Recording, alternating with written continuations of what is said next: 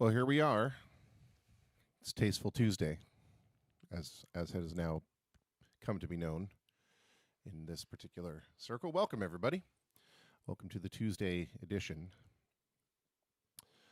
of the Face to Facebook live cast. I think that's what we're calling it now. That's seems to be the MO. Things are looking good. I've got my Pink Floyd tea mug full of tea. I have my Coke Zero standing by. Piano is pianoed. We have Jake, Jesse, and Jeff in the comments so far. Hey guys, how you doing? And we've got some spectacular guests to talk to tonight. And hopefully some music that's not going to be terrible. Hey Claude, good to see you.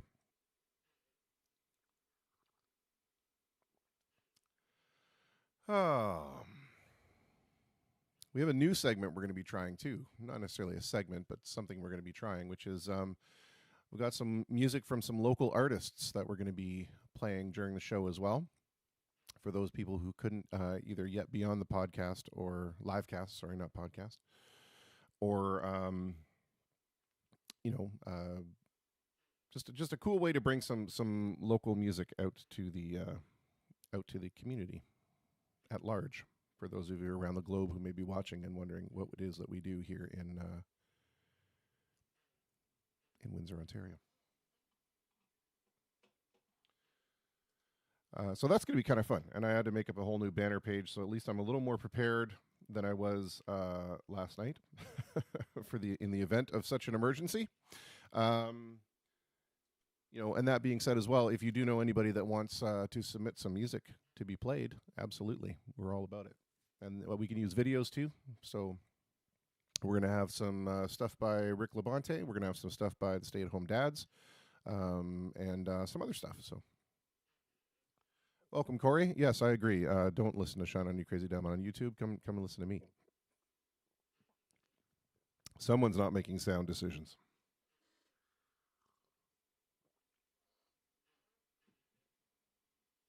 All right. Well, let's do some tunes before we get to our first guest, I think. Sounds good to me.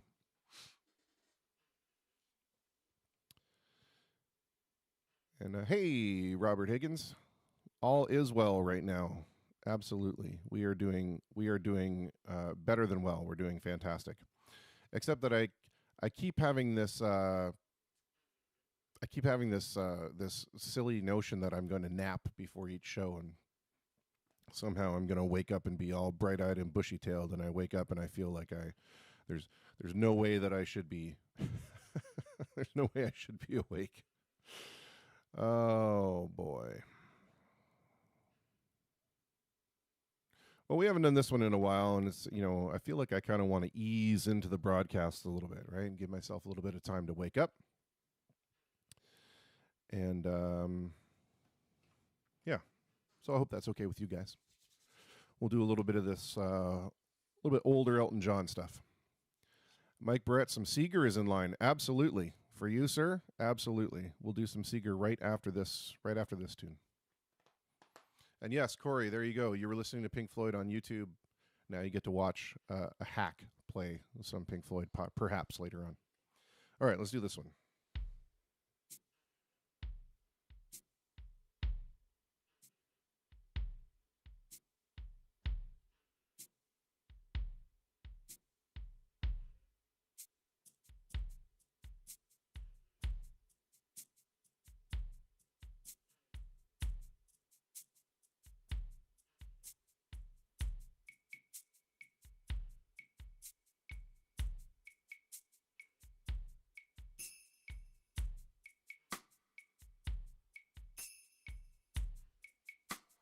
That'll work. Chris Durham, you feeling better? Play some of your own stuff. I will, for sure. I am feeling a little bit better. I am still a little congested. I'm sure you can hear it, and very tired. But apart from that, I'm feeling all right. I'm hoping I'm going to wake up shortly.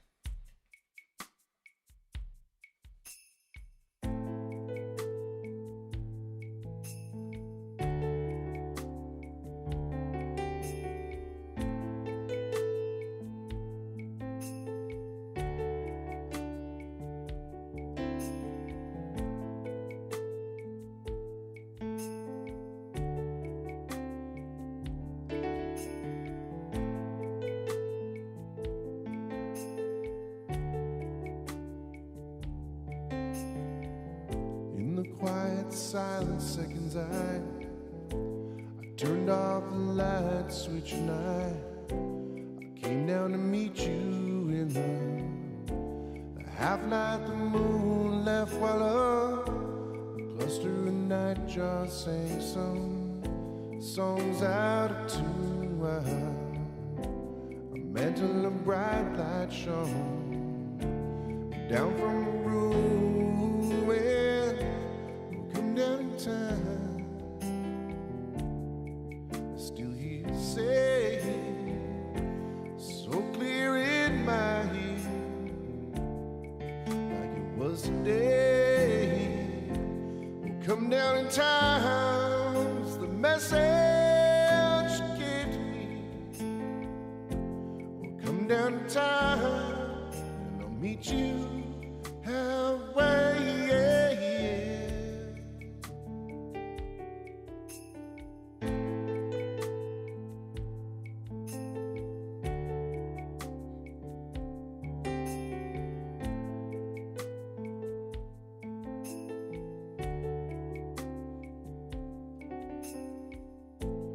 I don't know if I should have heard her as yet, but a true love like hers is a hard love to get, and I walked almost all the way and I ain't heard her calling.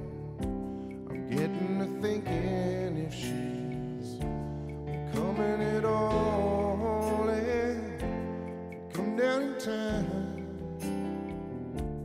I still hear you say so clear in my ear, like it was today. Will come down in time. It's the message you gave to me. Come down in time, and I'll meet you halfway.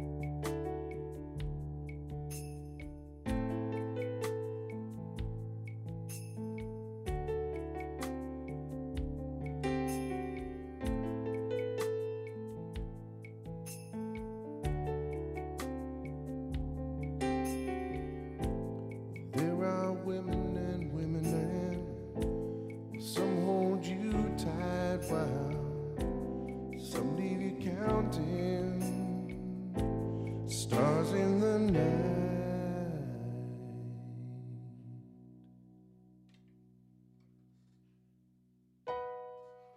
That's when you know the song's over. Oh, yes. And I love it. I love the woodblock. I love the woodblock. So far, it's been in every song. Even songs where it doesn't need to be in, it's been in there.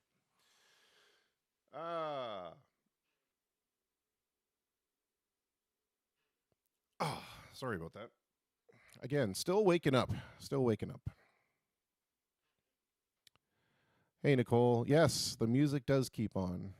They can keep us in our homes, but they can't keep the creativity in.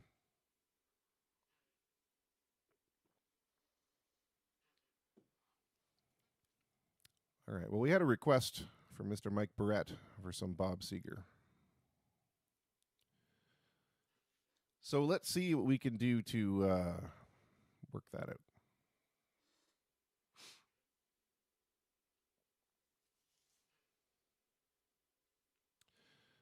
I love this one. All right, let's go here. For those of you who tuned in before, this will not be the 35-minute long medley that I did that one night. We're just not going to do that silliness tonight, but it was pretty epic, I'm not going to lie.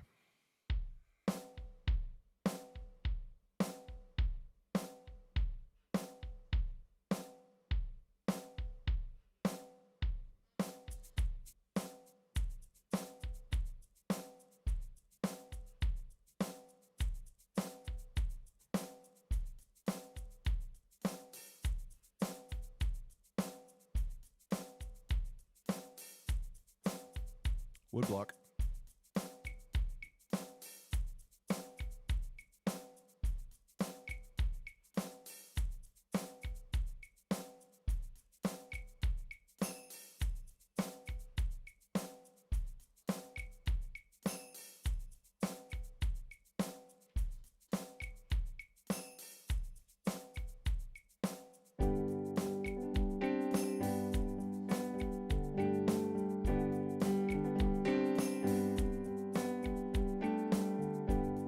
Seems like yesterday,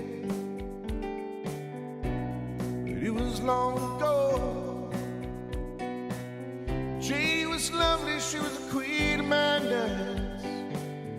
There in the darkness with the radio playing low, secrets that we share,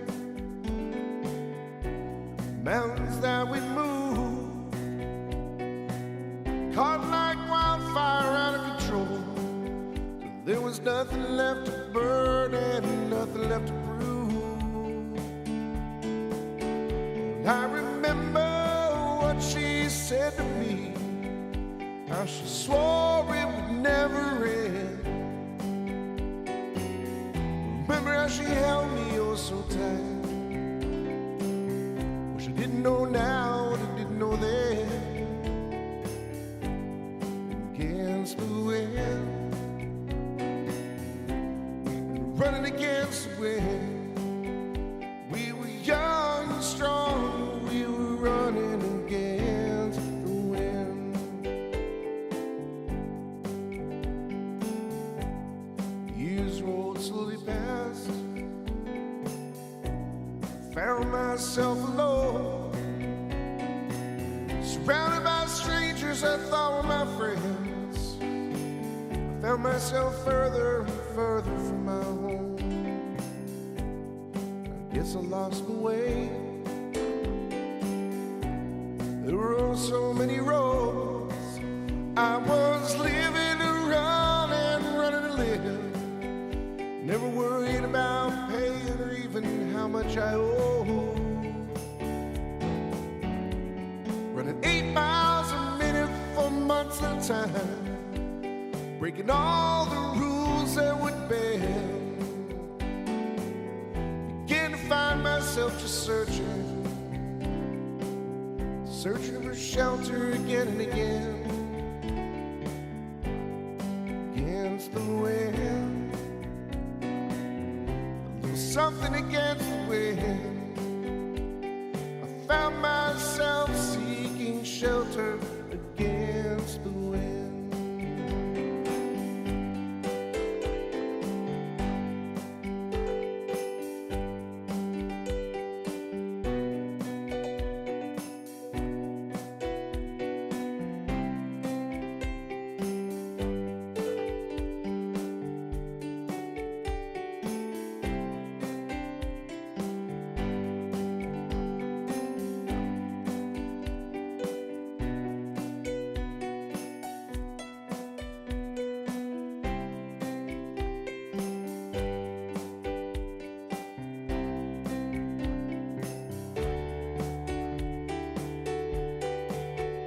Well, those drifter's days are past me now. I got so much more to think about. Deadlines and commitments, what to leave in and what to leave out. Against the wind, I'm still running against the wind.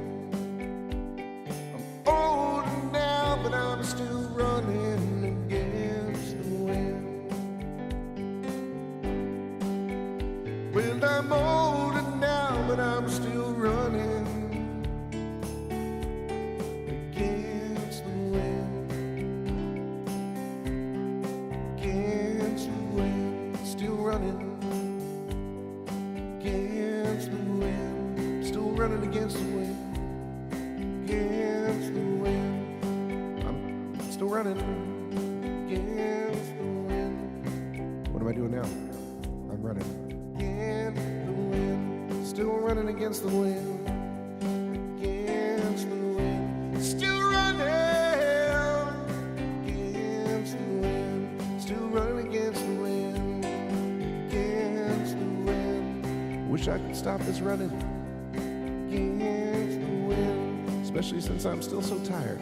Against the wind. Still running against the wind. Donnie, that's the coolest story I've heard so far. Against the wind. Against the wind. Against the wind. Against the wind.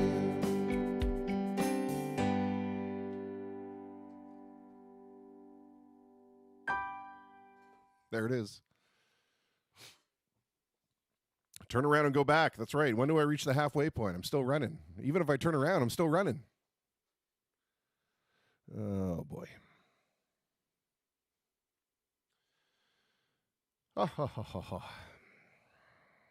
Well, Donnie wins the conversation so far tonight. He says, that's what got them a Grammy. I got to hold that Grammy when we were at Alto and Monica's home in Michigan. I'm officially extremely jealous. I'm jealous. I'm so jealous.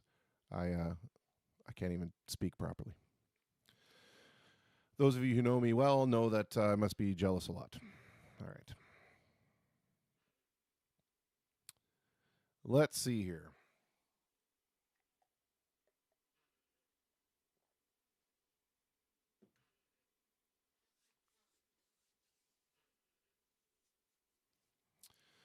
Oh.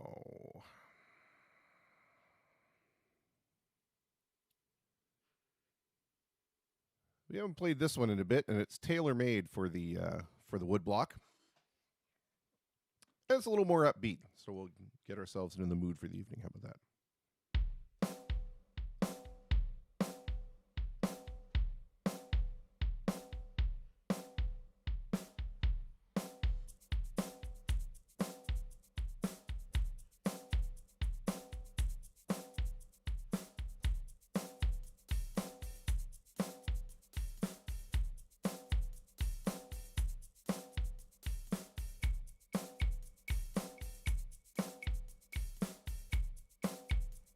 If you listen to this song, that's almost exactly the woodblock part that's in there. It's very exciting.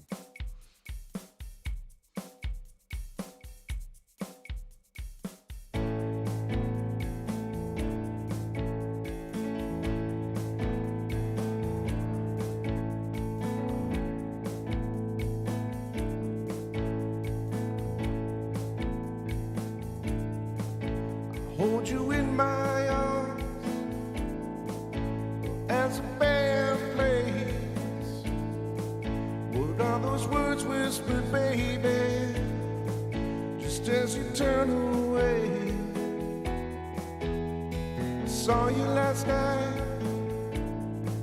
out on the edge of town. I wanna read your mind and know just what I've got in this new thing I found. Tell me what I see when I look in your eyes. Inside me, baby, just a brilliant disguise.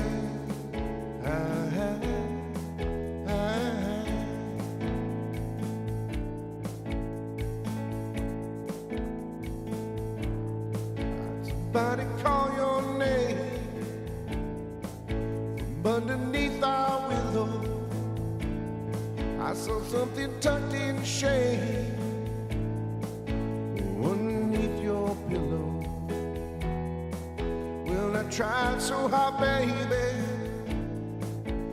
but I just can't see what a woman like you is doing with me. So tell me who I see when I look in your eyes. Is that you, baby, just a brilliant disguise?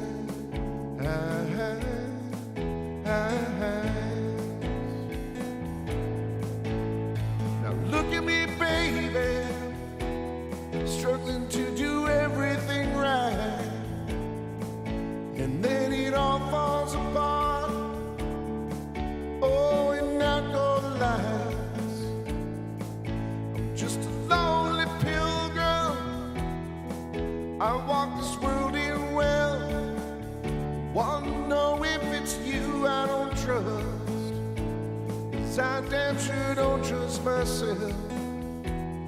Now you play the loving woman, I play the faithful man, but just don't look too close into the palm of my hand. When we stood at the altar, Gypsy swore our future was right,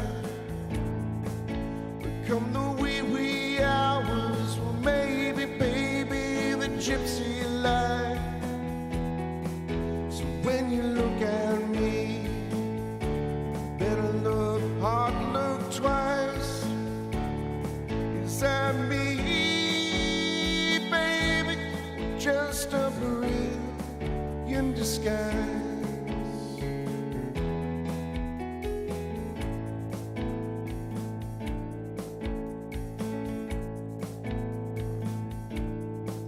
Tonight our bed is cold, I'm lost in the darkness of our love.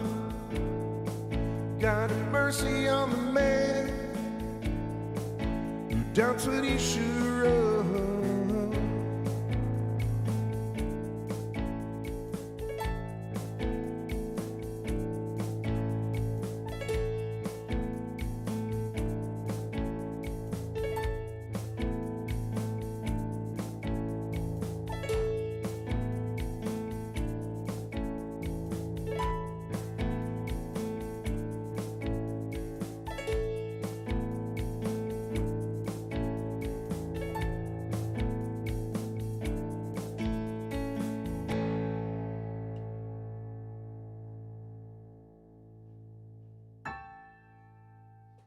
How do those weird notes keep sneaking in that A chord? There we go. That's better.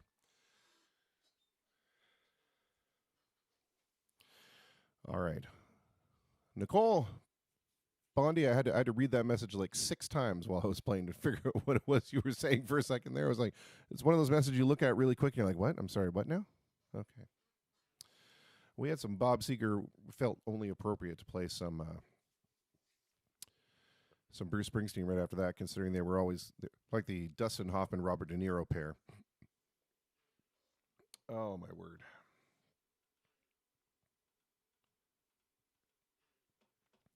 Well, now what? Don't have too many requests I see in there. So let's just keep doing some other stuff. Haven't done this in a day or two, so let's do this one then.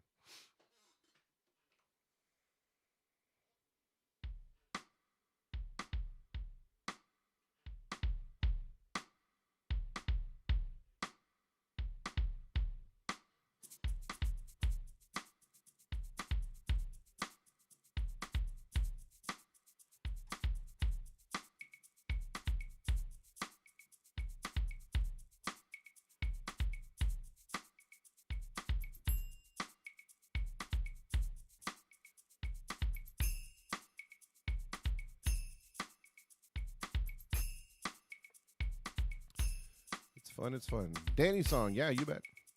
Do I know any Michael Jackson music? Not a lot. Thanks, Nino.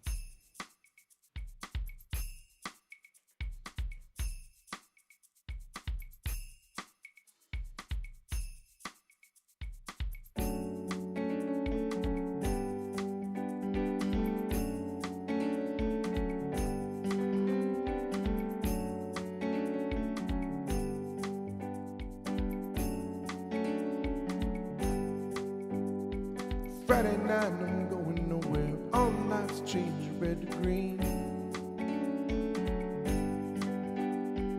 Turning over TV stations, situations running through my head. Back in time, you know it's clear I've been blind. I've been a fool. Open up my heart to all that jealousy, that bitterness, that ridicule.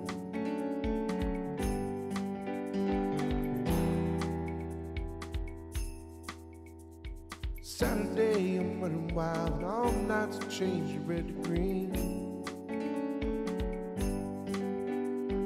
Moving through the grounds, I'm pushing chemicals are rushing to my bloodstream.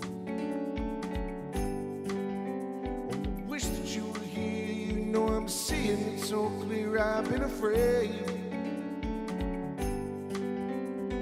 Show you how I really feel, admit to some of those bad mistakes I've made.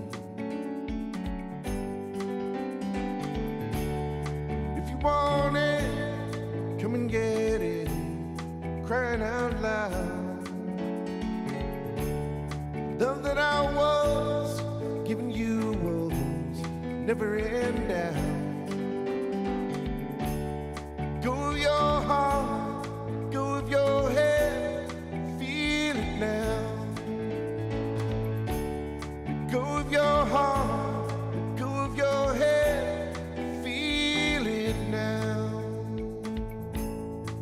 Babylon, Babylon, Babylon.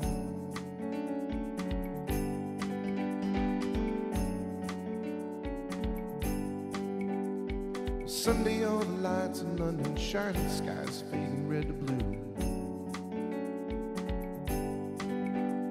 I'm kicking through the autumn leaves and wondering where it is you might be going to.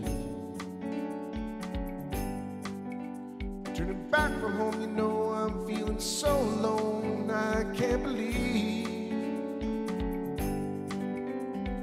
Climbing on the stair, I turn around and see you smiling there in front of me.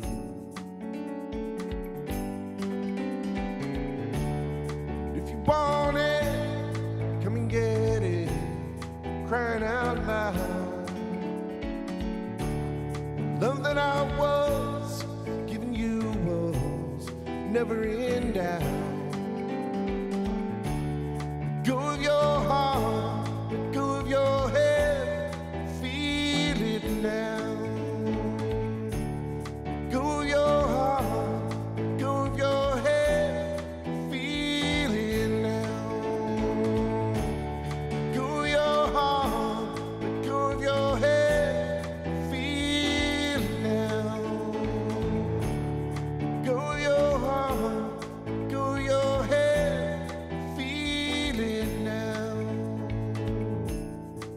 Babylon, Babylon, Babylon, Babylon, Babylon.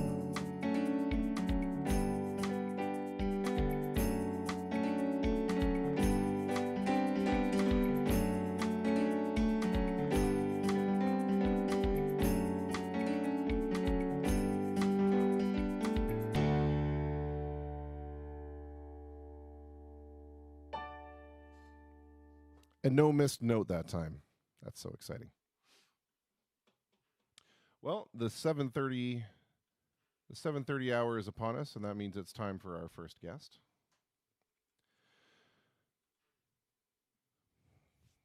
And our first guest, I'm very excited for this.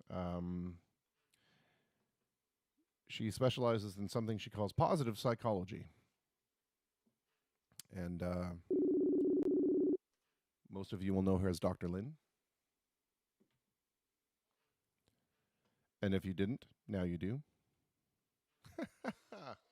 All right, so we've got her on the line, and I just need to switch my camera over because as spectacular as my plaid pajama pants are, I'm sure it's not something that anybody needs to be looking at right now. I mean, it's more for the keyboard than anything else. But Um, yeah, sorry. Moving along. without without further ado, let us bring over Dr. Lynn. Hello, are you there? I'm here. Hello, welcome. Hello. I haven't seen you since a couple of weeks ago when we had that very We had interesting. a failed attempt at a Well, jam session. the thing was, it was an attempt. That's the That's most that's important. right. Yeah. I am fine with failure. Well, that sounds extremely positive of you. It's almost like we wrote that. That's incredible. Yes, So this was all pre-planned and pre-scripted. exactly. So let's start off by asking the obvious question. Are you okay? Everything hunky dory? In this moment, things are good, but earlier today, I really was deciding hard whether or not to get dressed. Most times, I'll just switch into one PJ at night and switch into another in the day. The laundry's piling up, the Yep. dishes are piled up. I've got an 8-year-old boy who's with his dad right now, and I get him for a few days at a time. And it's interesting, I've got to say. I like to say it's like when you wake up and you come out you get out of your nighttime pajamas and then you change into your office pajamas to come downstairs to work. Right? Yeah. The only reason I'm dressed up today is because I had to teach for the college, my last day teaching at Collège Boréal. I'm teaching the police service students ethics, which is like, this is the most perfect time. It's the first time I teach that course to these guys. And this COVID climate could not be the most perfect example of how to apply ethical reasoning to the world. Okay, so tell me a little bit more about what it is that you're doing and how are you doing these classes? Are these being done online? Is this like a Yeah. virtualized kind of thing? How does that work? Yeah. So these are online classes. So with the college thing, this was just part of the regular curriculum, and then as COVID hit, they ended up transferring everything online. There was just a 1 week lapse before switching everything to online. I also do other sorts of online uh, coaching, I guess you could say. So, as some of you might know, I'm Dr. Lynn. I am a psychologist, but not the counseling therapy type. I'm not a clinician. If you're going to cry, I'm going to give you some Kleenex. I'm comfortable with crying. I'm not going to fix it. I'm not going to treat you. You are A-okay. And if you're in a mess right now and if you're feeling like a bag of shit, you know what? It's okay. It makes sense. The world is a very uncomfortable place, and discomfort, although everyone wants to like run away from discomfort, it makes sense right now. It makes sense. And so my perspective is to use positive psychology to help leaders, um, whether you're a teacher or like a music teacher, whatever the case may be. If you're in some sort of leadership role, if you're a parent, I help people to perform better, be more productive, be more efficient in their role. Not work more, work less, with less effort, but impacting even more. And of course, I use humor. I use the positive psychology aspect, which is all about working with your strengths. It's not about strengthening your weaknesses. Screw your weaknesses. Your weaknesses are just weak. Just leave them where they're at. Just like you just want to strengthen your strengths. And so, one great example is if you are great at being a procrastinator and and chilling out, this is the perfect time to be that way. Do it and do not feel bad about it. Enjoy yourself because this is your strong suit. This Okay, is the perfect time. so I have a comment on that because originally when this whole thing came down and I spent probably a few days where I just didn't do anything. And I felt like, afterward when I came out of that, I'm like, wow, that was really lazy. I'm a lazy person. That was terrible. And then I thought, no, you know what? Maybe mentally I just needed to give myself that time to kind of understand what this was all about and what we were going to be um what we were going to be looking at, what my normalcy is going to be at this point. And then I felt kind of better for cutting myself that slack. Is that kind of what you're? Yeah, understand. So self-forgiveness is the number one coping mechanism that's going to get you through right now. Be easy on yourself, for goodness sakes. I usually crash around 3, 4 o'clock every afternoon, and I have to lay down. Like, I don't have narcolepsy, but during COVID, I basically have narcolepsy. I have to lay down. I have to fall asleep. Like, I cannot stay awake if I tried. So I make sure that I'm done, like, all of my work stuff for 4 o'clock, and then I CS stuff. And it's my new COVID way. I need more rest than the average person. If you're the kind of person who's actually been through a lot of difficult experiences in life, like a lot of traumatic, shocking type of stuff, you're going to navigate this one of two ways. One is that you're going to shut down and then be angry at yourself for shutting down. But I'm here to tell you, it's okay. You can chill. Like, just shut down. Do it. If you need more help, if you're not doing the dishes, if you're not doing the laundry, who cares? It's okay. Like, just be easy on yourself. And then the other thing is, the other way that you might react if you've been through stuff is like, hey man, I've got this. I've been through way worse than having to stay home. Yeah, you're worried about your financial situation, you're worried about your economics, you're worried about your kids. You feel like, oh crap, I'm not educating them properly. I'm no teacher and I can't be bothered. Like, I know I feel lazy. But at the same time, it's like, well, my kid's not going to lose his brains just because he's going to miss the rest of the school year. You know what I mean? Like, Yeah. he's still going to be just as smart. And all the teachers and the education staff come September, should school start back in September, which I'm pretty sure it will, they're going to understand, and they're the most empathic, awesome individuals anyways, and they're Yeah. going to understand. So the other way that you can react is then like put so much pressure on yourself and be busy, busy, busy, busy, busy. So you'll shut down or you'll get real busy because you have to do something, you know? Yeah. And for some people, it's staying overactive. It's maybe doing a little bit of what Christopher does, which is I got to give myself a purpose. I'm going to do this live show for like 5 hours a day kind of thing, right? But hey, man, like, everyone copes differently. For some people, it's trolling on other people's sites and poo-pooing all over anything they say. And although it's difficult for us to be trolled, that troller really needs to be trolling right now because it's the only thing they have to cope. Like, it's the only way they have to cope. So Yeah. So you're let's looking try to at be easy on everyone, but mostly on ourselves. whatever kind of an outlet is going to be an outlet, and maybe that outlet has to be okay. And then, I mean, obviously, we sort of have to maybe use some oversight in the sense that, well, if my outlet is, calling for the mass genocide of somebody, we need to maybe cull that a little bit. But Right. yeah, we need But to. here's the great thing, though, Christopher. The great thing is that you can hide that post. You can block that person if it's consistent and they're always coming onto your page and like messing up your conversations. You can take yourself out of notifications for a particular post, so you can just say your thing and then take yourself out of the notifications. So you That's don't a have neat to, trick. I have like, to learn how to do that. I have conducted at least 50 friendectomies on Facebook over the last 2 weeks. Friendectomy. I'm wondering why I feel about 400 pounds lighter, and Right? that's why that unfriend thing. I'm telling you, as soon as this whole 5G nonsense started, I have Yeah, never hit the unfriend thing faster in my life. Yeah, and yeah. I mean, whatever. It's fine. It's fine. It's just so whether the information that you're reading on the internet is true or false is not the point. Is just what I'd love people to ask themselves is how is this contributing to my well-being? How is this information going to make my life better or other people's life better in some way? And whether the fact is true or fake, in the end, it usually does not contribute to our quality of life. Like, no detail or fact will ever change our life in a meaningful way. But our relationships will, meaningfulness will, a sense of purpose will, helping others will, compassion towards yourself as well, right?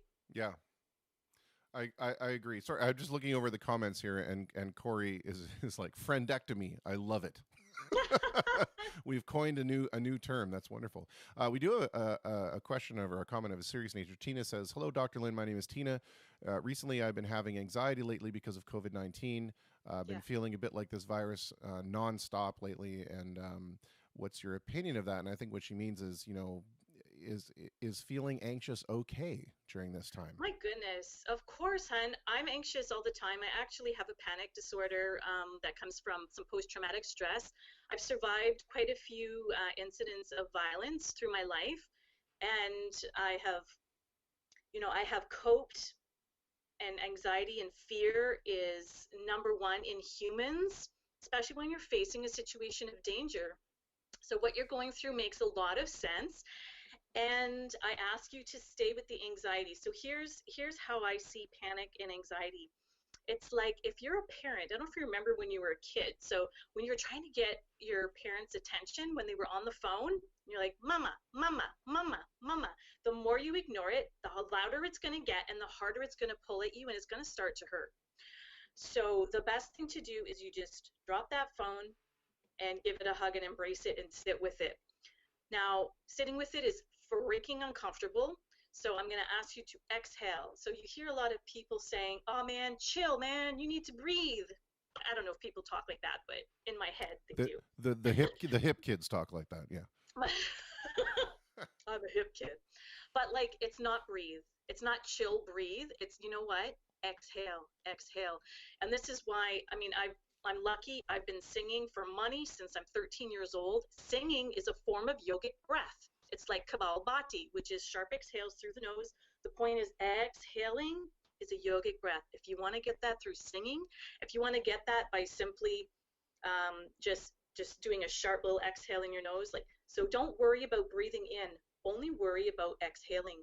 Your body's like an accordion. It will automatically breathe in. As soon as you exhaled, it will automatically breathe in.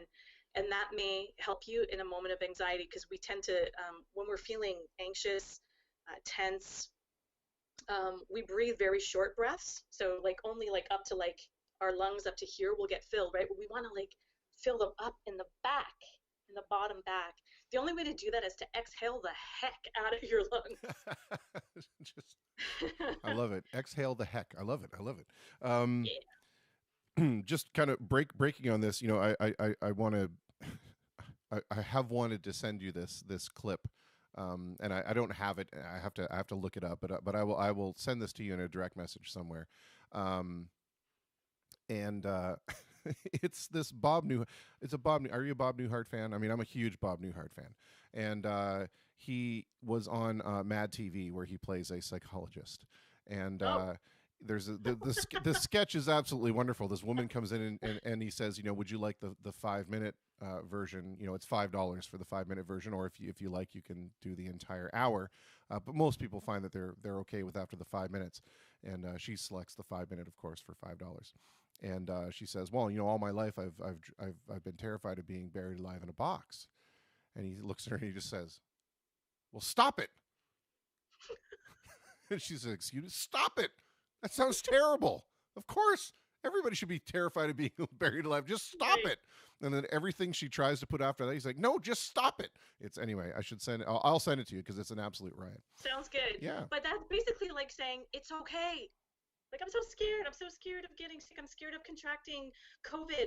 I'm scared that my friends will get it. I'm scared of dying. I'm scared of getting contaminated. Yeah. Yes. Yes. Yes. Yes. That's a real thing. Yes, Yes. that is a real thing. Um, so are you doing some kind of online mindfulness or wellness, psychological wellness thing I that am. I'm people can building kind up of check a out? wait list right now. I want to make sure I've got a critical mass before I begin, only because it's most effective if at least five others can be online all at the same time. I am an accredited laughter yoga teacher, which means that I can train people in laughter yoga methods, which is laughter yoga is not about doing poses, but it did originate in India, and it involves mostly yogic breath. And it's just a way to get present centered. Yoga really has to do with putting yourself into the present, and laughter does that. The only thing is, normally we laugh using judgment of our mind, and there's actually physical techniques, body techniques you can use to fake your way into genuine laughter. So your body has memory, right, through biofeedback.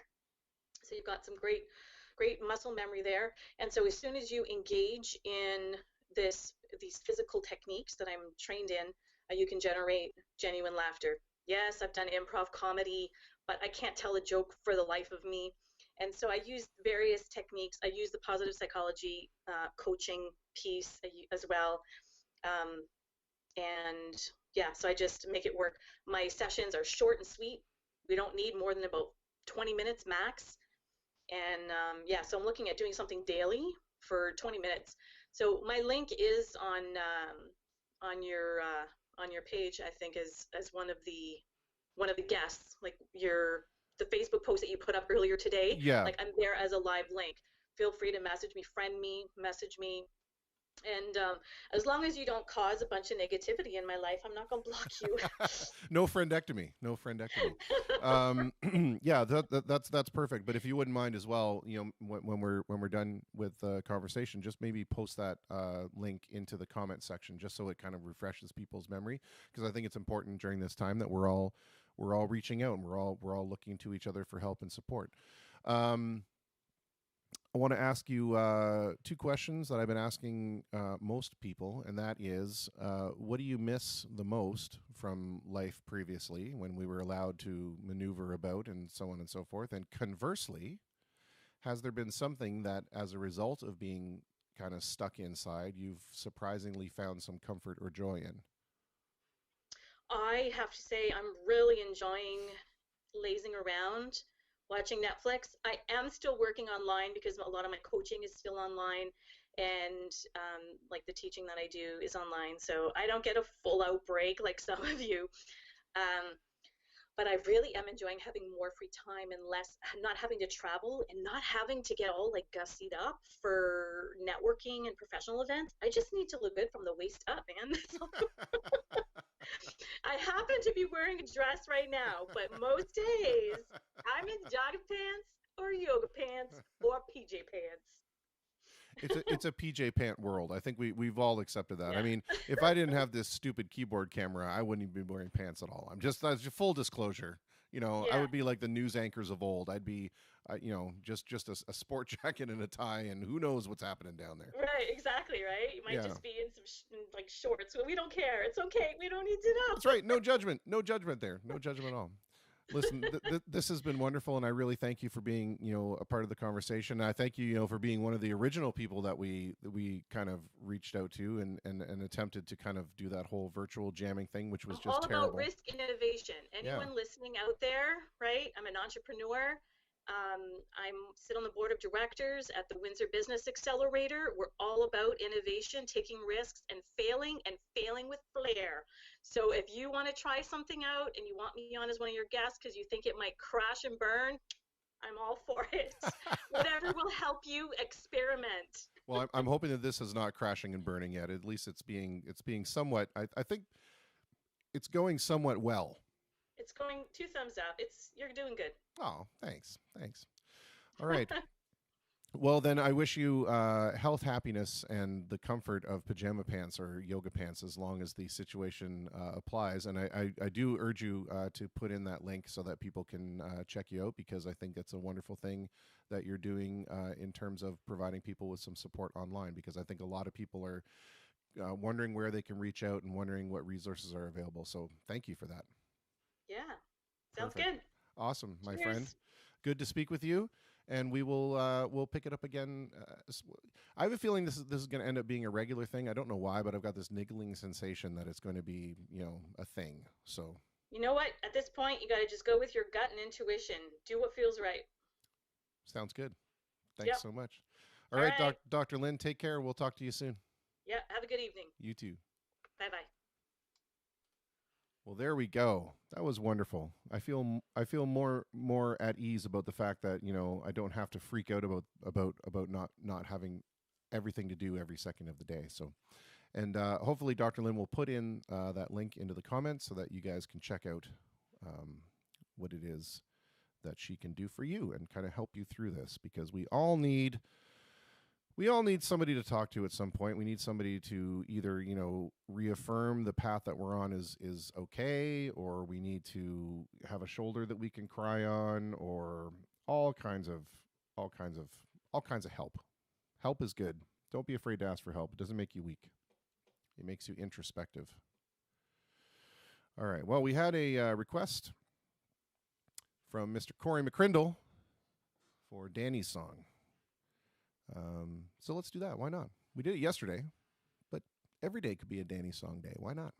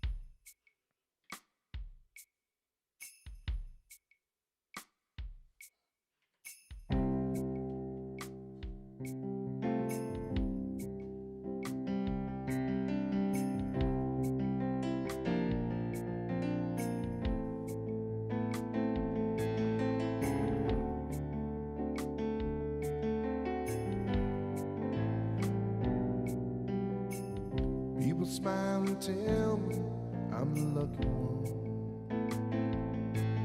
We've just begun. Think I'm gonna have a son. He will be like she, me as free as a dove, conceived in love. The sun is gonna shine above. Even though we ain't got money, we're so in love with you, honey. Everything will bring a chain of love. In the morning when I rise, bring a tear of joy to my eyes. Tell me everything's gonna be alright. Seems as though a month ago I was beta child. Never got high.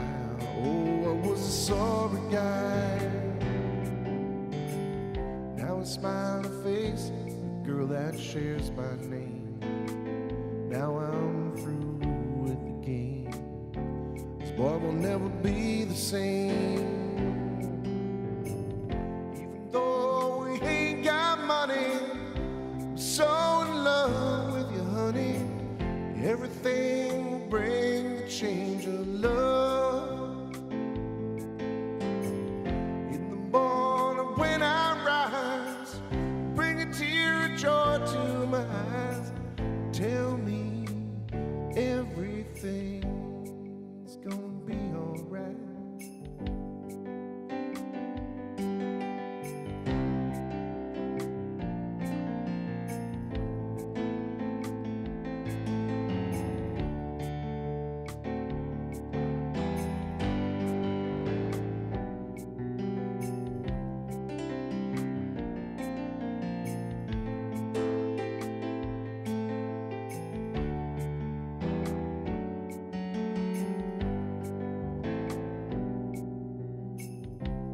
Pisces, Virgo rising is a very good sign. Strong kind, and the little boy is mine. Now I see a family where there once was none. Now we just begun. Yeah, we're gonna fly to the sun. Even though we ain't got money, I'm so in love with you, honey, and everything will bring a chain of love.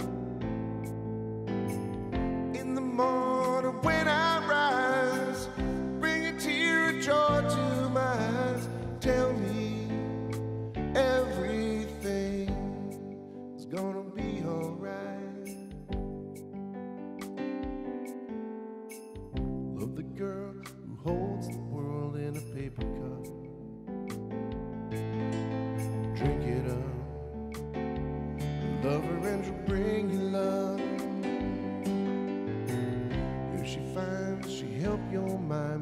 take her home. Don't you live alone. Try to earn what lovers own. Even though we ain't got money, so in love with you, honey, and everything will bring a chain of love. In the morning when I rise, bring a tear of joy to my eyes. Tell me everything's gonna be alright.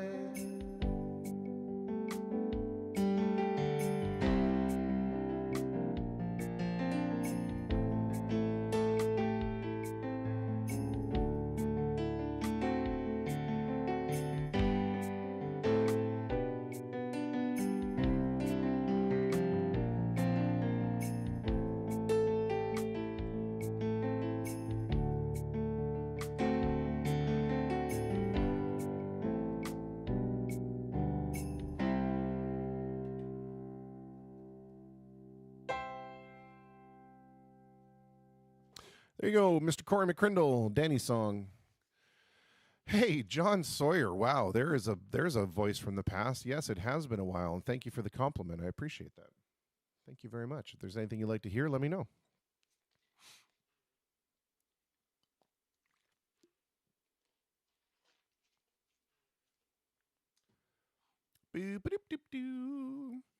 Let's do this. Let's do this new segment really quickly.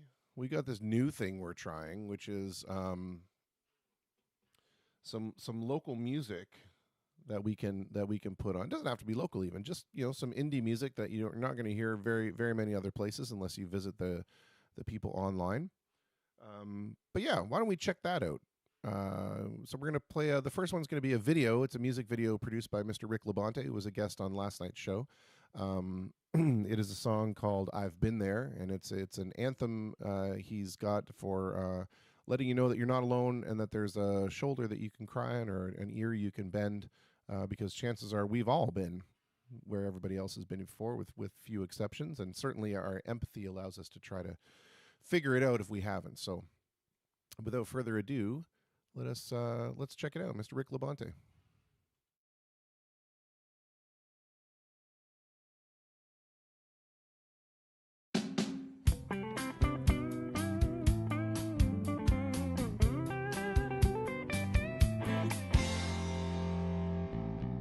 In every situation, you gotta learn to adapt. You must use your words carefully, know when you gotta stop. If you need a shoulder to cry on, I hope you use mine. If you need someone to shoot the breeze, I will give you all of my time. I've done this and I've done that, been there before, so I know where you're at. I took a long time to take a shortcut. Under one breath, I pushed my luck, but I'm ready to give advice. Yeah, I've been there, I've done that, maybe once or twice.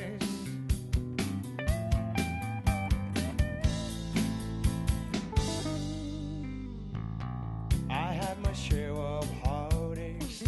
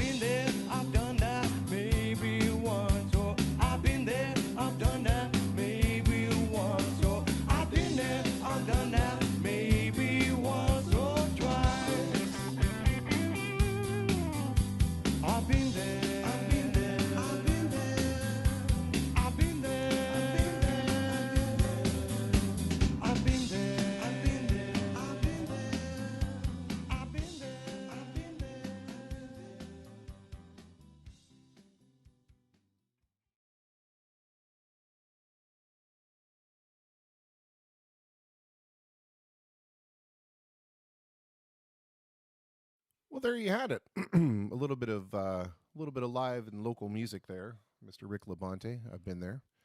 I didn't have the volume on, so I hope it sounded okay. I realized that I didn't set an output device in that media card when I was designing it, so we had the input, just no output. So I hope that it was there, and we weren't just watching a 3-minute some odd silent movie. We'll have some more stuff coming up later by the stay-at-home dads. I'm looking forward to that as well. Corey McCrindle says, fun fact, Kenny Loggins doesn't have a son named Danny. His oldest boy is named Crosby, probably after David or Bing. Who knows? Maybe both. Maybe it's Ding. I'm trying to jam those two names together to make a joke, and it's failing miserably. Alrighty. Well, we got about 10 minutes before our next discussion. So let's do some... that's a good tune. Let's do this one. Haven't done this one in a while either, I don't think. Mr. Sean Fathers had requested this one.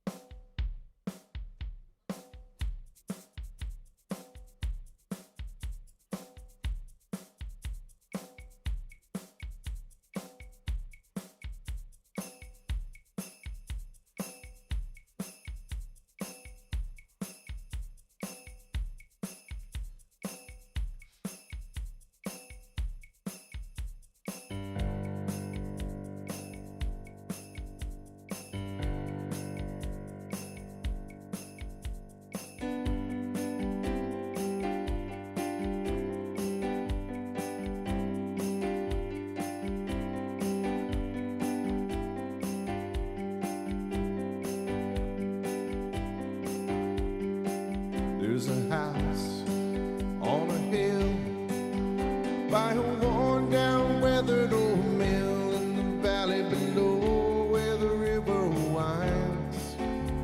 There's no such thing as bad times and a soft summer flame. Oh, Cotton Jen is her name. She wakes me up when the sun goes down and the wheels of love go round, wheels of love go round,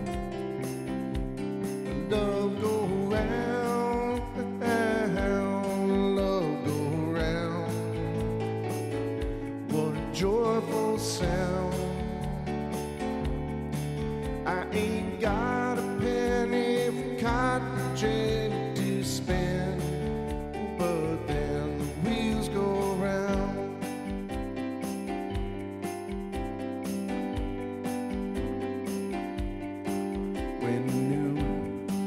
Day begins, I go down to the Cotton Gin and I make my time worthwhile to them.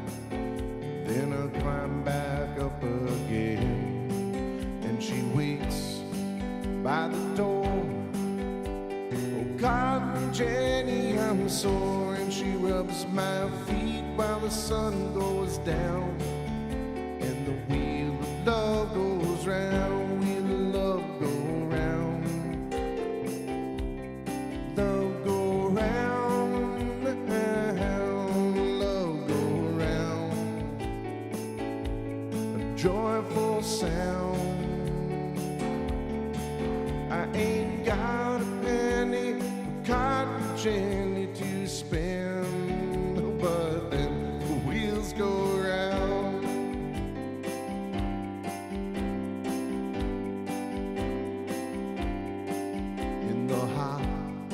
Sickly South, where they say, well, shut my mouth, I can never be free from the cotton grind, but I know I got what's mine. She's a soft southern flame. Well, Cotton Jenny's her name. She wakes me up when the sun goes down and the wheels of love go round. Wheels of love go round, love go round, love go round. joyful sound. I ain't got a penny, cotton Jenny to spend, but then the wheels go round, and the wheels go round, and the wheels go round, and the wheels go round, the wheels go round, and the wheels go round, round and round, and the wheels go round, round and round, and the wheels go round. The wheels on the bus go round and round, and the wheels on the bus go round and round.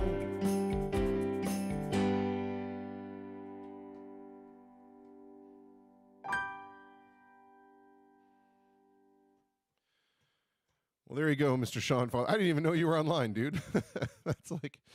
That's totally serendipity or some nonsense like that. All right, let's do this one. I don't know why it made me think of it, but it did.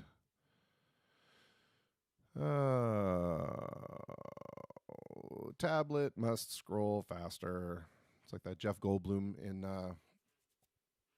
Jurassic Park. Must drive faster. Must scroll faster. Tablet. There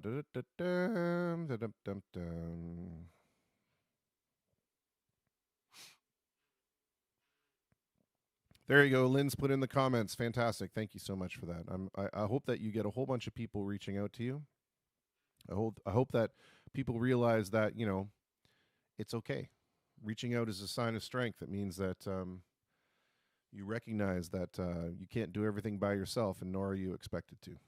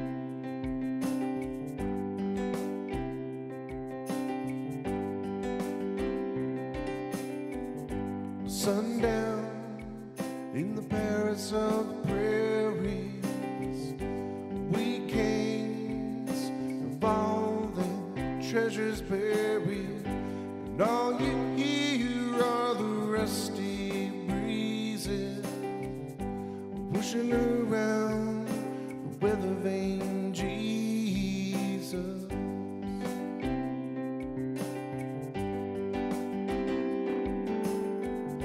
Zippo lighter, he sees the killer's face. Well, maybe it's someone standing in the killer's place. 20 years for nothing, well, that's nothing new besides. No one's interested in something you didn't do.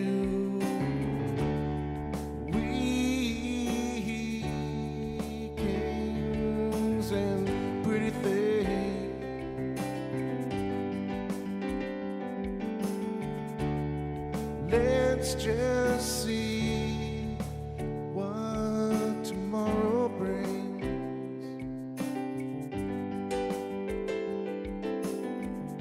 So dreamy dreams when the high school's dead and stark. It's a museum and we're all lined up in it after dark. The walls are lined all yellow, gray and sinister, hung with pictures of our parents' prime ministers. We kings and pretty things.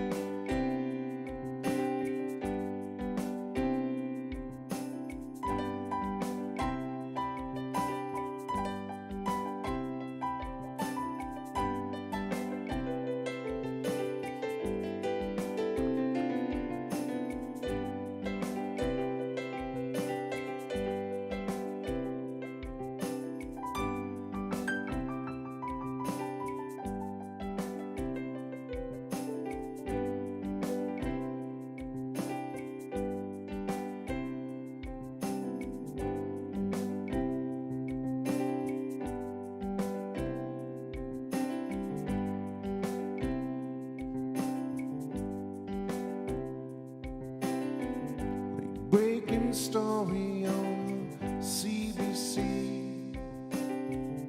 A nation whispers, we always knew that he'd go free. They add you can't be fond of living in the past. 'Cause if you are, then there's no way that you're gonna last. We kings and pretty things, let's just see what tomorrow brings.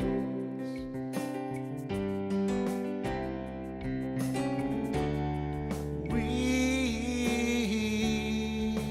kings and pretty things,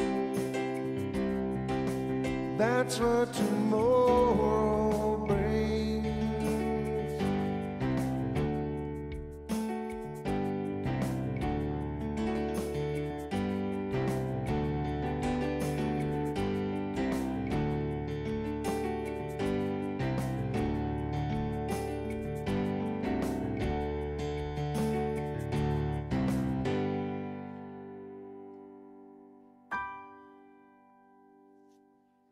Well, there you go. A little bit of Canadiana for you there. Some of the Tragically Hip. They are both tragic and hip. And that was a delightful little song called We Kings. We're getting prepared for our next guest here. Let me just see if I can pull him in. And I want to respond to Herb there, who says, in your opinion, do you think David Gilmour is in the top 3 guitarists in the world? Well, the answer to that, for me, is yes. The answer, do I think that there can ever really be a top 3 of anything in the world, is no. Because, and here's my rationale behind it before you get mad at me. There's a whole bunch of different versions of music. There's jazz, there's blues, there's bluegrass, there's folk, there's classical. So to compare David Gilmour, say, to a bluegrass guitar player, I can't do that. I can't put him in the top 3. I can't put David Gilmour in the top 3 of, a pure jazz guitar player. It just doesn't work. So for me, yes, David Gilmour is in the top 3 guitarists in the world, of the world's guitarists that I've seen in the progressive rock category. I hope that makes sense. Just like John Gomm or Tommy Emmanuel are in the top classical or folk or finger picking or whatever you want to call it. For me. And you can have your own top 3 list. It doesn't make it wrong just because it's different than mine. Anyway, we are going to bring over our next guest, who has a very special guest of his own. It's very exciting. And you might recognize him when he's partnered up with Bob Gabriel. But we are going to be now talking with Mr. Dan Woods. Mr. Dan Woods, how are you, sir? I'm doing great. How about you? I am absolutely fantastic. And I see you've brought your flute. A little bit, yeah. Why not? Excellent. So does this mean you're going to play us something? Is that you want to start with that right away? I don't know. I thought I'd come prepared. I think that's I think that musicians with some people have a guitar as a crutch, right? Like, this is their comfort thing that they cling to when they're in the spotlight. And if I didn't have to, if lugging a grand piano around wasn't a big deal, I'd probably do that too. So right, yeah. Right. Yeah. Well, Mr. Dan Woods, let me start as I'm starting with everybody and ask you, how's everybody doing in your household? Everybody doing okay? You know what? I've lost half my backyard simply because there's not enough holes to dig. So otherwise, I'm kidding, of course. No, we're all doing great and we're coping well. And in these times, you really kind of you appreciate family a lot more. So it's on a positive note, it's nice to spend that time with family and stay safe and that sort of thing. So yeah, it's quite nice. Excellent. That's an excellent answer. Excellent answer. Now I have you down here that I didn't feel that we needed to mention that you were a musician. I don't know why, but you are absolutely one of the most fabulous saxophone players that I've ever heard, and you also have this wonderful virtual wind instrument where you can get all kinds of crazy sounds out of, and it just every time you play that thing, my jaw is just on the floor. So but but your day job, if we can call it that, Yep. is that you're in real estate. Yes, And, I am. and Yes. I kind of want to ask you, how has what's been going on right now, how's that affected you? Have you found that, you're having to do things drastically differently, or are you doing many things at all? Because I mean, who's really doing anything like open houses or showings or selling homes right now? Yeah, no, great. Excuse me, great question. No, it's changed. The world has changed, and so has real estate changed. And at the end of the day, open houses are not, excuse me, I'm sorry, not encouraged. But I will tell you that any showings, the real estate council and WeCar and all those associations have been phenomenal in what they're doing. There's a lot of protocols now. There's waivers. Everyone is keeping safety top of mind, right? So if you or anybody you know is thinking of selling or buying, talk to your realtor. They will tell you all the protocols you have to go through to either view a home or even list a home. We are keeping that top of mind. We are considered essential, but saying that, we want to make sure that everybody's staying safe and they keep that top of mind. So there is a list of protocols they have to go through, and waivers and certain criteria they have to do to either list or view a home. So we keep that very, very top of mind. We take that very seriously. So it's a different world now. When you're in real estate, trading in real estate, you think of your buyer or your seller first, and not just doing a quick transaction and then moving on. So That's good. It's nice to know that there is, like Lynn said, there's some form of ethics in there, which is absolutely, which is pretty yes. cool. Yeah. Yeah. I remember when my uncle was studying for his real estate license, and he was going through the old English method of rods, links, and chains of measurements, and he said, "This math is just driving me crazy." Yeah, I don't very know. true. I just Very had to mention true. that. I'm not sure why. Now, Me neither, to be honest with you, sir. Some- Why we have to know if you're doing a driveway and how many feet of gravel you need and how much cement you need? Really not part of the business, but it is part of the learning curve. And for all you wannabe realtors, it's an in-depth course now, and it's expensive, but it's very rewarding if you choose to go down this road. The best thing is all the people you meet and the clients you have and the families you serve. It's very rewarding once you get into this business. So. Nice. Now we've seen some, technology that's emerged in the recent years with things like I believe it's called a Matterport camera, that does like a virtual 3D image or a virtual stereoscopic image, or whatever we want to call it, 360-degree image of properties. And we're starting to see that more realtors are jumping on board with like a virtual tour or a virtual walkthrough. Do you think that that kind of technology is going to have a boom now that, because we're in these kind of times? Are we going to look more towards some kind of virtualized touring of properties and homes now? Great question. Of course, we can't predict the future, but I can tell you, this small little snippet of putting business on the back handle will change the way we do business. It's changed it already, and it will continue to change the way we do business. Yes, virtual tours. Everybody, I think the stat is 92 or 96% of clients, they shop online now, opening the paper, and I'm sorry, Windsor Star, but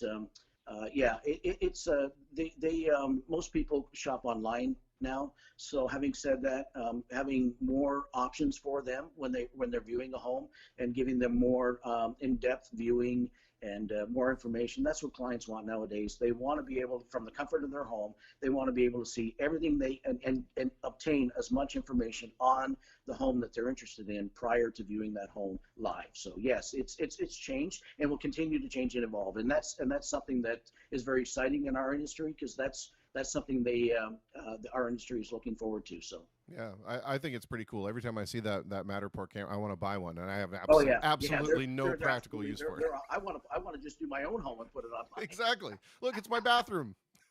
Exactly. So what advice, let's say that you were somebody that was in the middle of, or considering, or in the middle of, preparing your home for sale. And then all of a sudden, this entire global pandemic just kind of came and did the Monty Python boot on top of all of your plans. What advice do you give to people now who may be, caught in the middle kind of thing? Oh, great question. And that's tricky. Depending on where you're at and what you're thinking of. At the end of the day, talk to your realtor. If you've already listed your home, your realtor probably already gave you a lot of advice on what to do and how you're going to move forward. Some clients have made the decision to suspend their listing. Some clients are only doing virtual tours, as you brought up. My advice is talk to your real estate agent and get the best advice from them. I can tell you, and we're very lucky here. The agents down here are very professional, and they have their clients top of mind. So I would just say, if you're looking to purchase a home, get the advice from a real estate agent. I know there's a lot of companies that are for sale by owner or private sales or something like that, especially today's environment.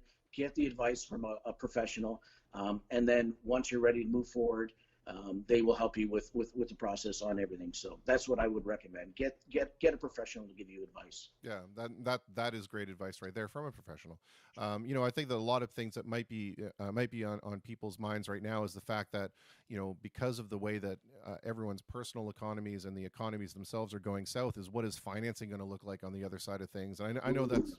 Yeah, I know that's not your department necessarily, but I wonder if that's causing some kind of mental impediment now to people who may have been looking at a move and now are thinking that, can I afford it anymore, or is the market value of my house going to plummet? Do you have any idea historically when things like this have happened? Not necessarily a global pandemic, because the last one was 1927, but when tragedy strikes, maybe from localized weather events or a localized illness or something like that, what tends to happen to the market value of homes? Is this something that stays strong? Well, great question and tough question. So you're really getting at me tonight. So thank you very much for that. All I can tell you is I haven't been. Well, so 10 some odd years I've been doing this, and I can tell you no one, and I've talked to agents that have been doing this for the better part of 20 years, and they haven't seen anything like this. So to answer your question, from a financial perspective, talk to your realtor, talk to your bankers. If you're looking at selling or buying, you really need to get some, some really good advice, because although we haven't seen a dip in pricing, I can tell you that the listings have gone, the amount of listings have gone down a bit, and you have to be careful on what you're doing. If it's a necessity right now for you to list your home, you can do that. And again, get the advice from your realtor and your banker. But if you can put it off and weather the storm, and we'll see what comes out on the other side, because that's the key. It's not what's going to happen now; it's what's going to happen in 6 months. That's the best advice I can give you. We can't predict the future, and I get asked that all the time. What's going to happen in 6 months? We can never predict the future. All we can say is just be careful on what you're doing. Get the best advice you can, and make the best decision based on that. Simply because we have no idea what's going to happen. So be safe out there and make sure that you're getting the proper advice prior to doing any real estate financial or real estate transaction. Yeah, and the interesting thing is that piece of advice or that piece of knowledge actually translate to virtually every situation you happen to be in. Oh, absolutely. In information technology, we get asked that all the time. Well, what new technology is coming out, a year from now that's going to render what I'm doing now obsolete? Well, I don't have a crystal ball. I can only tell you that, based on the data that I have in front of me right now, this is the best plan, and this is the best plan going forward, and this is how we think we can safeguard it. And it draws a very interesting parallel, Dan, right now, which I think is I couldn't have asked you to give me a better answer, because so many people are frustrated with the government answers of we don't know. Yes. But that's okay. It's okay not to know. It's okay to take the best advice that we have right now and act on that advice and have a plan for now and project. We can project and we can make assumptions, but they're just assumptions until we have, some solid data to work from. So that's pretty cool. Yeah, and Chris, I can tell you from a personal perspective, I recently went online and I said to my wife, I need to buy some reeds. And she said, I don't know if now is the time to get the reeds for the saxophone. You just wait and we'll see what happens. And I'm tongue in cheek, of course. You're just joking around. But without a steady refi anyway. World. Sorry? Without a steady refi, at least don't look for the reeds until we put the third mortgage on. The reed mortgage, that's right, I believe. Exactly. Well, speaking of reeds for your saxophone, you've been holding that darn thing this entire time. I hope you would play something for me, and then or for us, and I'm going to dress it up here with a little bit of reverb. We're going to make it sound really All sexy right. and everything. So maybe give us like one or two toots just so I can see what the level's going to be like, and I can adjust it from there.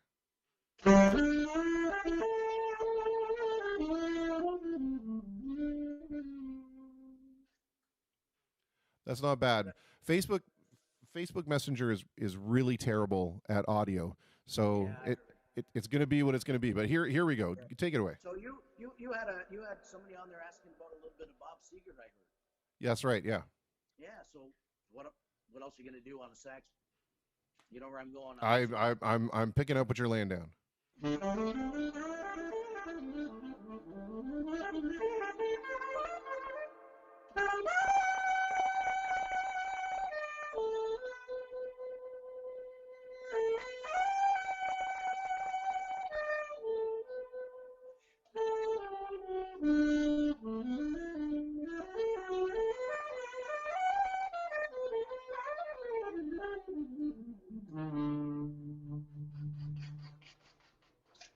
How's that sound, Chris? That's sweet as Tupelo honey, sir. Sweet as Tupelo honey. And you know, you have to ask this of every sax player, and I'm sure that you know probably what I'm going to ask. I'm not sure. But you have to do the Careless Whisper thing. Come on, it's the greatest sax intro of all.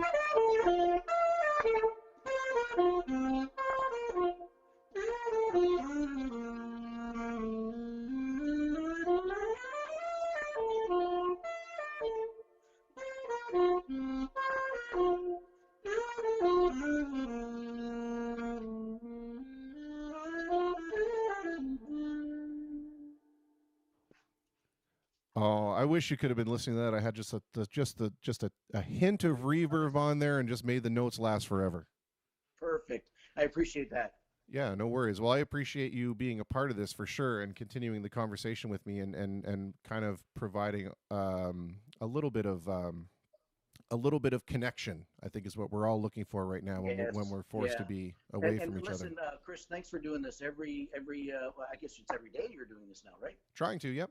Yeah, awesome. Good job. And guys, tune into Chris every day. He's got different guests, and anybody who's on my page, join him and enjoy his show. He's doing a great job. And 2 thumbs up, Chris, to you. Thank you, my friend. I really Cheers. Appreciate it. Wait, before you go, somebody has one. Somebody threw it in there in the comments. They want to know if they can hear Baker Street. Ooh. Oh, do we stump you? We did.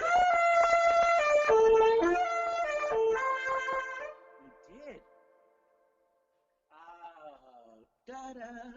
That's been a long time.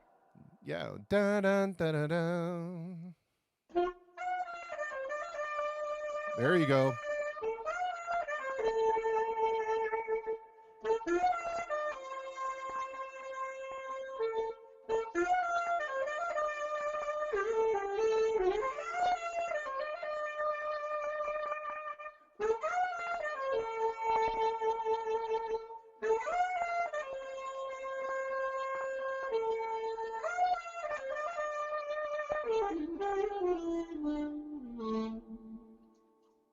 Sorry, guys.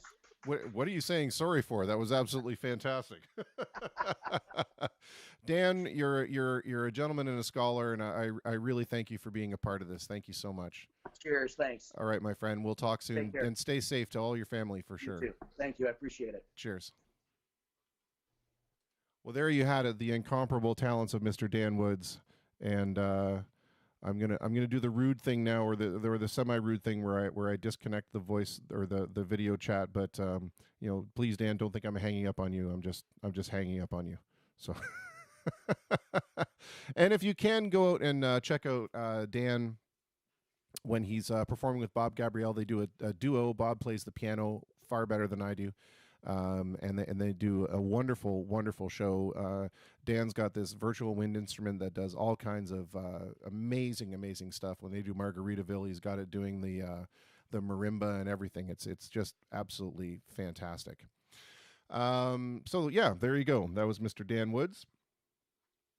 And I'm just really excited about that. Now I just want to have the sax all the time. Yeah, I could have almost played along with that too. I was thinking about it. I was like, Baker Street. I almost know Baker Street. Anyway, thanks, Dan. That was a really good interview too. We got some good information out of it. I was very happy. Very, very pleased. I'm so pleased, in fact, that I forgot to take a moment and cue up another tune of what we were going to do. So I want to do this one. We have never done this one on the show. And it's a little on the tough side to sing, so I might be doing myself a disservice here, but we'll try it. Nothing ever happened bad from trying something, did it? Certainly not on this show. Oh.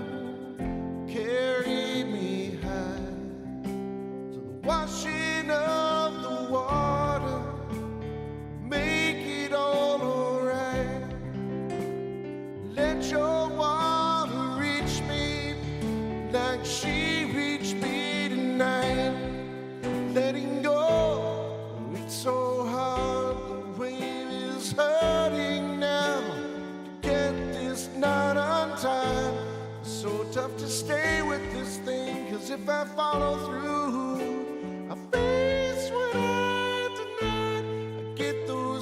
out of me, and I take out the hooks that I've sunk deep in your side, filling me with emptiness, loneliness I'll hide. River, river, river running deep, bring me something that will let me get to sleep. In the washing of the water, will you take it all away? Bring me something to take this pain away.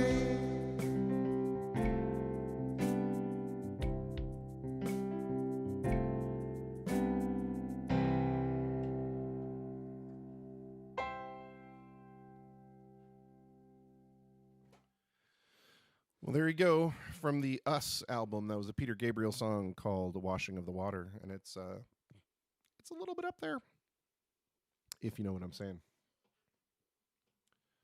Alrighty, well, let's do some more music. I think that would be fun.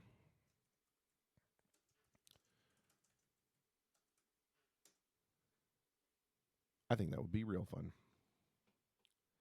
So we have a song here that we're going to play via MP3 from a local band called the Stay at Home Dads.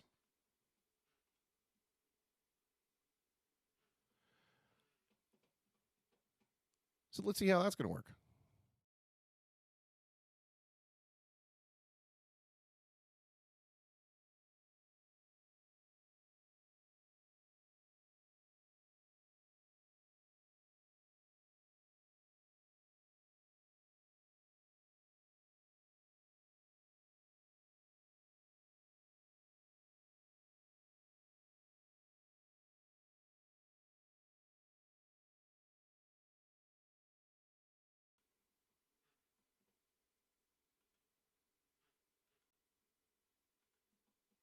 You know what's not going to work is when you forget to put in the audio component.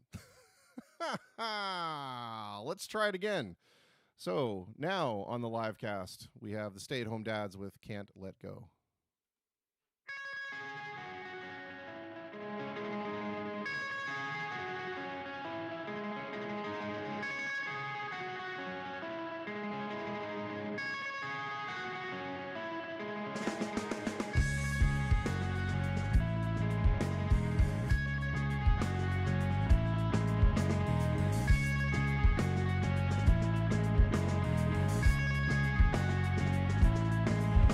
Oh,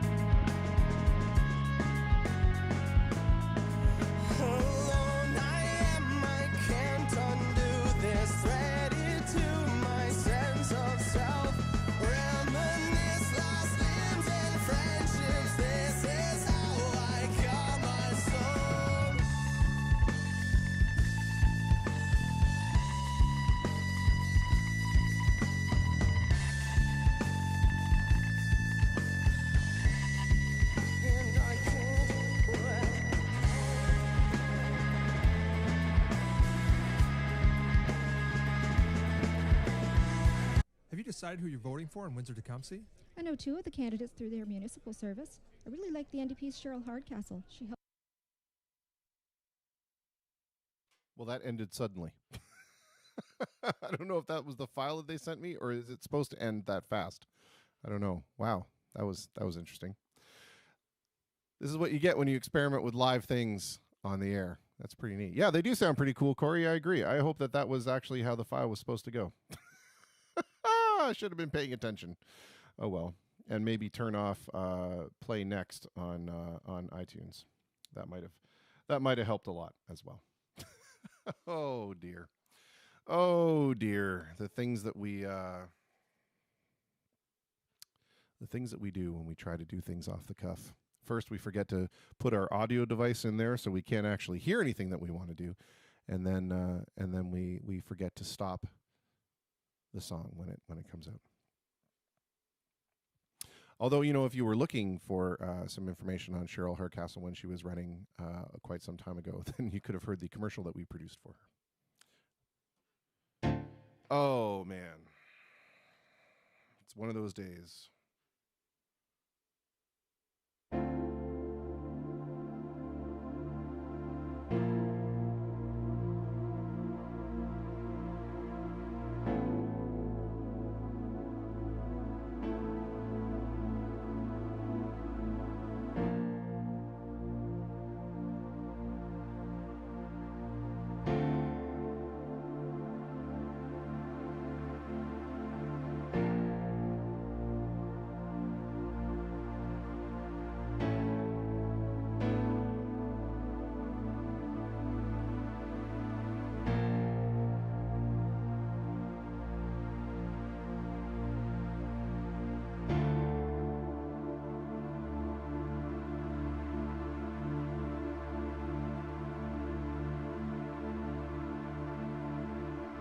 Gotta be crazy,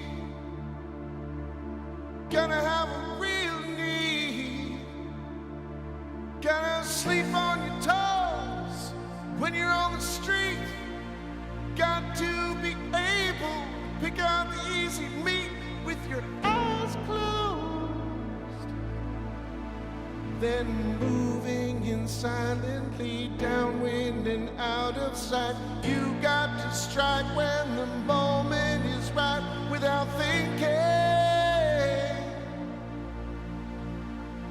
After a while, you can work on points with style, like the club tie, firm handshake, sudden look in the eye, the easy smile. You have to be trusted by the people that you lie to, so that when they turn their backs on you, you'll get the chance to put the knife in.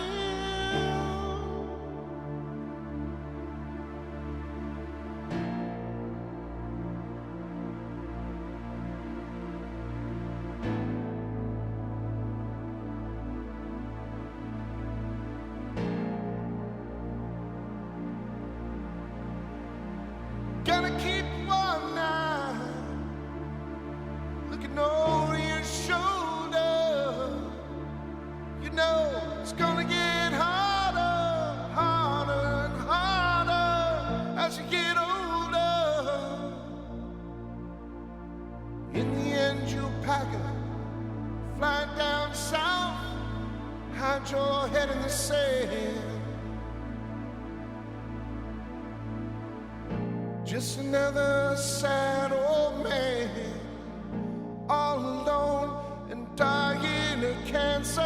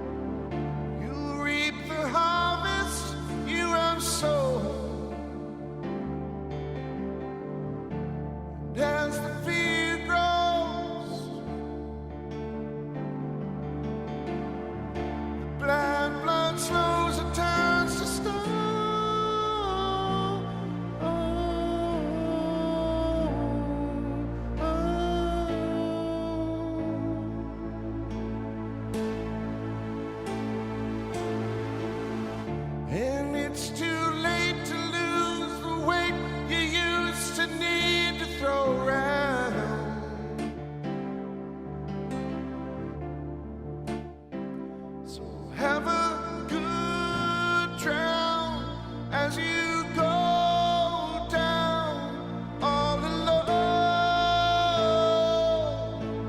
dragged down by the storm.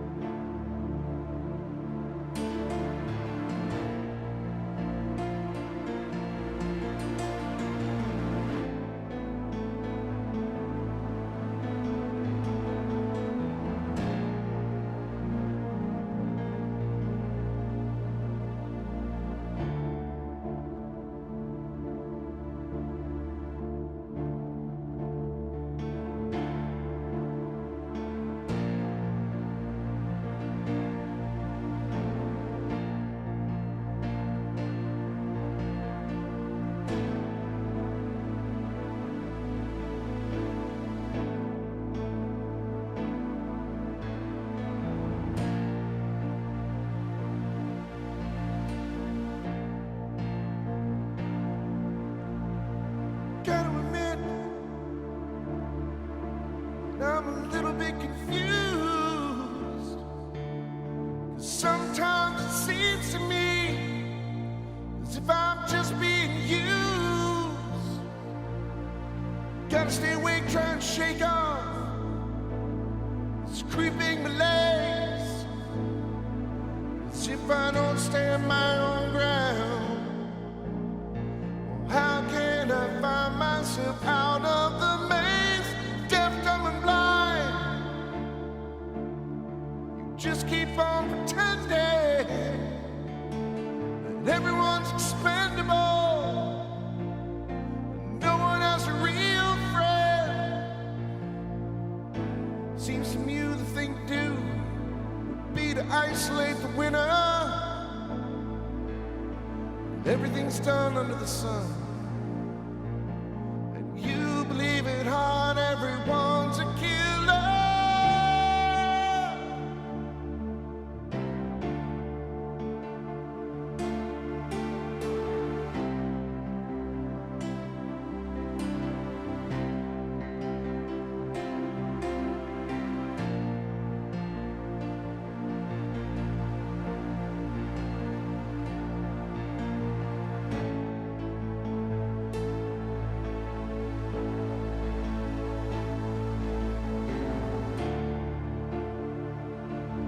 Who was born in a house full of pain, who was trained not to spit in the fan, who was told what to do by the man, who was broken by trained personnel, who was fitted with collar and chain, who was given a pat on the back,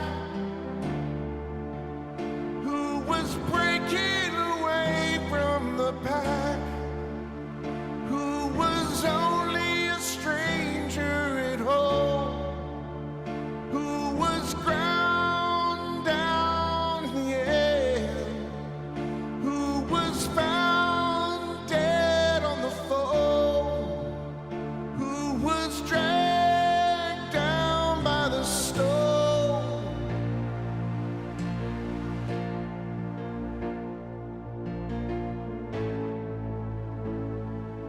Who was dragged down by the storm.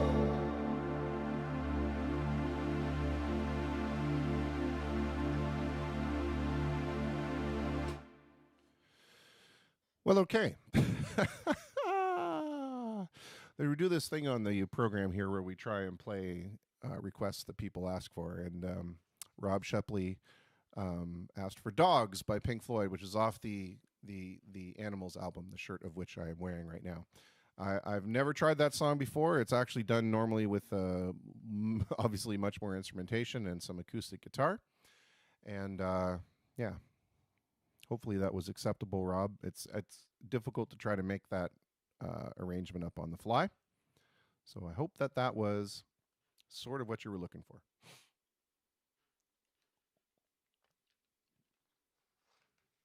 Let's go back to something that's a little more mainstream, shall we? Ooh, Bus Stop by the Hollies. Interesting. That seems like something we could definitely do. Even put a little beat behind that somehow, if we can figure that out.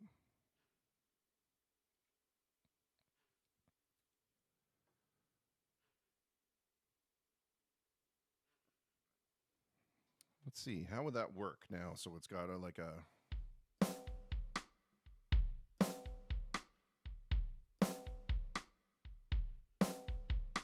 So I think what we'll do is we'll do a normal beat first, and then we'll add in those off beats as a secondary phrase, and then we can just turn off the off beats when we get in the chorus, because the chorus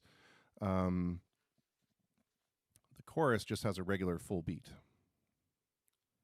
Yeah, I think that's what we'll do.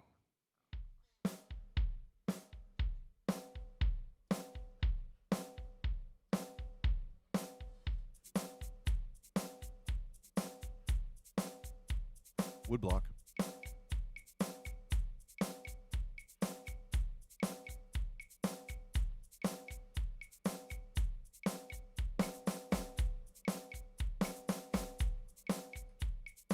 It's close, but not right.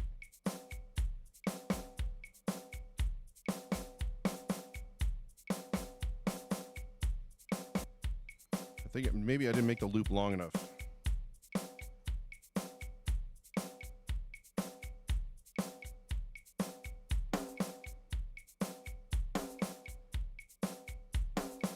That might work for our purposes. Then just into the regular thing on the verses or the chorus, maybe? Is a beat even a beat without the woodblock? You're 100% correct. And if it is, it's a substandard beat, and we don't believe in those kind of things here. This is a top quality professional program, don't you know?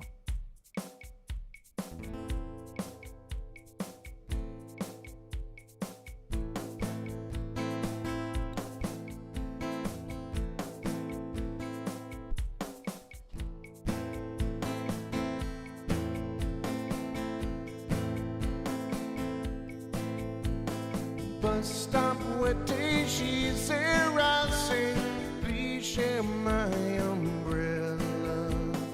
Bus stop, bus girl, she stays, love grows under my umbrella. Well, all that summer we enjoyed it, wind and rain and shine. Well, that umbrella we employed it, by August she was mine.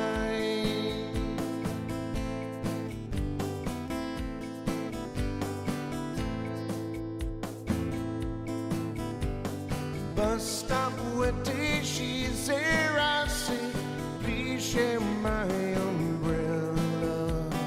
Bus stop, bus girl, she stays, love grows under my umbrella. All that summer we enjoyed it, wind and rain and shine. That umbrella we employed it, by August she was mine. Well, every morning I would see her waiting at the stop. Sometimes she'd shop and she would show me what she bought. Other people stared as if we were both quite insane. Someday my name and hers are going to be the same. Well, that's the way the whole thing started. Silly, but it's true. Thinking of a sweet romance beginning in a queue.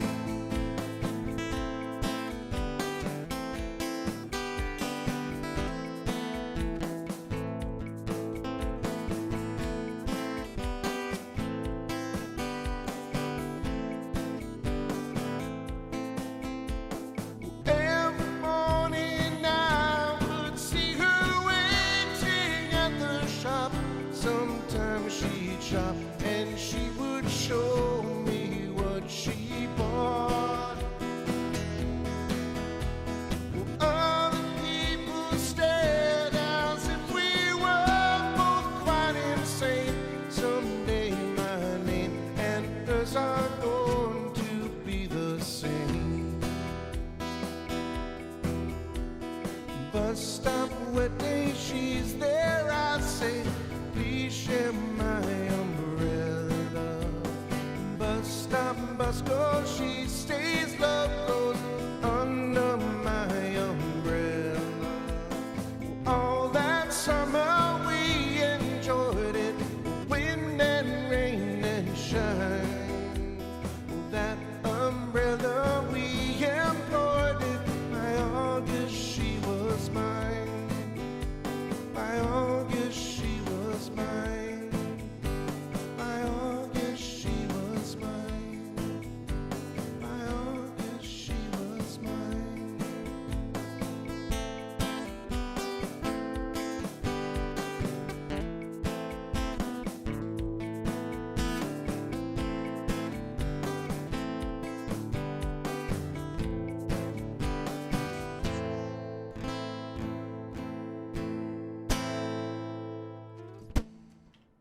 That wasn't bad. That wasn't bad. The beat even worked, more or less. The beat more or less worked. You couldn't hear the beat because you weren't wearing headphones. Oh, nice. Okay, well, we'll add that into the repertoire then. That we'll add that. Tom Carley says, oh, this is just for you, Jules. Tom Carley says, how about some Elvis Costello Allison? You definitely have the chops for it. The problem is now that Jules is out here, I can't play that song because she will literally behead me right here. This will turn into like a radical propaganda video right here in the garage, and we definitely don't want that to happen.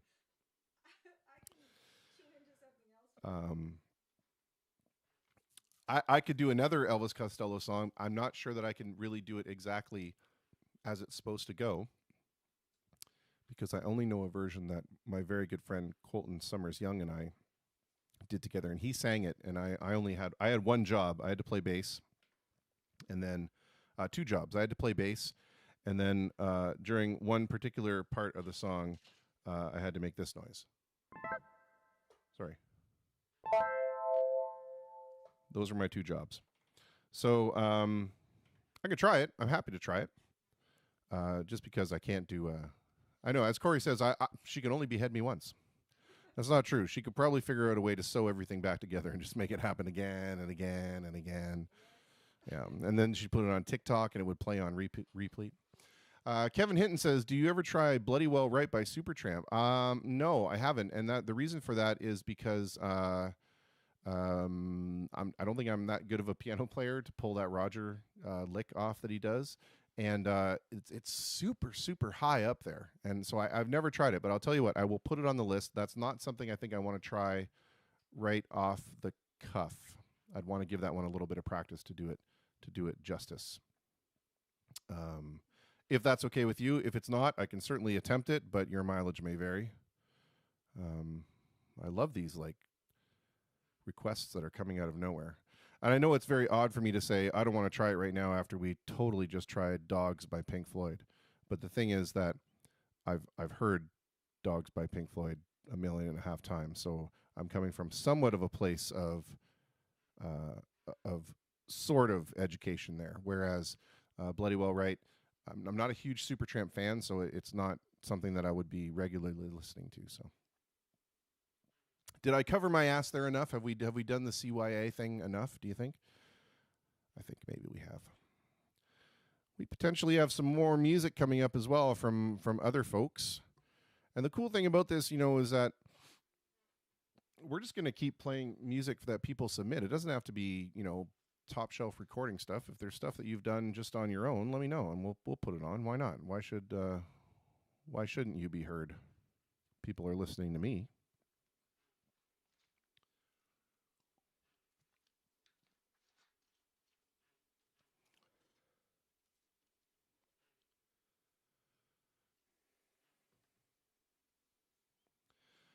All right. Well, I know that this isn't even this isn't even the way that the record goes, but it's the only way I know how to do this song. Kevin, no problem later. I thought singing would be okay. It's a bit lower than the high voice singer. Oh, okay. Well, then maybe. I just always get so nervous around Supertramp songs because he sings so high. Like Goodbye Stranger is just like, oh, it's right up there.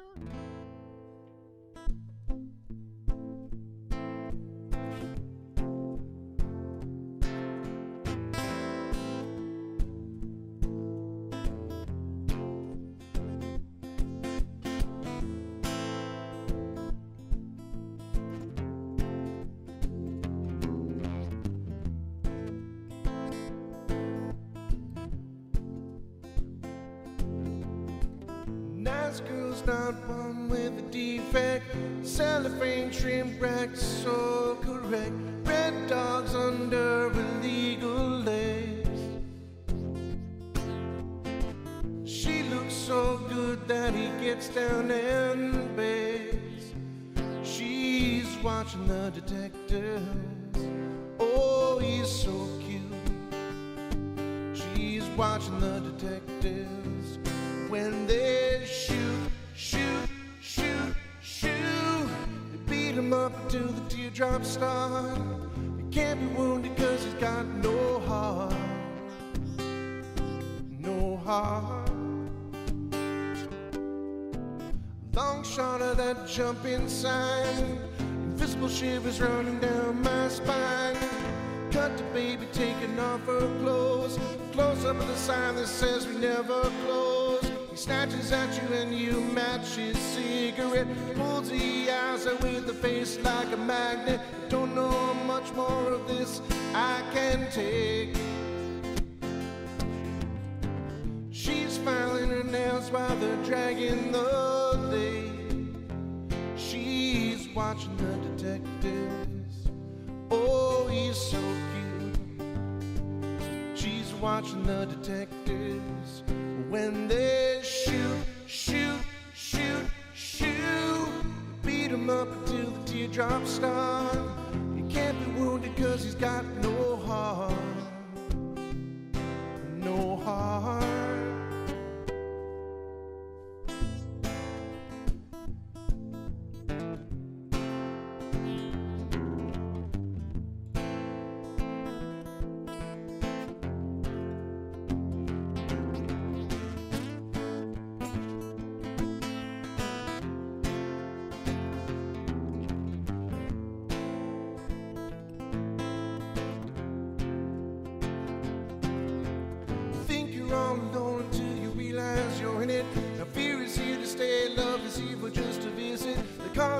Justice when it's past the legal limit. Someone scratching at the window, wonder who is it? Detectives come to see if you belong to the parents who are ready to hear the worst about their daughter's disappearance. It really took a miracle to get you to stay.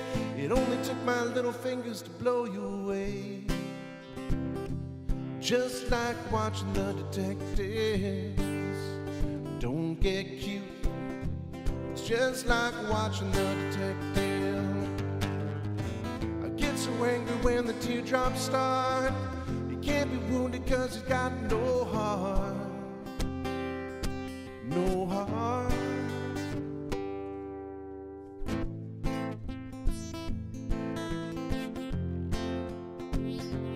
Just like watching the detectives. Just like watching the detectives. Just like watching the detectives.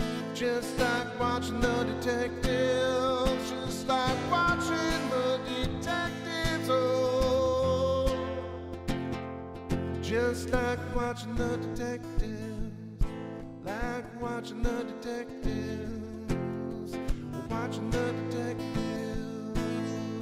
Watching the detectives. Watching the detectives. Watching the detectives. Detecting the watchers, detecting the watchers are watching the detective, detecting the watchers are watching them. I was getting lost in a recursion.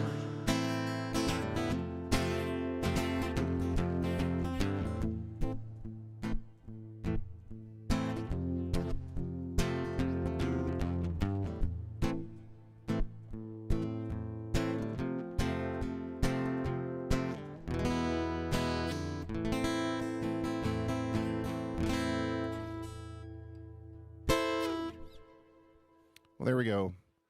That's my version of Colton's version of watching The Detectives, sort of a little more of a reggae thing than we normally know that tune to be. Anyway, I hope that was satisfactory instead of Allison. As I've grown rather attached to my head, or should I say my head has grown rather attached to me.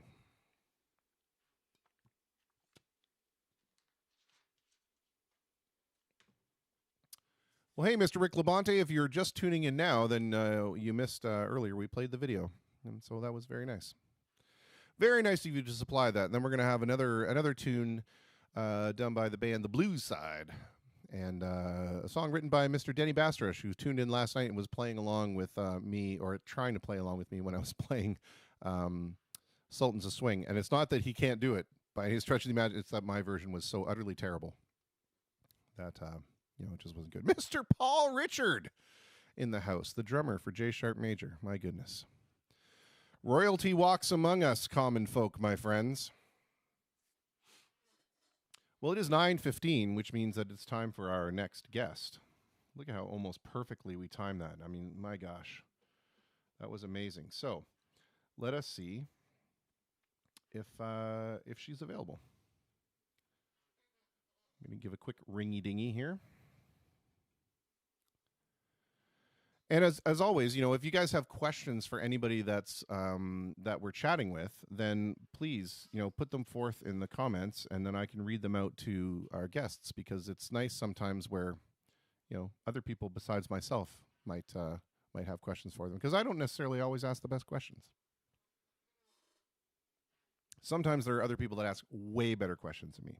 All right, well, I see that we've got Adrian on the line, and I just want to change my camera because, again, it's an awkward camera.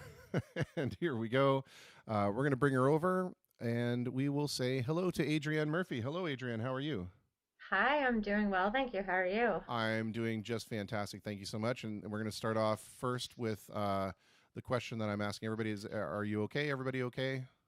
Oh, yeah, I'm amazing. Okay, perfect. I love it. I love quiet, so.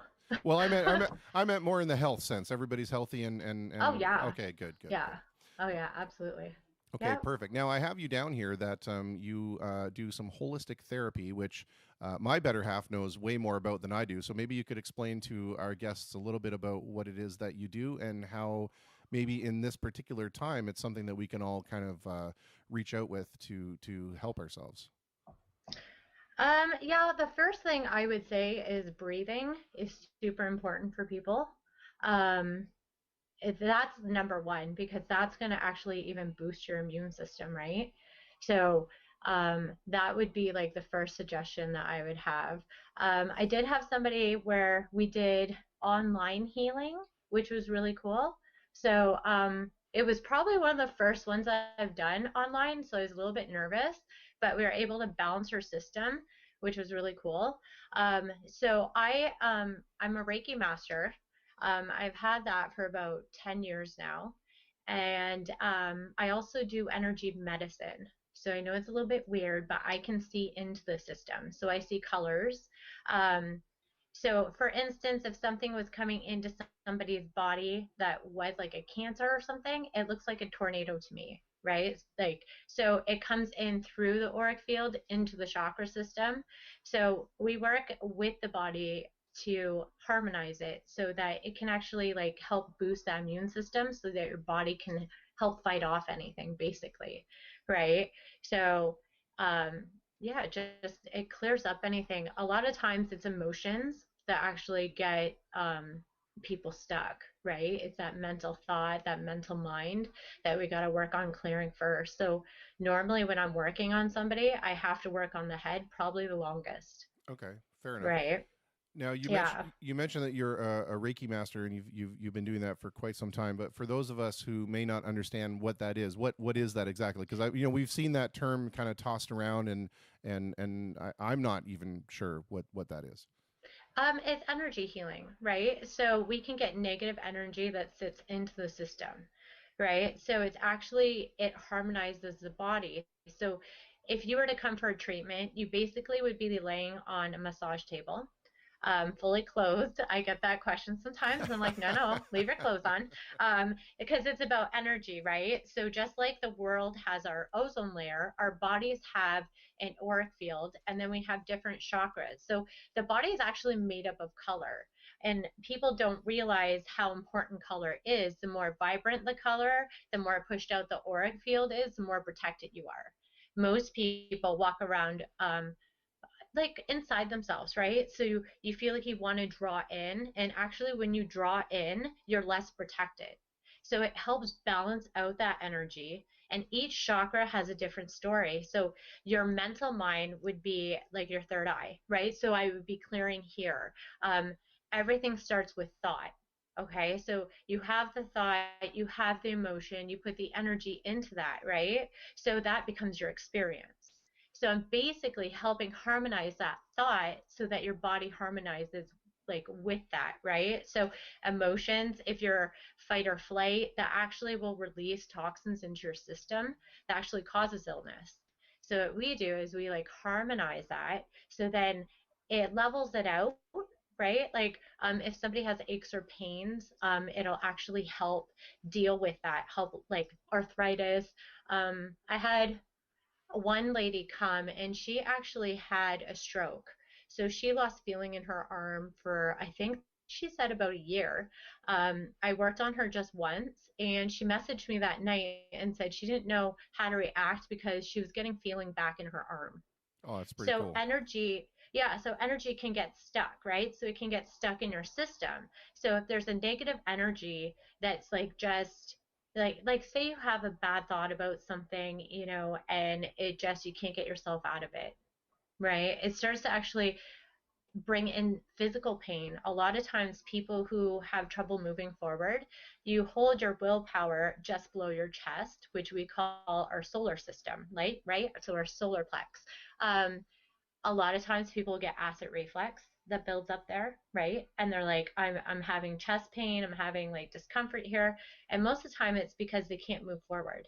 They're really fearful, right? So you help clear that out, you give that person that empowerment to move forward, and you actually clear that system, right? So I see it as dark spots, okay? Like dark spots.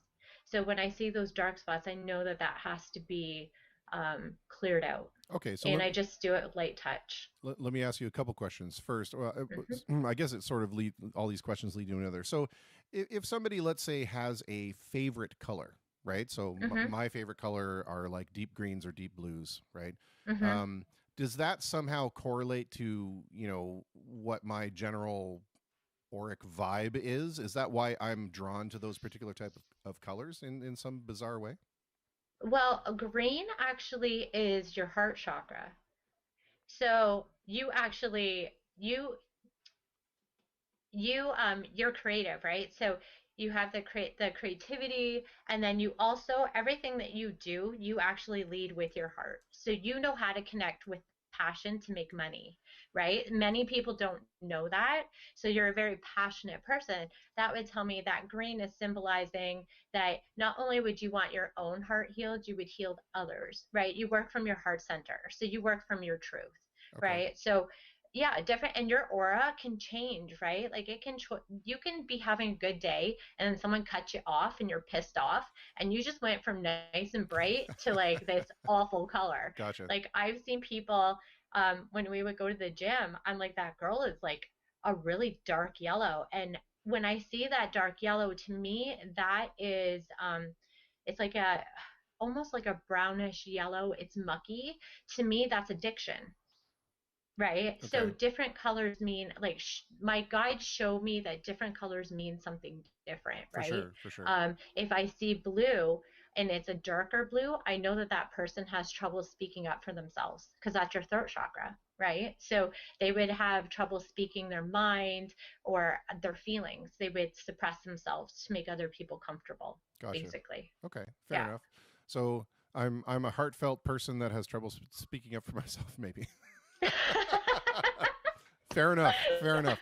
Now the other question is, this whole aura thing, is that something that you can only see when you are standing physically in front of somebody, or is that something that you can see? Like, for example, am I emitting some kind of thing right now that's visible via this technology? So if you're doing an online type of therapy, can you actually see that and then gauge your therapy on that? Absolutely, because in the physical world, we think that everything is, we have to be next to them or we have to feel them. But have you ever just thought of somebody that you haven't seen in a long time, and then all of a sudden you get a call from them, or you see them, right? You'll run Right. into them and you're like, oh my gosh, I was just thinking about you. Right. We're connected by thought. We're connected by vibration. It's even if you were, far away and you had a feeling that your wife wasn't feeling well and you wanted to reach out and make sure she was okay, right?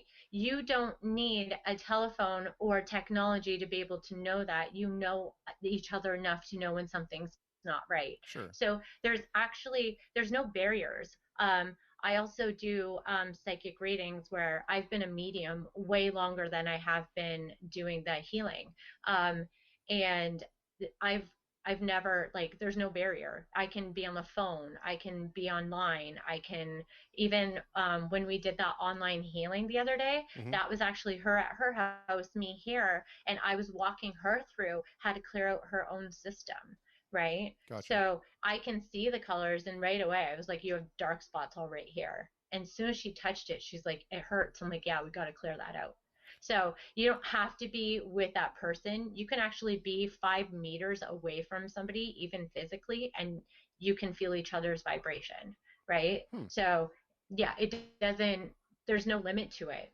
The only limits is the limit of the mind, Yeah. right? So I'm afraid I don't even want to know what my color looks like right now because my camera's It's not probably bad. horribly white It's not balanced bad. and all that stuff. So It's not bad. I would just okay. say the Right. throat chakra with you is it's a little off. It looks a little scratchy, Yeah. right? So, I would do some lemon and I would do some honey and make sure it's warm water. And like, you'll notice that that actually starts to clear up. Cool.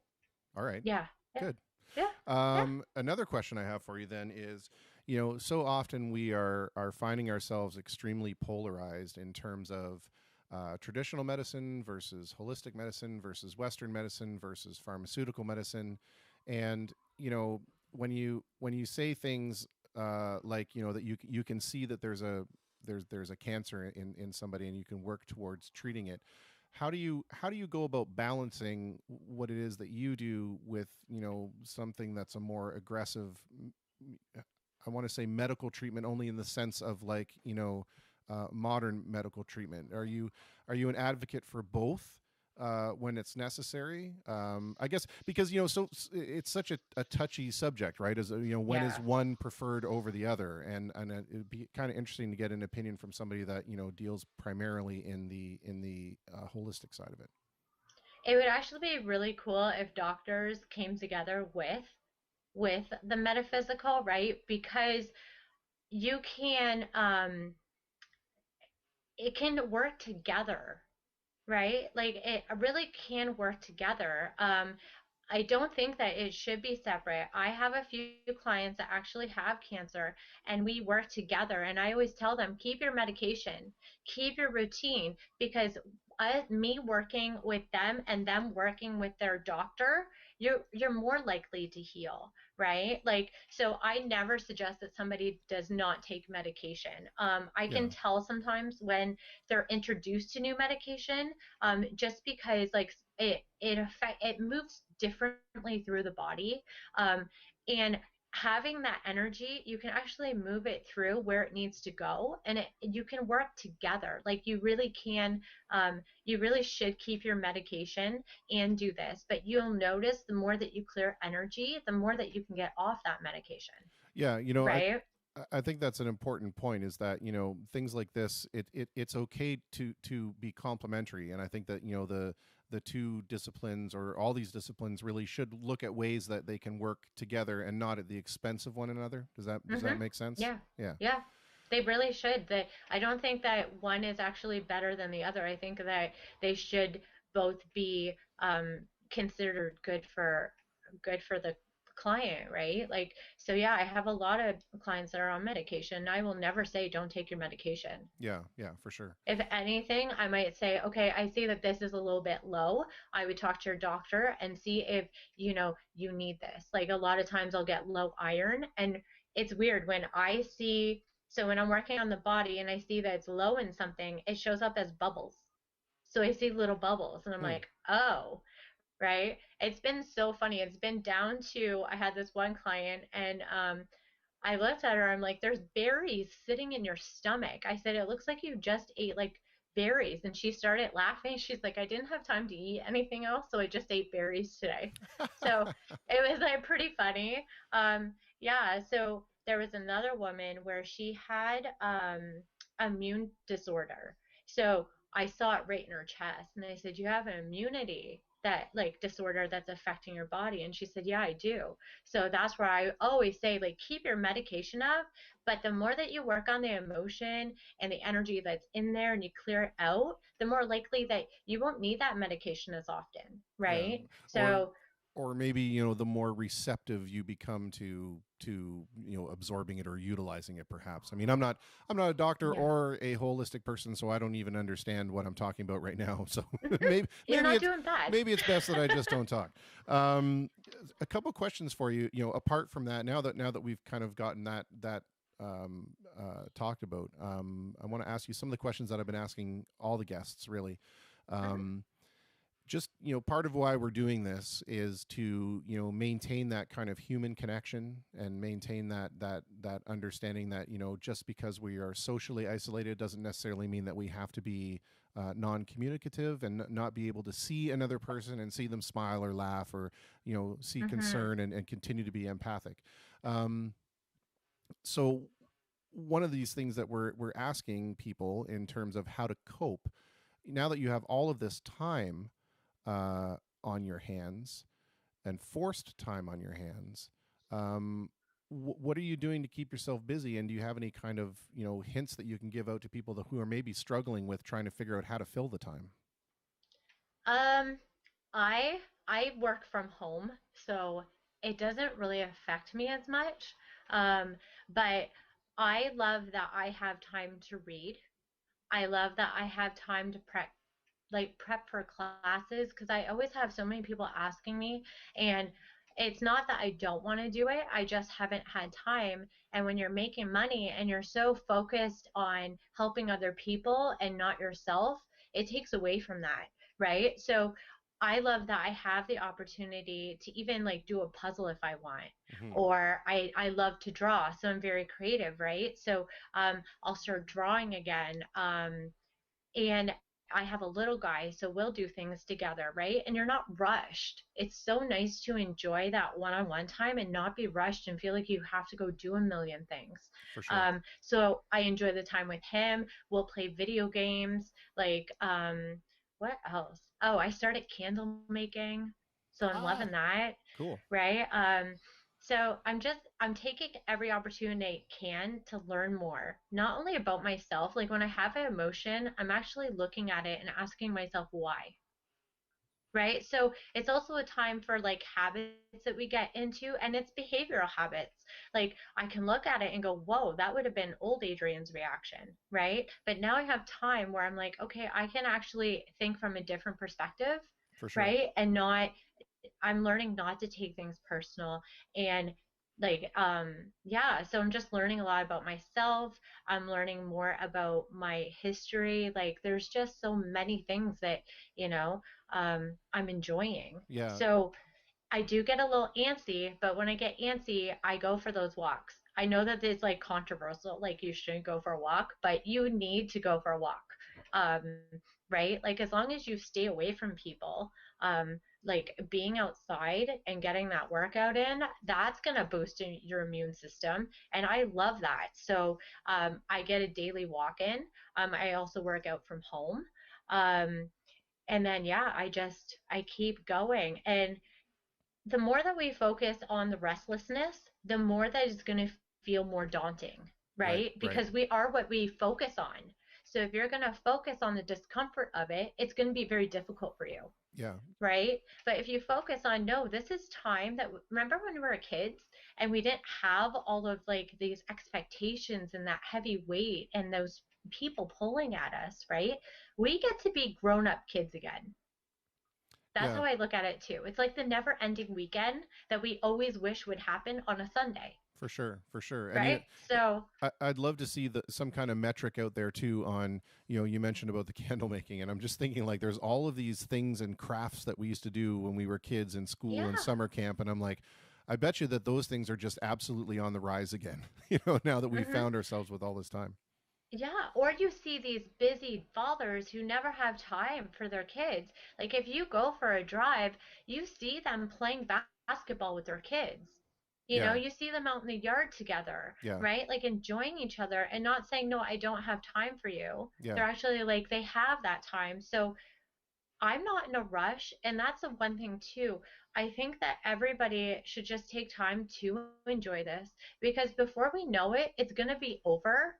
And then we're going to look back like 6 months from now going, man, I wish that I would have taken a little bit more time or I would have enjoyed that time that I had. yeah. I think it's important, that we start recognizing the phrasing that we're using. We've said it before, or I've said it before on the program. Is like, stop thinking of it as being I'm stuck at home. Thinking of being I'm safe at home, right? And that once you start Yeah. to change the way that you're addressing these things, I had a friend of mine who's just a really really negative person, like their whole life just super negative. Nothing like even if you were to show them something positive, if something positive happened to them, they would just say, yeah, but it wasn't as good as it could have been, or but then this happened right out, and it was super frustrating for me because you know I could never find the ray of sunshine, right, to make them kind of re-examine what they were doing.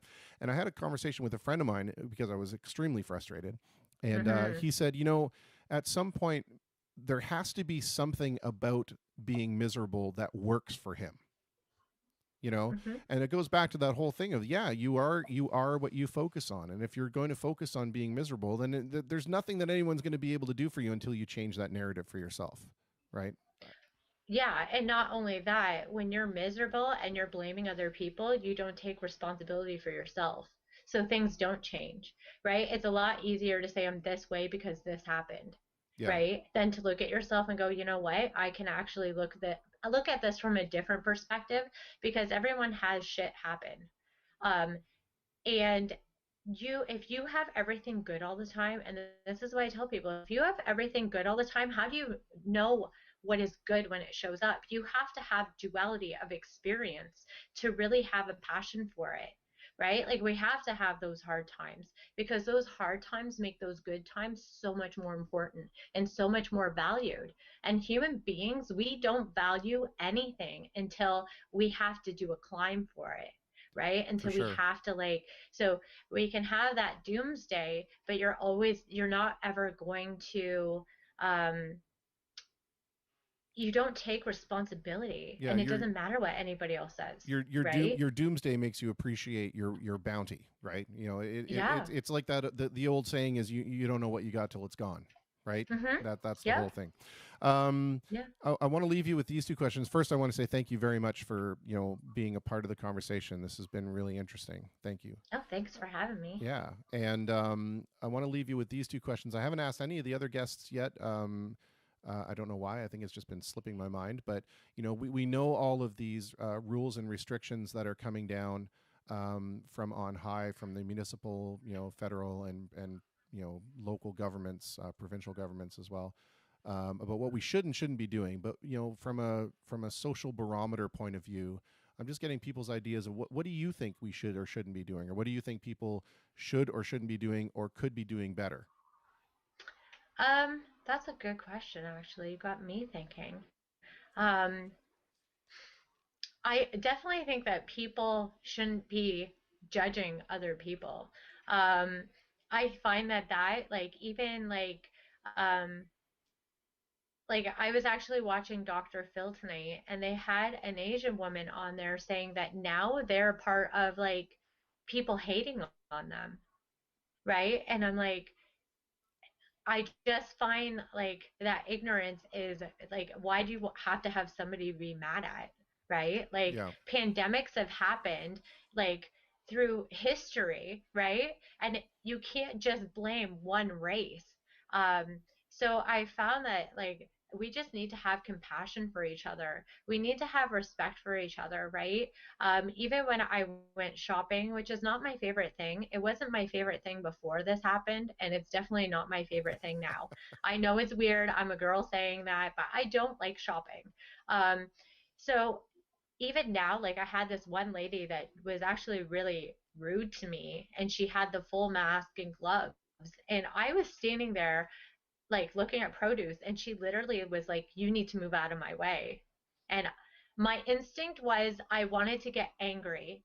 And I'm like, no, because if I get angry, I'm not showing this woman anything different.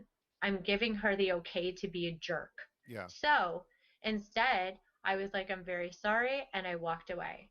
And I had to look at it this way too. That's her fear talking, Right. right? This could be a very beautiful woman, but that was her fear talking. And that's where I feel like it's such a shame that we hate on others because we're fearful, For sure. right? For sure. And from like a higher point of view, those souls that are leaving and that have left had a contract way before any of this, right? So on a different level, yeah, have compassion, right? But like that's where I'm just like it's not meant to be controlled, right? I think that we should just honestly come from a loving space instead of coming from I told you so or I know better, because you know what? Nobody really knows, Yeah. right? Like that's where people have these strong opinions, but I'm like, but who told you that your opinion was right? For sure. Right? Where did you get, like, we're all in this together. And I think people need to remember to have compassion for one another, right? You do see both sides, though. I'm not saying like you do see people really like giving their heart and like donations. Like you see that side too. But you also see a lot of that fear base. And that's where I would suggest if you do anything, look at it from a loving point, not from a fear point, right? Because fear is greed and it's just this lower energy, and that's not going to help any of us. Yeah. I say enjoy your family. Take time for yourself. That's a huge thing right now. We're all like together in the house. Irritations will start to come up. I have a lot of couples coming to me because they can't stand each other all of a sudden because now they're actually seeing each other. But that's where make a sacred space where, if you've had enough, just tell your partner, I need to have like an hour to myself, right? And the partner needs to respect that, and vice versa. If your husband needs to go into the garage and have a beer and that's his way of desensitizing, let him be. Don't go and hound him, Right. right?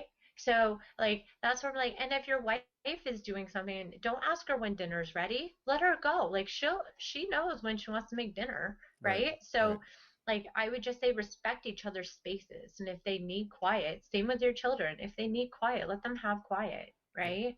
Um, so I think that's a huge thing because there's so much miscommunication going, and everyone's like, you watch the news and you get so fearful. And Facebook, everybody seems to be like, everyone seems to be a reporter. Oh yeah. So, Let's not go there. right? I'm like, oh, Yeah. okay, here we go again. Yep. I literally have taken myself off Facebook at least 4 different times just because I don't want to have the negativity, I've right? Like I really don't. I've been introduced to an absolutely wonderful new phrase by our first guest called a friendectomy. And Right. yeah, I am now an expert with the virtual scalpel for the friendectomy. That's absolutely going to happen. Yeah, I've done it too. Can I just say one more thing? Yeah, absolutely.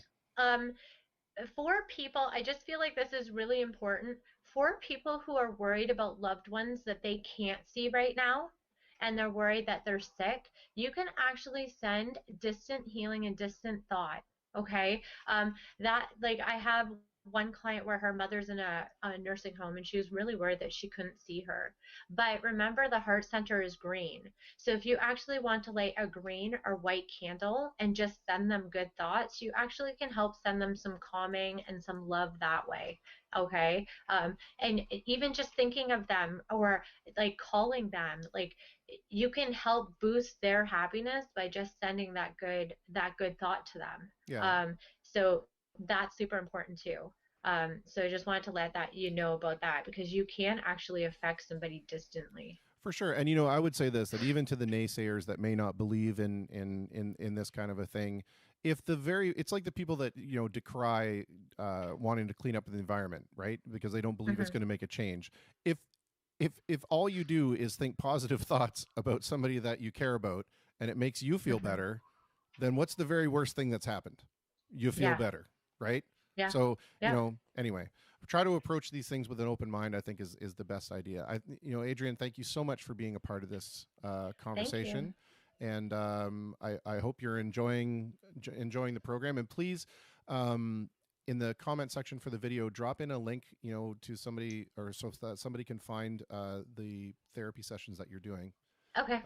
And you'll be able to get in contact with you. Okay. Perfect. Thank you so much. No, thank you, and everyone have a good night. All right. We'll talk to you soon. All right. Okay. Bye, Chris. Take care. Well, there you go. Some mindfulness during this time of uncertainty is always a good thing. And we've run over into the time for our next guest, and which is okay, and everybody's really cool about it because first off, I'm still in I'm working through the scheduling mode, right? So originally I had everybody every 15 minutes because I never thought that these conversations were going to go longer than 10 minutes at a time, and as it turns out, sometimes these conversations go much longer because people just like to talk about the things they're passionate about, or they have really good information, or they're great conversationalists, or whatever. So anyway, everybody's been really cool about it, which is awesome. So I just want to get our next guest on the line, and this person comes to us from Boston, Massachusetts. So we're going to hear something from our friends down south. Well, actually north from us, I guess, because we're in Windsor, which is a weird geographical thing. If you look at a map, you'll see Ontario's like a whale, and there's like a tip of a tail, and Windsor is on the tip of the tail, and so therefore we get Detroit is actually north of us, even though the United States is south as a country. Detroit is actually north, so that's why everybody in Windsor loses their mind whenever we hear a Journey song. That Journey song, "Don't Stop Believing," because technically we are South Detroit. I just want to throw that out there, and then have that be the very last time that I ever reference Journey. Anyway, let's bring her in right now. She's a documentary filmmaker and a professional videographer, video person. She'll be able to tell you better what she does than my feeble attempt. And we're going to bring her in right now. This is Ann Continelli. Hello, Ann. How are you? I'm well. How are you? I'm doing very well. Thank you so much. Yeah. Thanks for having me. Oh, no problem. I have to put this out there right away, because I was going to say it, but now one of the guests says, is your guest going to park the car in the Harvard yard? Right. No. Most of us are transplants here in Boston. So because, Boston has a tremendous number of universities and colleges, and then a lot of us just stay, after going to school. So I actually know very few people with that accent, but so it's shocking to me sometimes when I'm out and about and I hear it, because very few people that I interact with actually have it. So. Now, here's something interesting. I only know one other person from Boston, and it's somebody that I've known from an online radio station for the last 20 years. And he absolutely has the wicked pissa type of it's amazing when you hear him talk. And of course, he doesn't think he does, right? He thinks he talks normally. Anyway, first questions first, like we ask everybody, how are you feeling? Everybody okay where you are? Yeah, wow, thanks for asking. I'm very fortunate. Everyone in my family is fine, and I don't personally know anyone who has caught this virus, so I feel very fortunate. I hope the same with you. Yes. So everybody, I do know of people that have gotten it. You do? Yeah. Right. And I did do an interview actually with somebody a few days ago, that was in recovery, and they were kind enough to get on and tell us about their experience. And it's horrible. I wouldn't wish it on anybody. And in our household, our eldest daughter already has cystic fibrosis. So any Oh, kind of disease that is essentially a fibrosis of the lungs is cause for immediate concern. So we were on super high alert when this began, and the very first instant that we were even remotely thinking about staying home is when we decided to self-isolate to try to prevent it. So yeah, yeah, absolutely. fortunately, knockwood, she's doing fine, and Good. she's been super isolated in her room and is about ready to climb out of her own skin. But that, that's the Yeah, price for being alive, I guess. Um, yeah, so yeah. it's your title card here says that you're a filmmaker, and I know it's just for real estate purposes that I needed to put that on there. But you're a documentary filmmaker, for to Yeah, clarify yeah. that, and a video professional. So tell us a little bit about that, and then tell us, if you would, like, how has the current situation affected you professionally? Has it inhibited you from doing what you would normally do to do your job? Yeah. Well, I think very few people are making films right now, um, unless you happen to be in post-production. We actually are somewhat lucky. We were mostly done with principal photography, and I was actually sitting down to put together the sizzle reel, which you kind of put together to get an executive producer on board.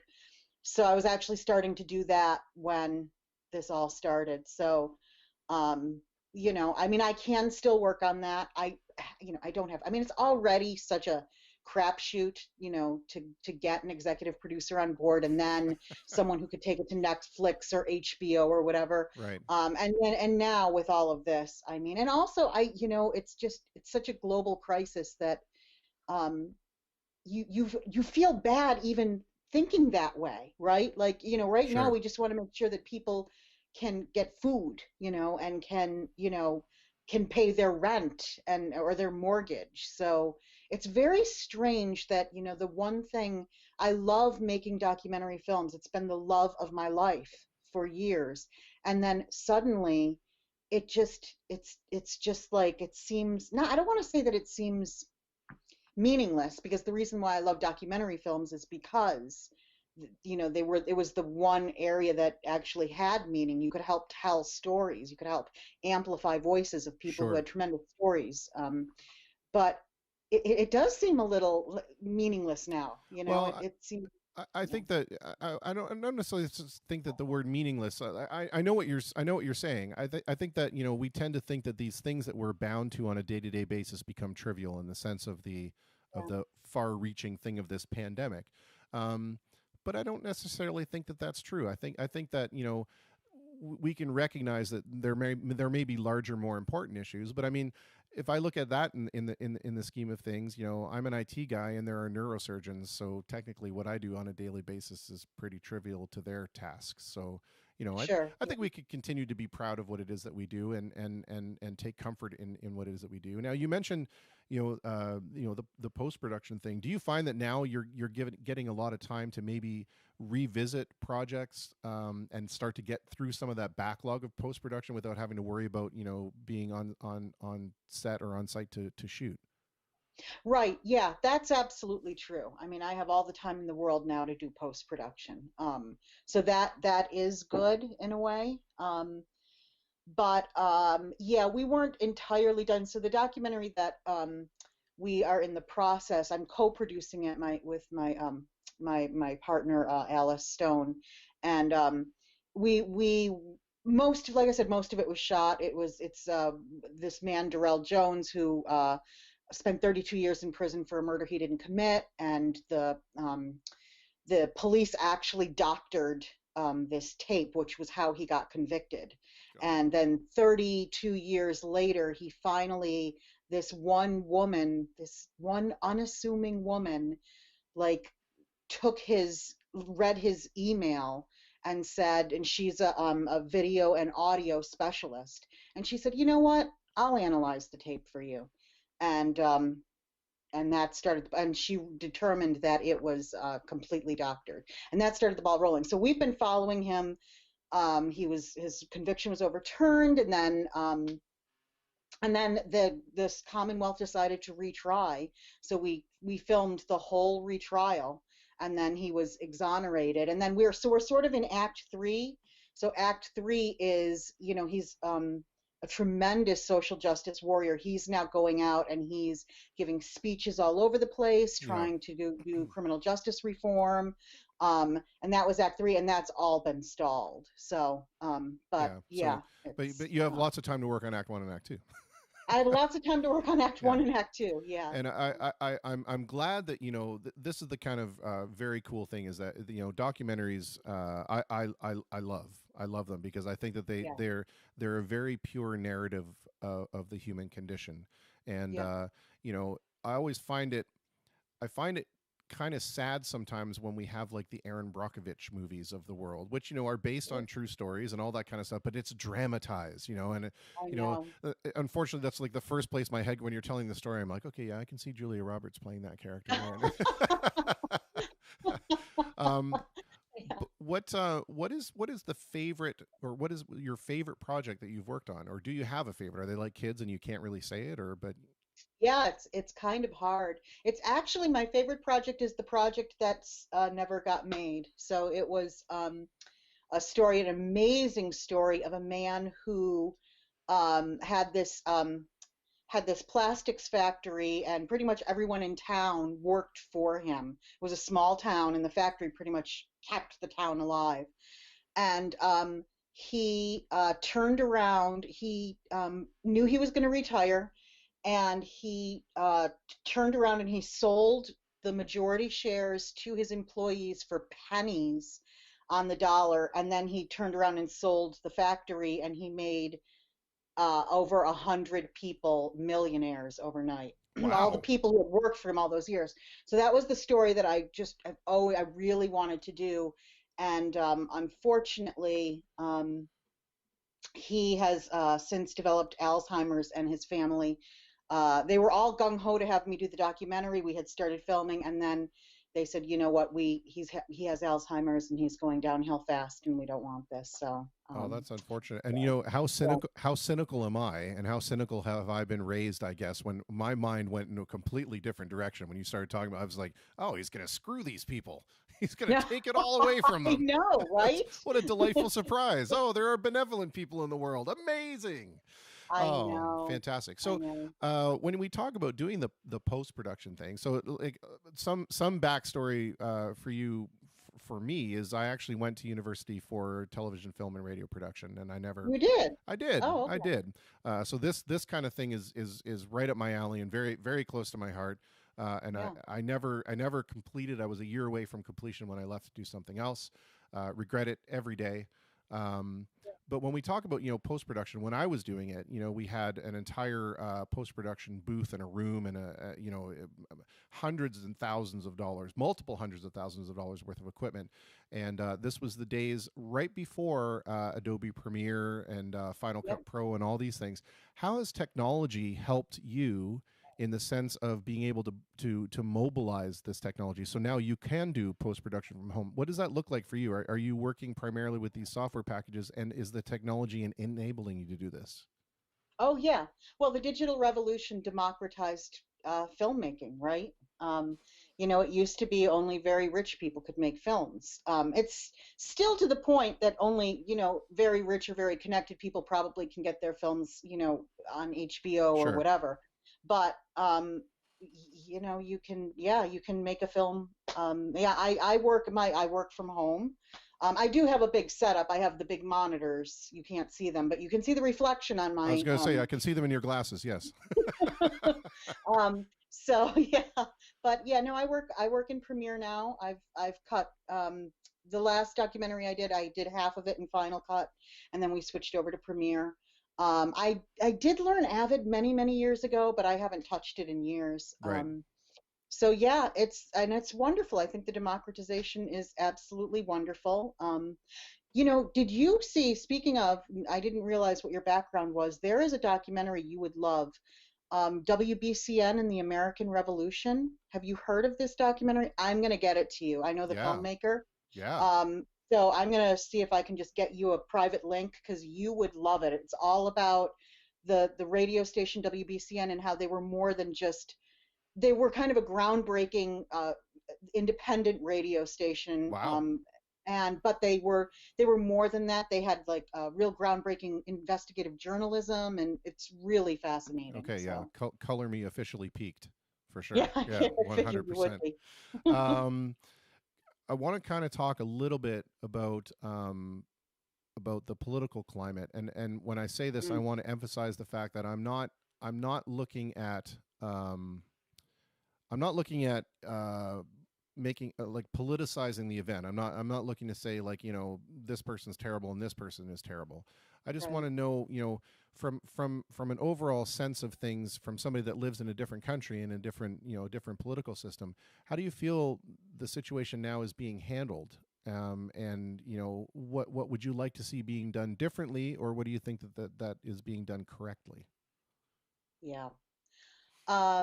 Well, I mean, I think, we just missed so many boats for a long time. So at this point, um, I think we just want a, a treatment that can prevent people from getting severely ill.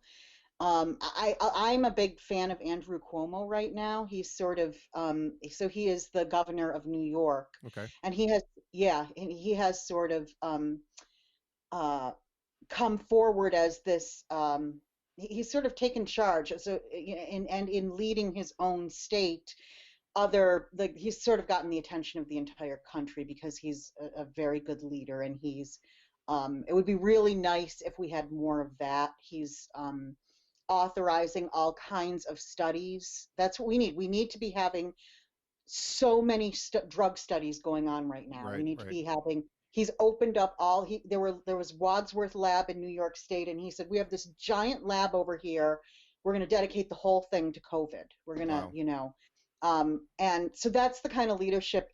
If we had more of that, then maybe we could reach a point where I know we're not going to have a vaccine for at least a year and a half, 2 years, but if we could get to the point where there's a treatment that could prevent it from becoming a severe illness that could prevent people from having to go on ventilators, Hmm. then at least we would not have this horrible situation with hospitals and Sure. all of that. So yeah, I mean, I don't want to get too into politics, but Yeah, I think it's a I think we all understand that there are good leaders and there are people who are just sort of into themselves. yes. So I was going to say, as a filmmaker, I'm sure you were amazed at the propaganda film that got played at the last the last COVID update. It blew my mind when I saw that. I'm like, I don't. what? I, Oh, I oh, didn't see that. Oh, What you know was what? Do some looking around. Basically, it was during this press conference, and at the beginning, he said, "Oh, I'm just going to play you this short film, which should answer a bunch of your questions." It was all about how the media has totally lied about what's going on, and how his administration was on top of it from day one, and just an entire gaslighting film. Like it was just unbelievable. Like my jaw was on the floor while I'm watching this. Like I don't even know how, like as a reporter or as a journalist with integrity, I would have just walked out of the right? room. Right. Like anyway. Right. And again, now we're making it about, we're making it about anyway. Let's move on. Right. Let's move on from that before the negative comment. I'm, Yeah. I'm, I'm No, waiting to I'm see the glad little I missed angry that. faces. I don't know that I want to see that. I Yeah. might I might not Yeah. see that Yeah. actually. Yeah. Yikes. Um, Yeah. Now Boston is a heavily metropolitanized area, or a heavy metropolitan Mhm. area. Certainly a greater population than we have here. Windsor is about 200,000 people, give or take. So Yeah. it's not small, but it's not large either. And we have our share of concerns about population density and social Yeah. distancing. How do you find people are reacting there in terms of kind of keeping distance and respecting those boundaries? Are most people kind of falling in line, or are you seeing some resistance to that? I'm seeing resistance. So we're in the suburbs. So and actually, it's not great out here. I'm seeing a lot of people who are not necessarily practicing social distancing. Um, they're not wearing masks when they go out in public, and it's scary. It's very scary if you're trying to protect yourself, and very scary when you just think of the health and well-being of other people. So yeah, I don't know, how is it there? I mean, are people? It vacillates. It depends on what area of the city you're in. So Yeah, it tends to be. There are areas in the city where there are more, shall we say, libertarian folks. Um, yeah. that are, no government's going to tell me what to do. Oh yeah, yeah, And then we have areas where people are 100% compliant. We have some areas where people are making their own rules, and I would say for the most part we're doing an extremely good job. Especially when it comes to retailers here. They're taking extraordinary precautions. All the yeah. grocers, all the grocers that are still open. When you go, they have they're sanitizing everything for you, and there's places marked out where you can stand, and so I have to take my hat off to them. But I think generally speaking, we're doing a pretty good job, and I'd have to say I'm pretty proud of our area for sure. Yeah, That's great. Yeah, I have to say, I mean, not to go back to politics, but the libertarian, the ultra libertarian types are driving me crazy. And I have a friend, a very dear friend, went to high school with him. Um, and he actually ran for governor of New York State several years ago under the libertarian ticket.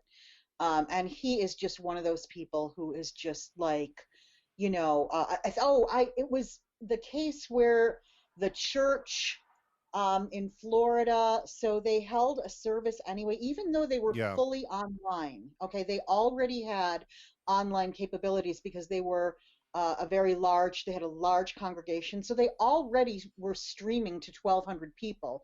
They just decided to also do an in-person service, and 300 people attended, and I think they got shut down. yeah, And he was posting on Facebook about freedom of religion, and I was like, don't get into it, Anne, don't get into it. And then I got into it. And I was yeah, just like, how is freedom of religion being taken away? They can still practice their religion. They just have to do it online. I yeah. don't like, oh, Exactly. No one's no. talking about taking away your freedom of religion. They're taling about you not being a dumbass. Is Exactly. basically how Yeah. it works. Yeah. Um, I have to say that as much of a humanist as I am, I'm 100% a secular humanist. So I find the whole concept of Yeah. religion just bonky anyway. But Yeah, me too. in terms of how I relate to other people, I have absolutely no sympathy for them, none Yeah, I whatsoever. know. Anybody that in the face of a pandemic like this willingly goes and congregate somewhere because they simply believe that their belief is going to keep them safe, we're done here. Yeah, I know. we got Oh, I we got agree. nothing And I mean, the only thing with that though is if it stopped with them, I would be like, for hey, sure. Darwin, this is Yeah, great, yeah, thinning the herd. But unfortunately, they're then going to go to the grocery store and they're going to infect someone who isn't a dumbass. And yes, that's the part that pisses me off. yeah. Your right to swing your fist ends with my face. So, That's an excellent way of putting it. Yeah, that's great.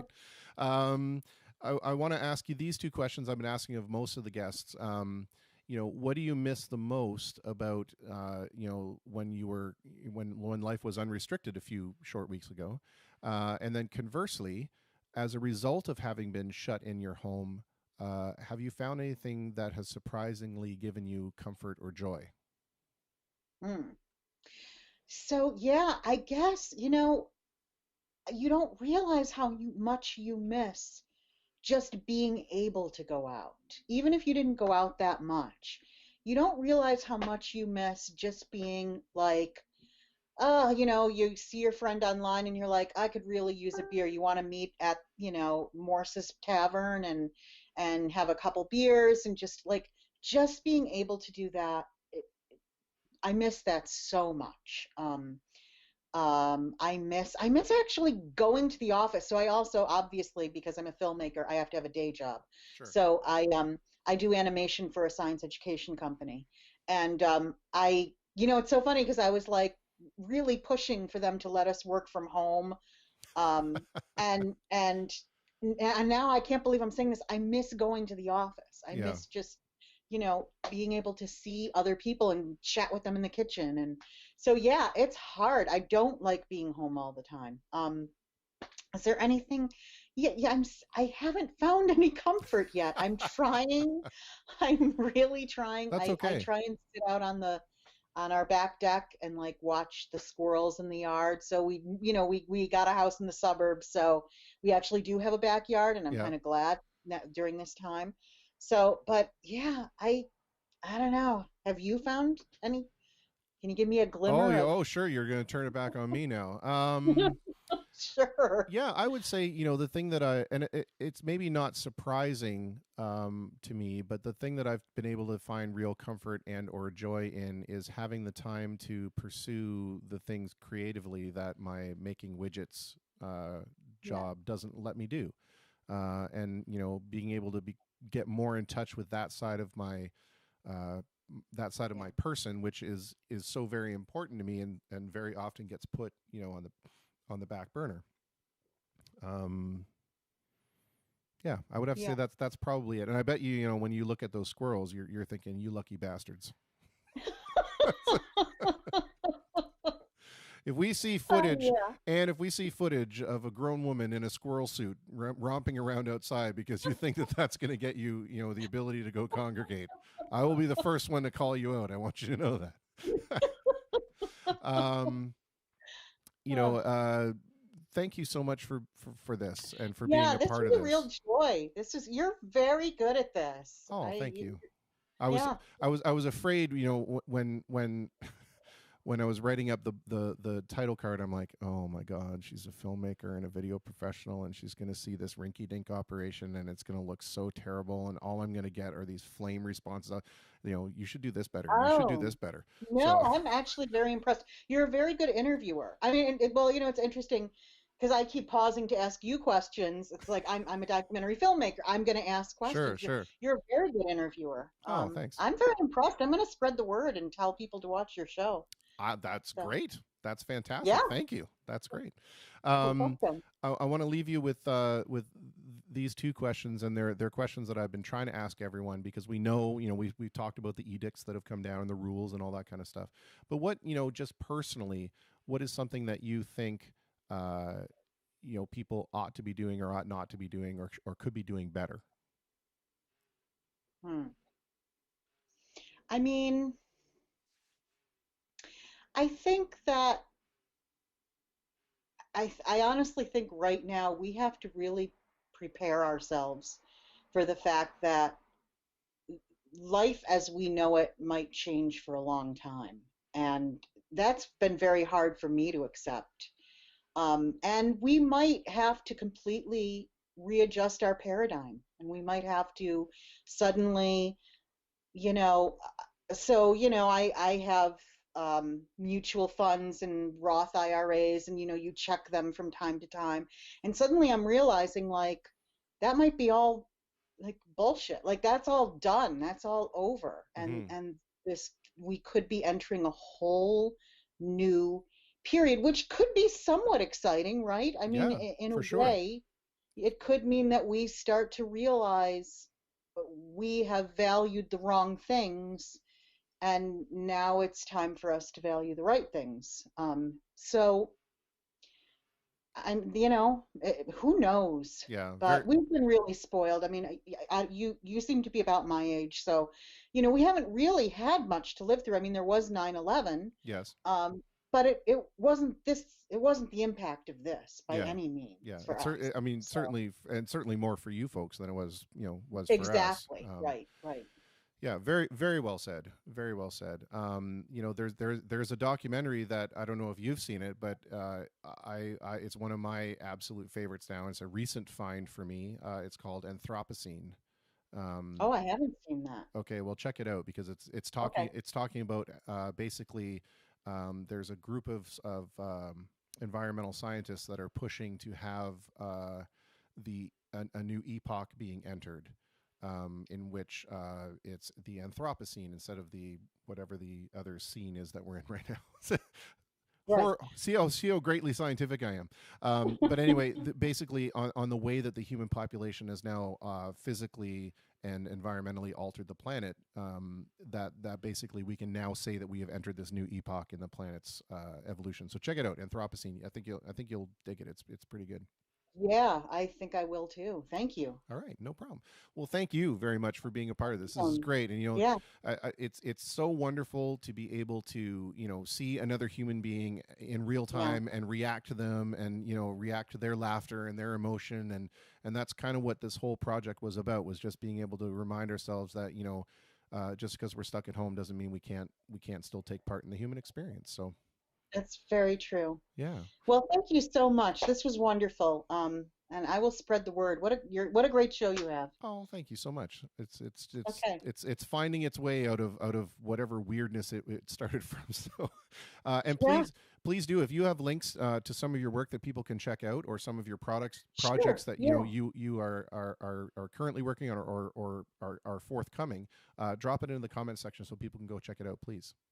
Yeah, absolutely. And I will also send you the link to that documentary, Yes. WBCM. Yeah, Yes, I'm very excited about this. Thank that's you. great. Thank you very Okay, much, thank Anne. you. I appreciate it. And be safe and be healthy. You too. Okay, take care. And best to your family. Thank you very much. Bye.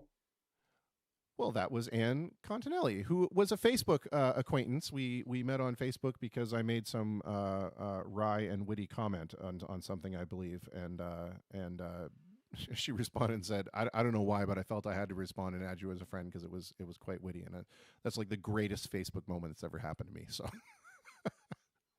anyway, we are going to hear some more music right now.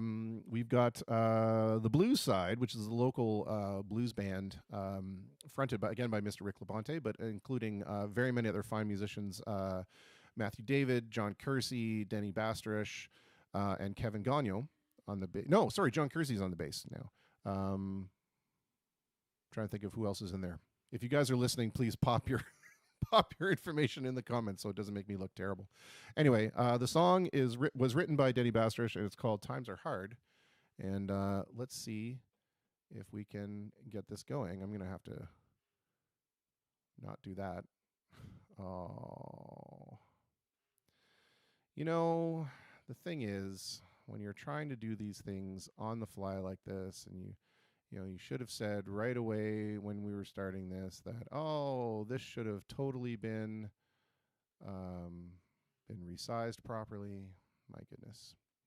Well, for those of you who wonder what it is that Anne does, this is basically it, only a very poor job of it. So here we go. Let's see if we can get this audio working for the Blues Side with "Times Are Hard."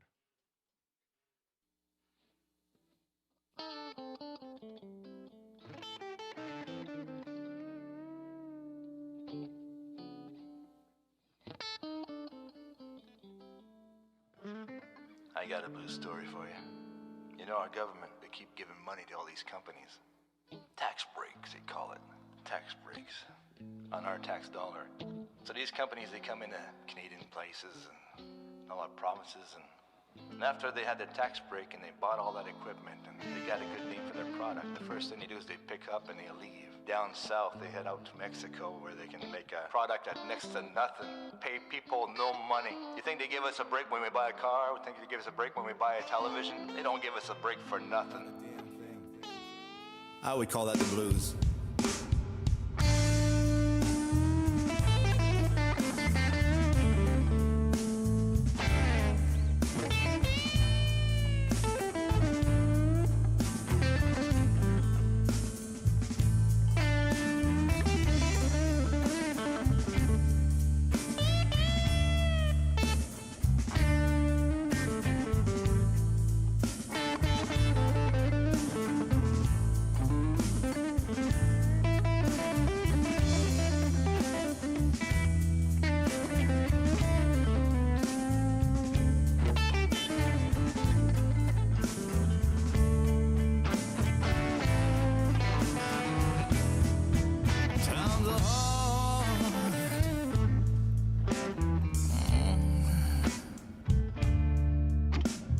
Southern Ontario.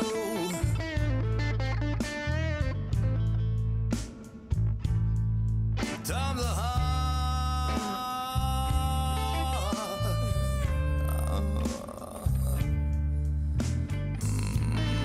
Southern Ontario.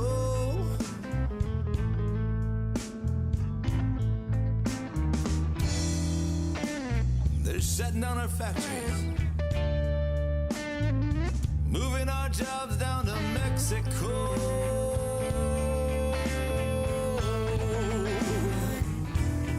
We got young families,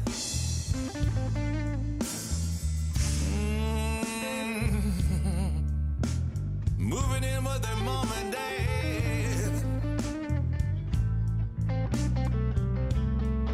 We got young families. We got young families moving in with their mom and dads.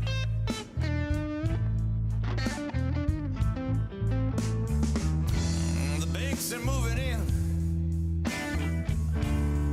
Things in Southern Ontario are so sad.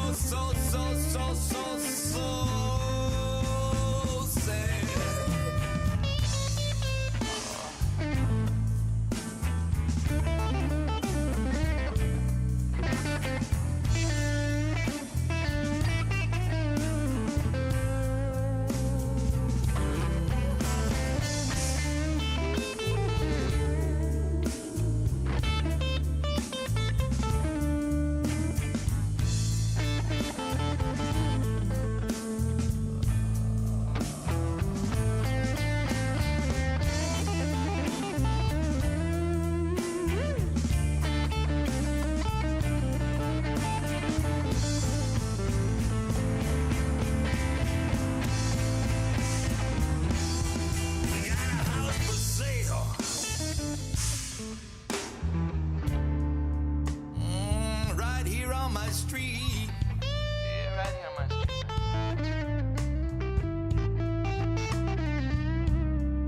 We got a house for sale. Yeah, you know, just come down my street, you'll see the sign. Probably get it for cheap. 'Cause the bank is moving in. And all them cutbacks, oh, they make me bleed. Tons of bad. Right down in Southern Ontario.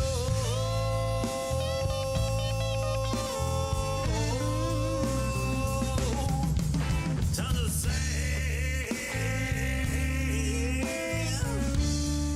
Tons of sand in Southern Ontario.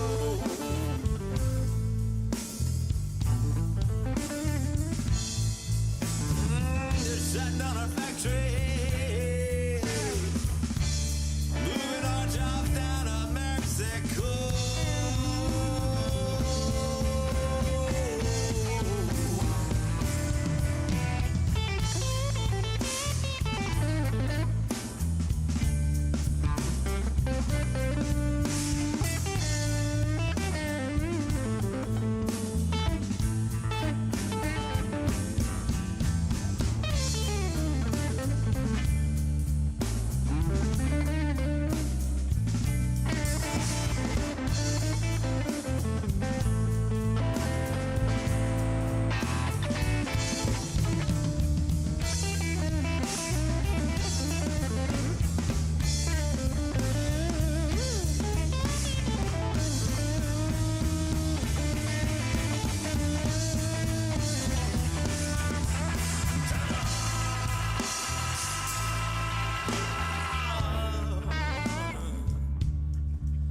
In Southern Ontario.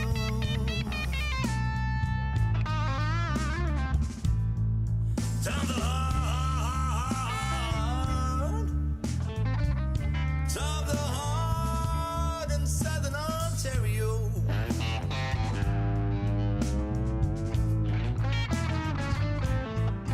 Shutting down our factory, moving our jobs down to Mexico.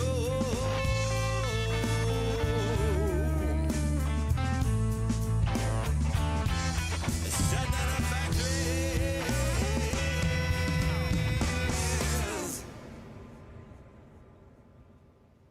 move my job down to Mexico.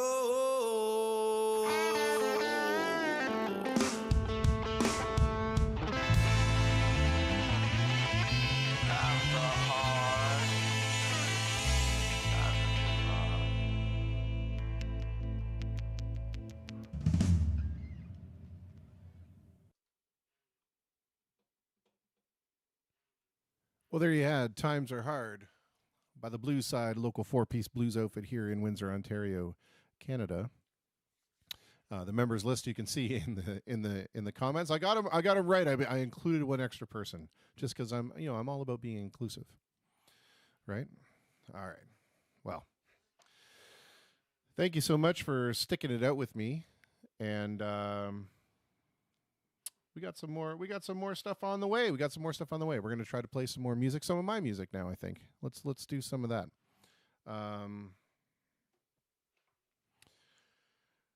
Zoe asked for this last night when we were talking about doing an original of mine, and it's called Circle. So let's see. I'm going to try to put a beat behind this one too. See how it works.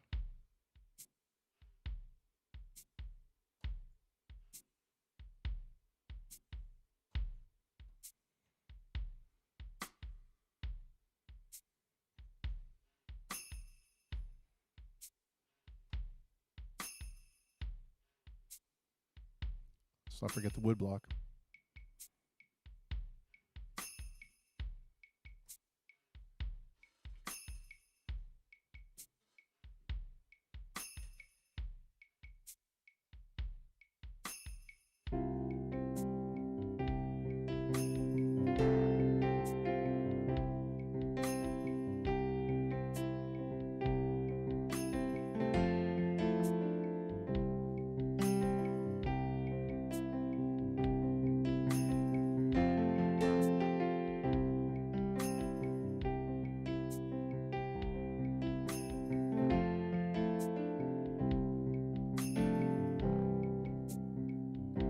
I know soon I'll let my spirit fly. I'll join myself to those things that never die. And I'll dance so free, it'll make your poor heart ache to know that I had found my own escape. And the wheel that has bound you and I, a carousel of fools whose time has passed them by, runs far past the numbered days of mere and mortal men. I'll meet you when the past has come again.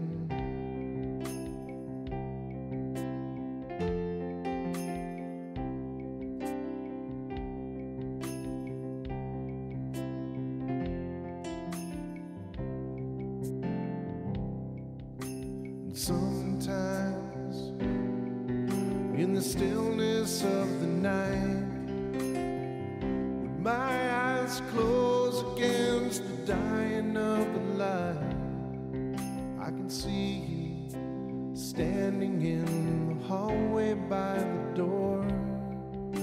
Your shadow is leaning, drawn across the floor. And the wheel that is bound you and I, carousel of fools whose time has passed them by. All the could have, should have, would haves that have tumbled round my brain will triumph when the past has come again.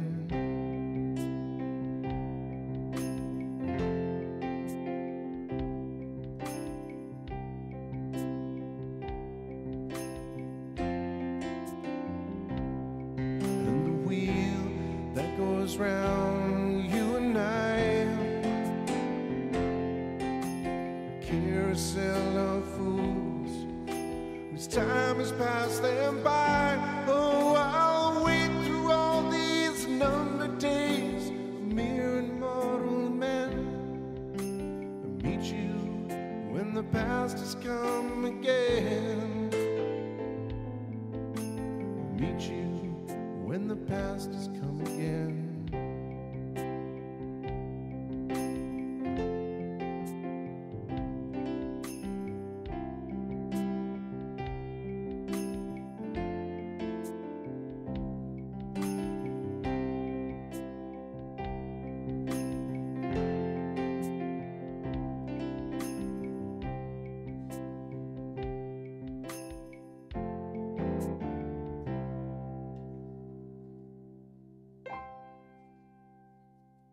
There we have the official, the song is over notification. I want to record that. That would be a cool notification for like a text message. You have a text, sir. Message for you, sir. All righty.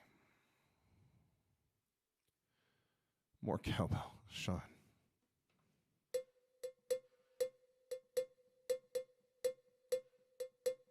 There you go. There's some cowbell for you. Let's see. Hey, Jocelyn, you're still here.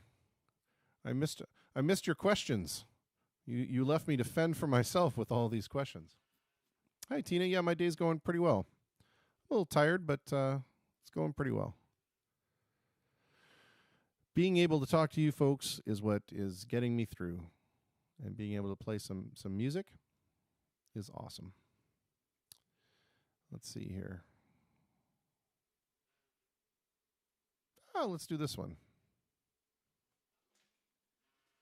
Haven't done this one in a while either, I don't think. Only there's a really great guitar part for it that I can't play. But but apart from that, if you're willing to put up with that. Jocelyn, I missed asking them my phone died and my charger was being a jerk. That's the best. Hey, charger, stop being a jerk. That's great.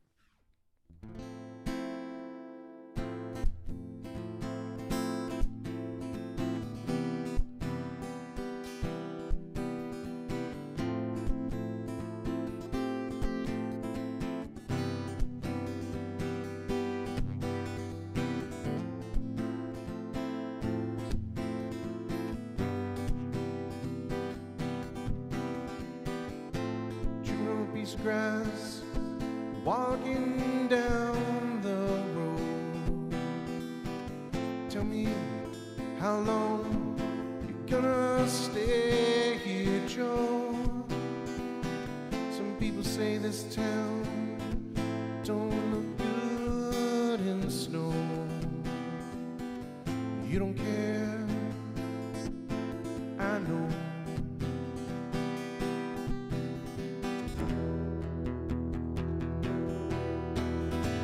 Venture Highway in the sunshine, where the days are longer, the nights are stronger than moonshine.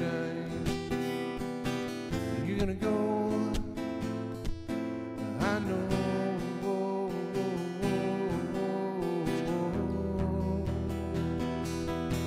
'Cause the free wind's blowing through your hair, and the day surrounds your daylight there. Seasons crying, no despair. Alligator lizards in the air, in the air. Do it, do it, do it, do it, do it, do it, do it, do it, do it, do it.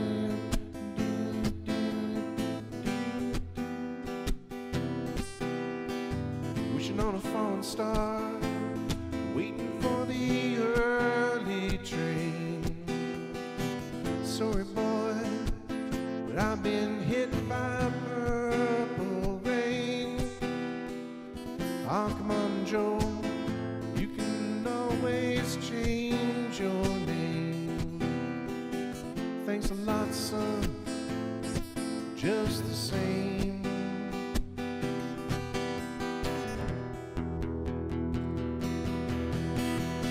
Venture Highway in the sunshine, where the days are longer, the nights are stronger than moonshine. You're gonna go, I know.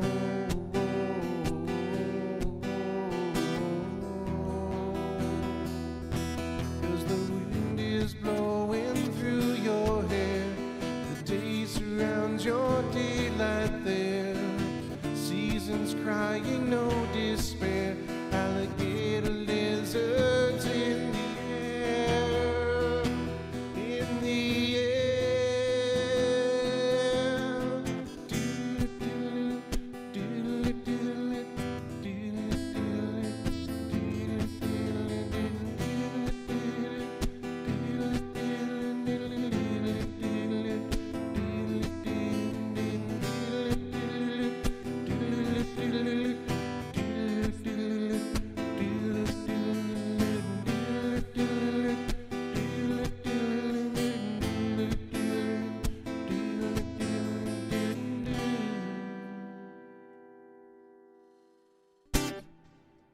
It's funny, on the piano we have the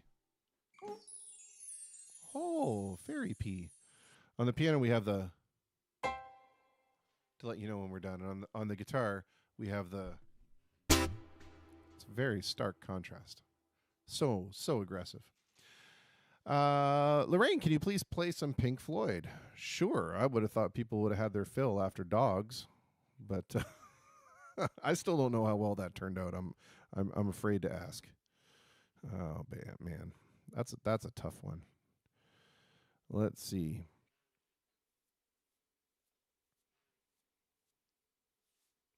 You know what? Let me see if I can find this one. I'm going to play something from the Final Cut if I can find it. Which is, in my opinion, an extremely underrated album. A lot of people discard it as basically wall outtakes, but it's so much more than that. There are some really good gems on that album, and this is one of them. This is probably my second favorite tune on there. I think probably maybe. But I love it. Absolutely love it. Oh, we're on to our last bottle of Coke Zero. And then maybe Shallow. Shallow, like you mean the thing from that movie? I don't know it, unfortunately. Like I've never even heard it. So I'll have to listen to it and then see if it's something I can pull off. I'm sorry, Jocelyn, to let you down. Let's see here. Do I know the artist Muse? Yes, Tina. I did one Muse song in a band that I was in.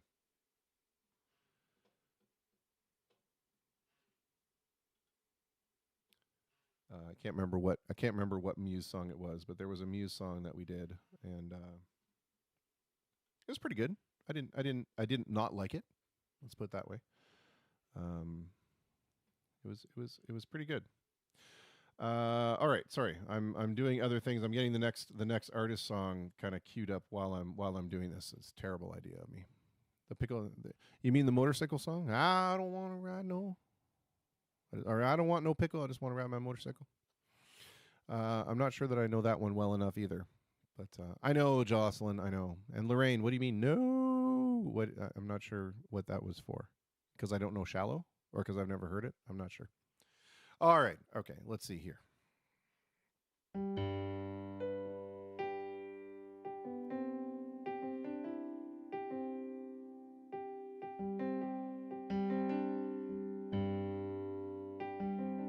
That's it. Button your lip and don't let the shield slip.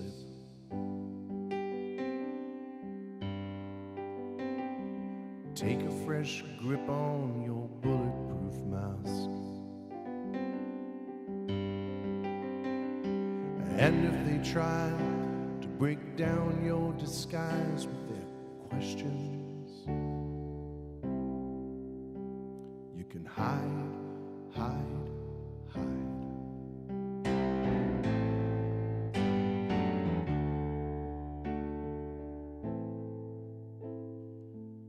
Behind paranoid eyes.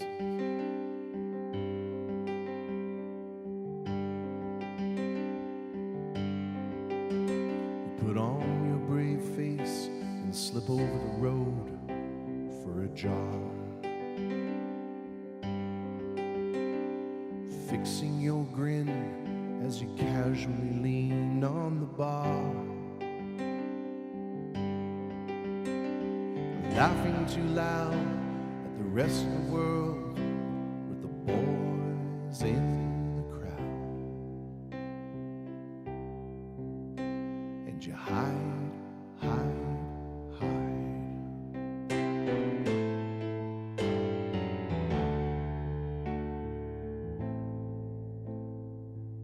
Behind petrified eyes.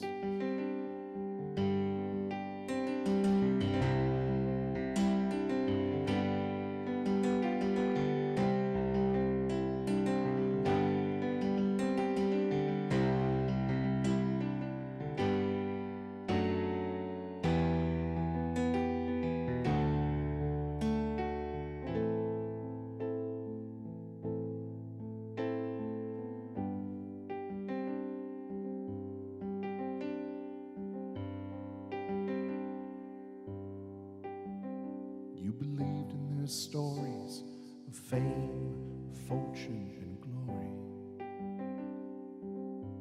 And now you're lost in the haze of alcohol, soft middle age. The pie in the sky turned out to be miles too high.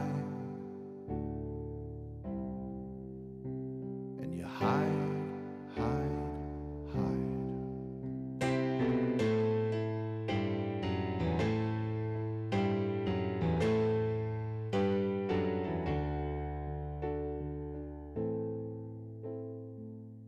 Behind brown and mild eyes.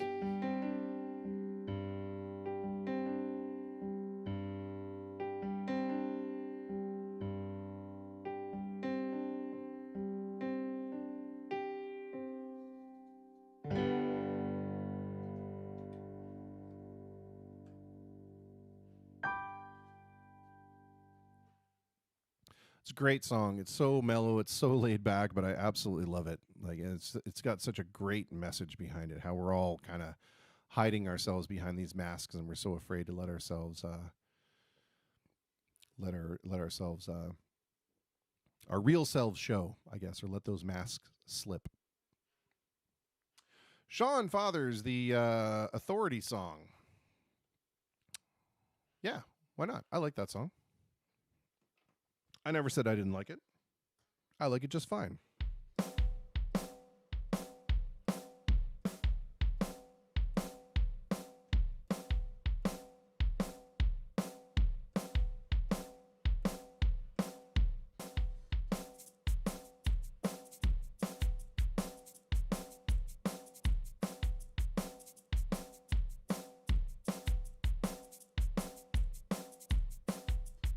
Woodblock.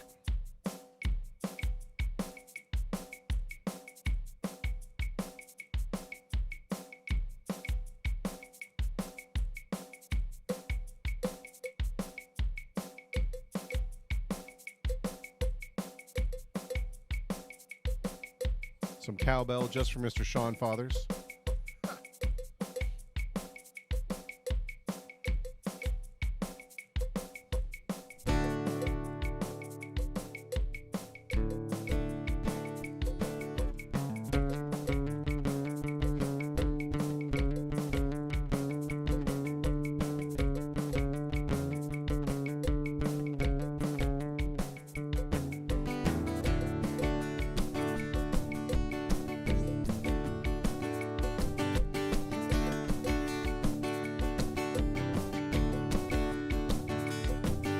Oh, they like to get you in a compromising position.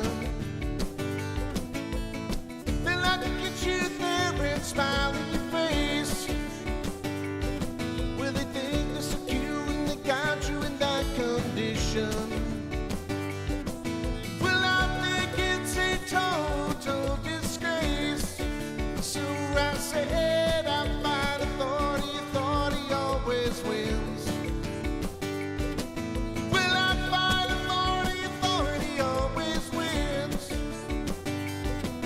I've been doing it since I was a young kid and I come out grinning.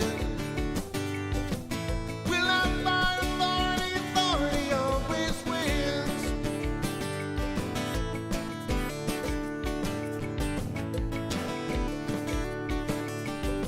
When I call on my preacher, I say, give me a strength for round 5. He says, you don't need no strength, you need to grow up, son. I said growing up leads to growing old and leads to dying. Dying to it sound like all that much fun. So I said I fight authority, authority always wins. Will I fight authority, authority always wins. See, I've been doing it since I was a young kid and I come out swinging.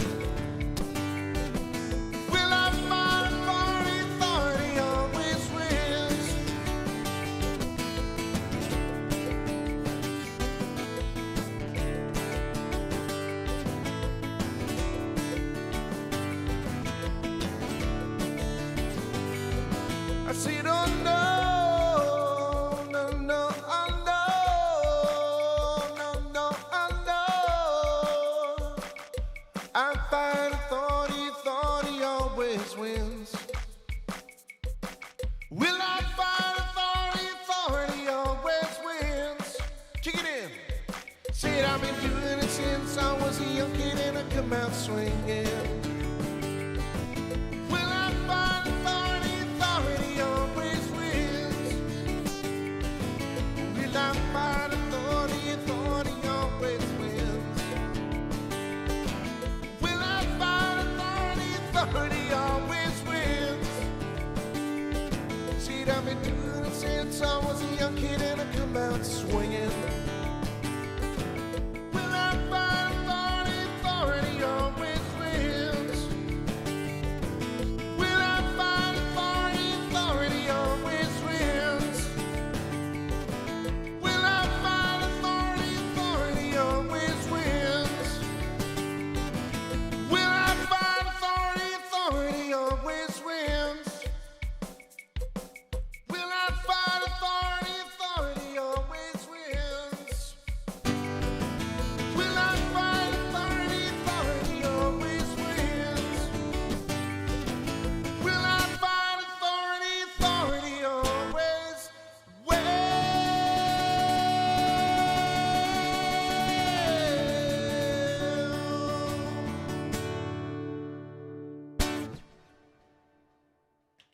A little background there on why Sean Father says, oh, because I know you love it. The cool thing about being a musician in Windsor, Essex County is that so many of my friends are also musicians, and we all get to go and see each other play on occasion. When I have a rare night off, the only thing I want to do is go out and watch other music being performed. And inevitably, everybody gets each other up on stage. So, you'll go to a club, and if there's, a bunch of musician friends of yours that are there, you can bet your bottom dollar that you'll be pulled up on stage to do a song. And for some reason, I don't understand why, but for some reason, the only two songs that I ever get called up to do are the Authority song and Pink Cadillac. I don't know why. We have yet to do Pink Cadillac on this broadcast. We'll do it next. Why not, right?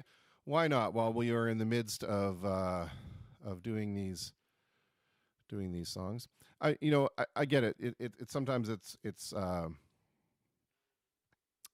that you need to do songs that the band is familiar with. I get it. It's fine. We're good. How the hell do you spell Cadillac? I think there's one D and two L's, right? I think. That's a Bruce Springsteen song. I mean, I should love it, right?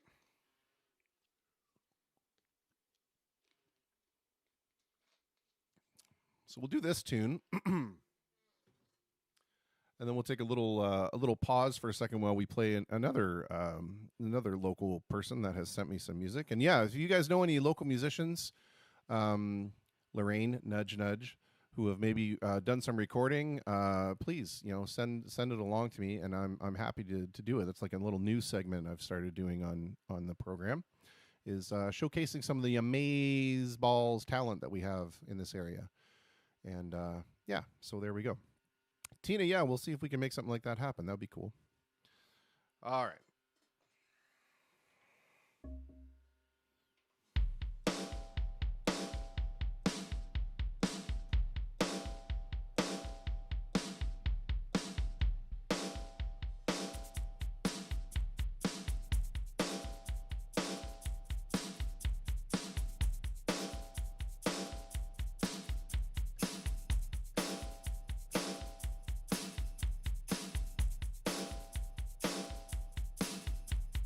You know what's coming. E flat above high C. The woodblock.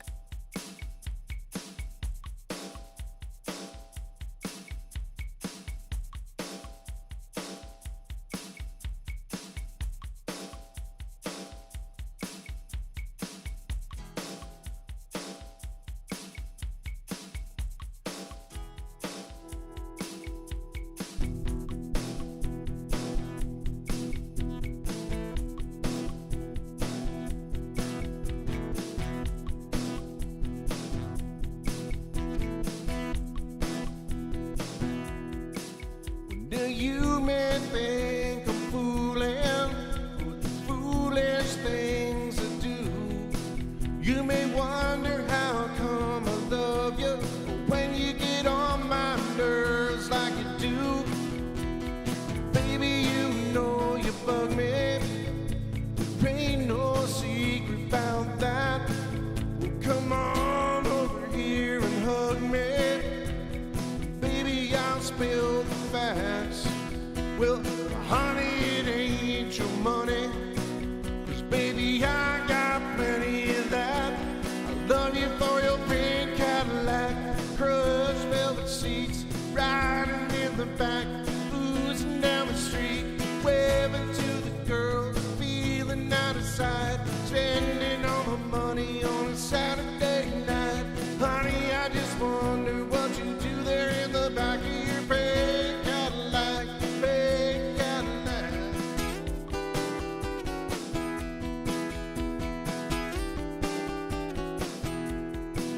Well, now way back in the Bible, temptations always come along. There's always somebody tempting somebody into doing something they know is wrong. Well, they tempt you, sir, with Gilbert. They tempt you, man, with gold. And they tempt you with the pleasures that the flesh does surely hold. They say that Eve tempted Adam with an apple, but man, I ain't going for that. I know it was her pink Cadillac, crushed velvet seats, riding in the back, oozing down the street, waving to the girls, peeling out of sight, spending all my money on a Saturday night. Honey, I just wonder what it feels like in the back of your pink Cadillac, pink Cadillac.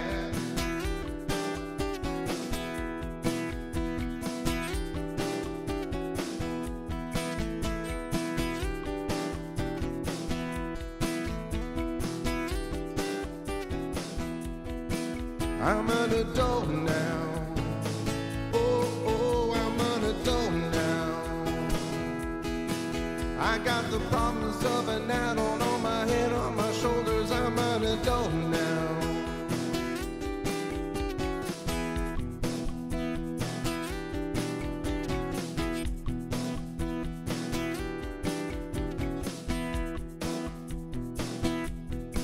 Well, now some folks say it's too big, uses too much gas.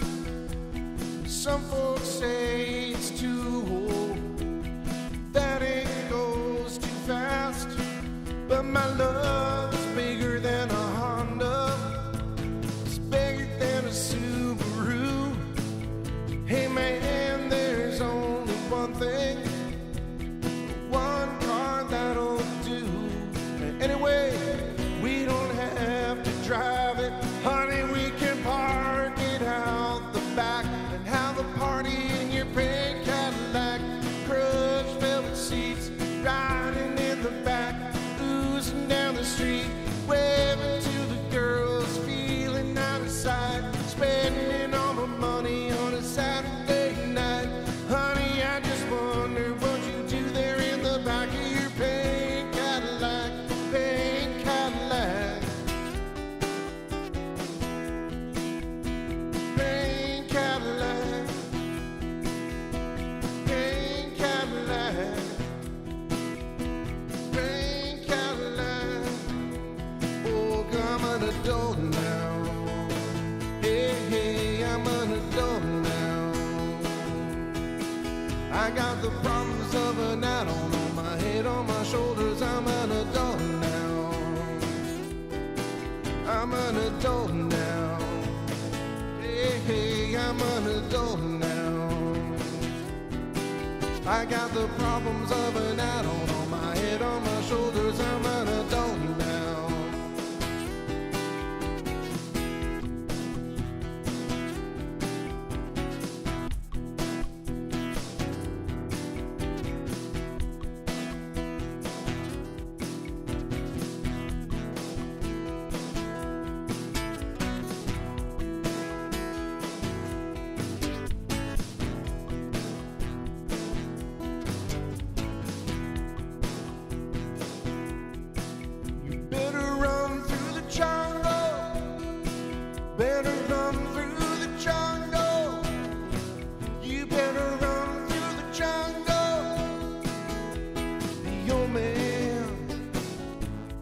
is up the road.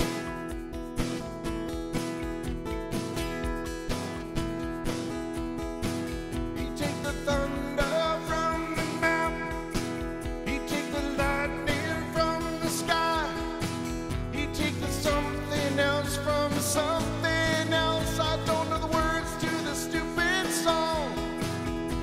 The old man is up the road.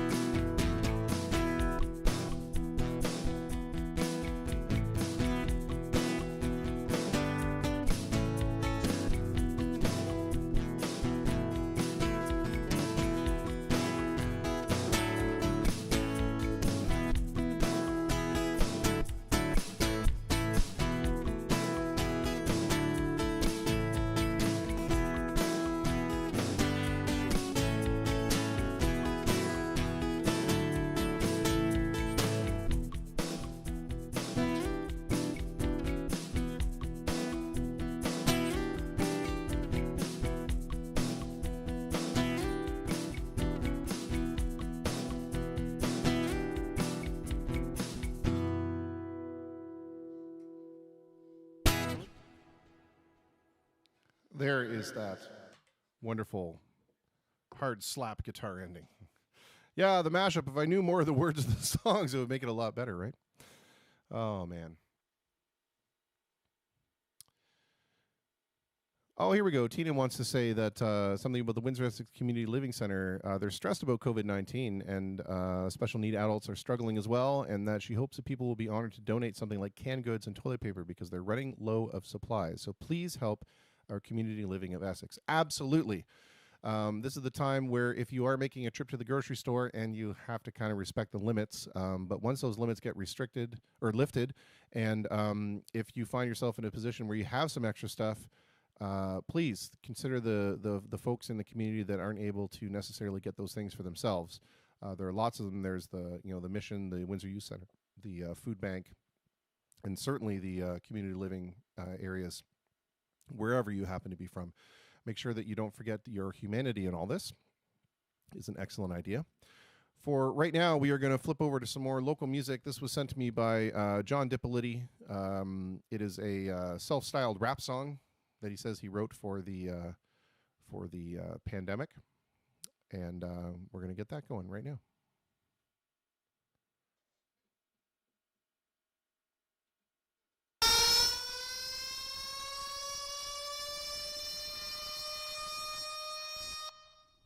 This is a state of emergency alert. Stop the spread of COVID-19.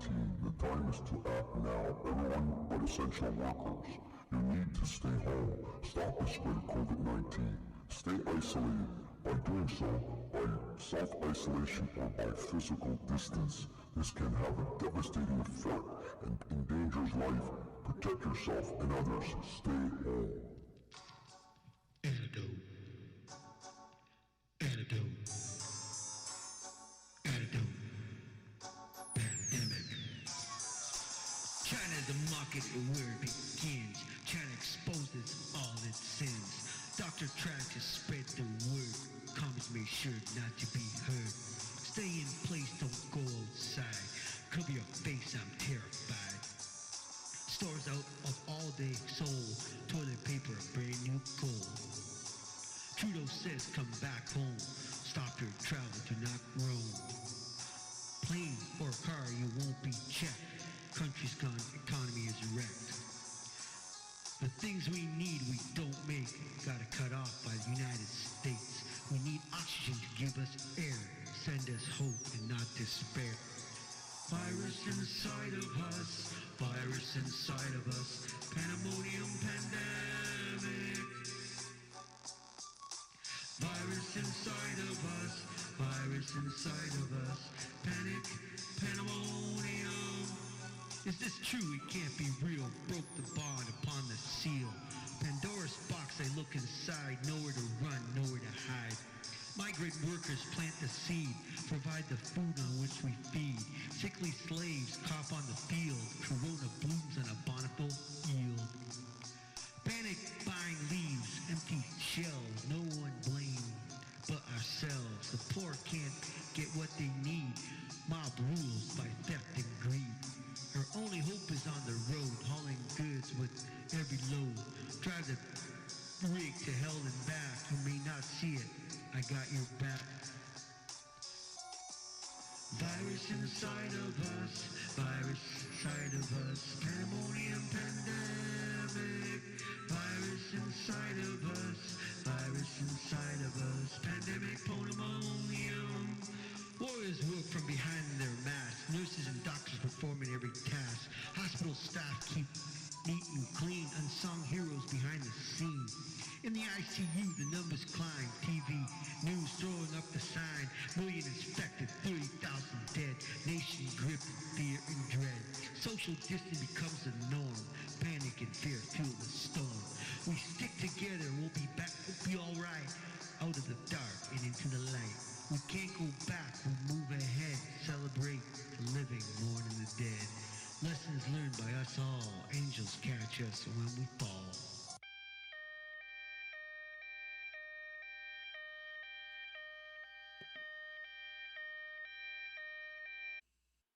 Whether you had pandemic pandemonium from I think pandemic pandemonium is the song, and antidote is the artist. I'm a little confused as to how that worked out, but whatever. We're good. We're glad to have them. We're glad that people are participating. We have another one that was sent to us by Mr. Sean Fathers, and we're going to get to that in a little bit. I'm going to play some more of my stuff as well. I'm just kind of getting this prepared behind the scenes.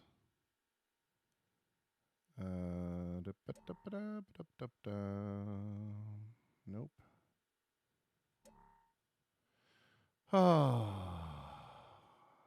Some days I really need the production assistant. What I need to do is I need to start. So I've done a lot of work where I've been doing some of this stuff via the web, right? So the guests now, for example, are a one-click setup, and they're good. So it helps me do those pretty quickly. So I need to do that now with this. Now that I'm doing the media thing, I can be like, oh, this is the picture. This is the... Yeah, anyway, I'm boring you with the details that you don't necessarily need to be involved with or give a crap about. Because I'm talking now because I need to find another song to play. Oh, somebody said Wild Horses. How about Speaking Moistly by our man JD? Well, come on now. Let's not go there. Let's not go there. He misspoke. If the worst thing we can say about our prime minister right now is that he accidentally said the word moist. The president of the United States showed a propaganda video at his press conference. Moist propaganda video. That's all I'm going to say about that.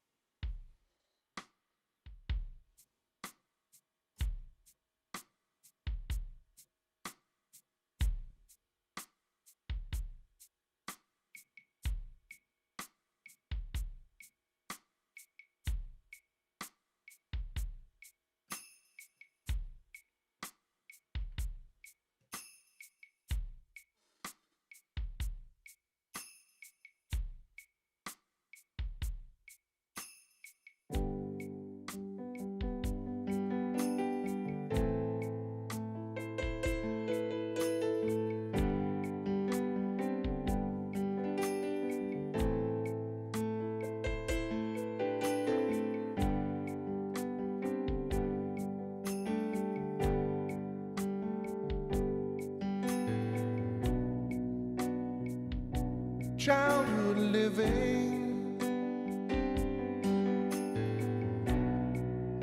it's easy to do. The things that you wanted,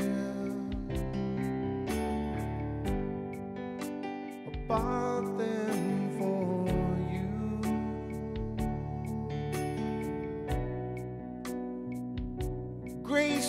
lady. You know who I am.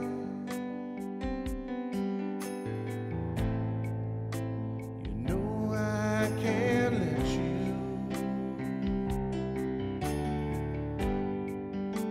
slide through my hands. Wild horses couldn't drag me away.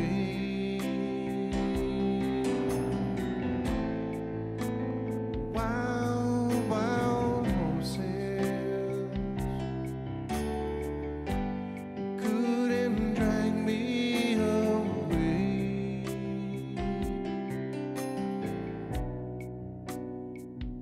I watched you suffer.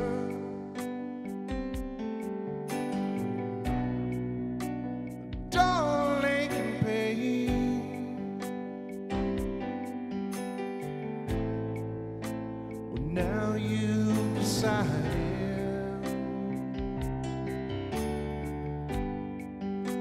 to show me the same.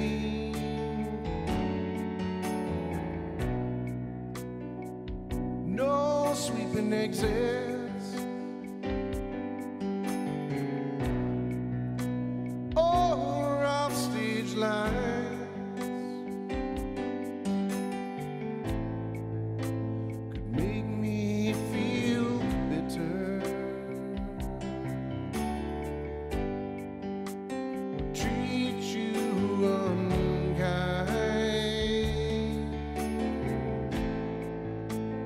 Wild horses couldn't drag me away.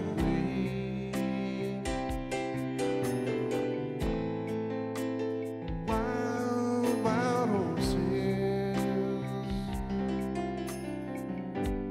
couldn't drag me away.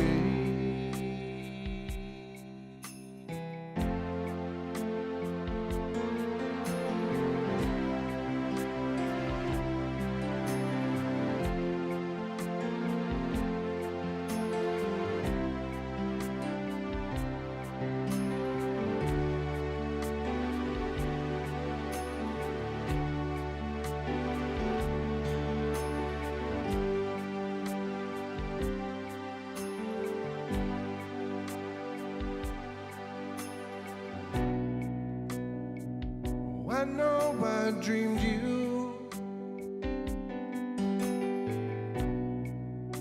a sin and a lie.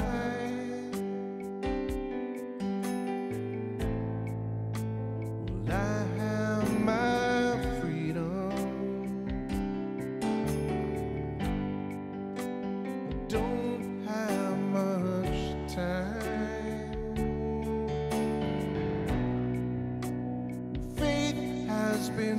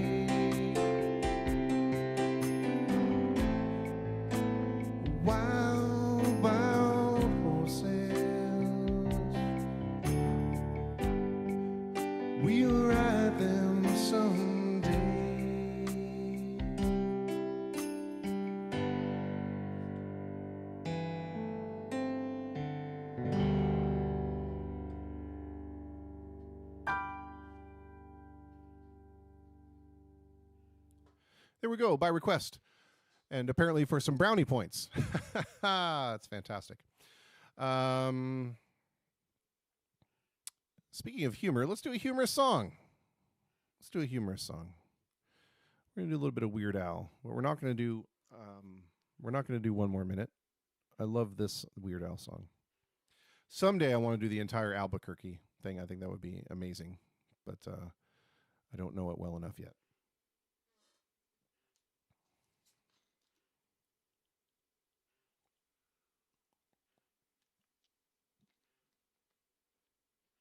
All right, let's see here.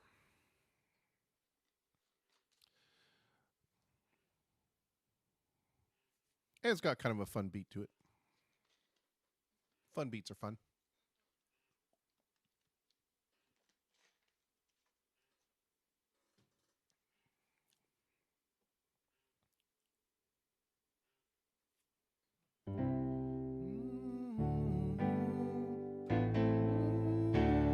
All right, we can do that. That'll work.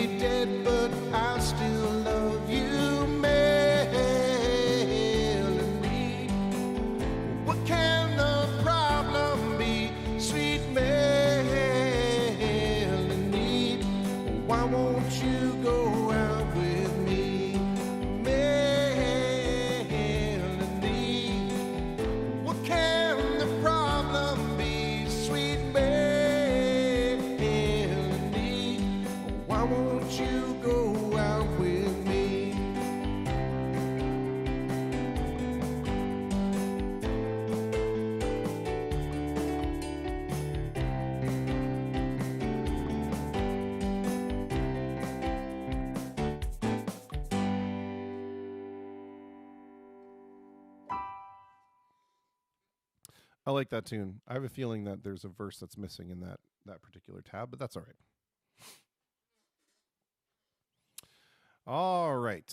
Oh, you got your Coke Zero. Cool. I got some replacement Coke Zero a little while ago, so I feel like I'm on track. I'm on track.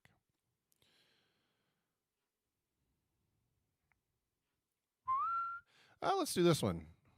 Jim and I have done this one before, but I've never done this one on my own. So, Mr. Jim O'Neill, this is dedicated to you, sir.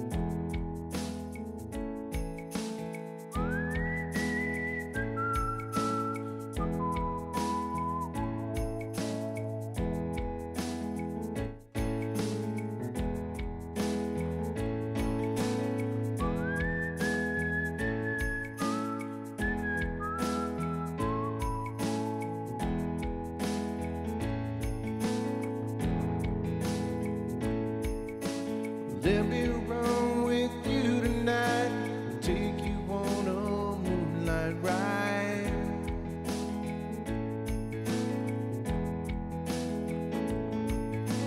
There's someone I used to see, but she don't give a damn for me.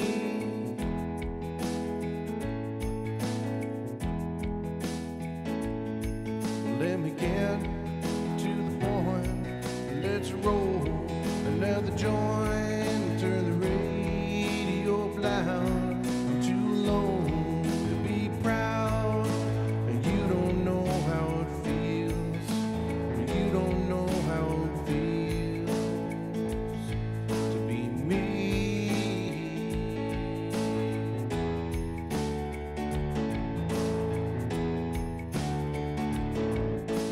People come and people go.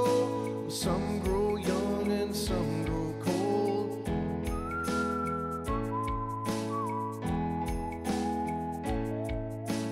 I woke up in between a memory and a dream.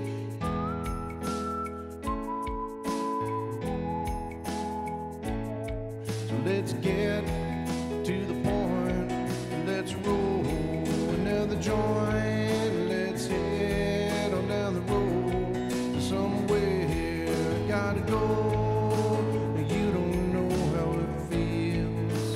You don't know how it feels. You don't know how it feels to be me.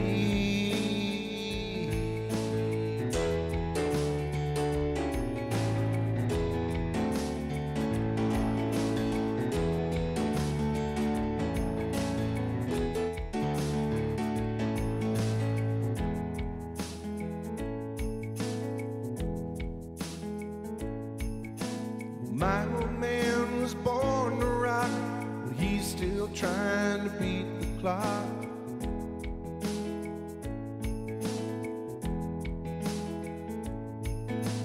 Think of me, want you well, got a little space to fill.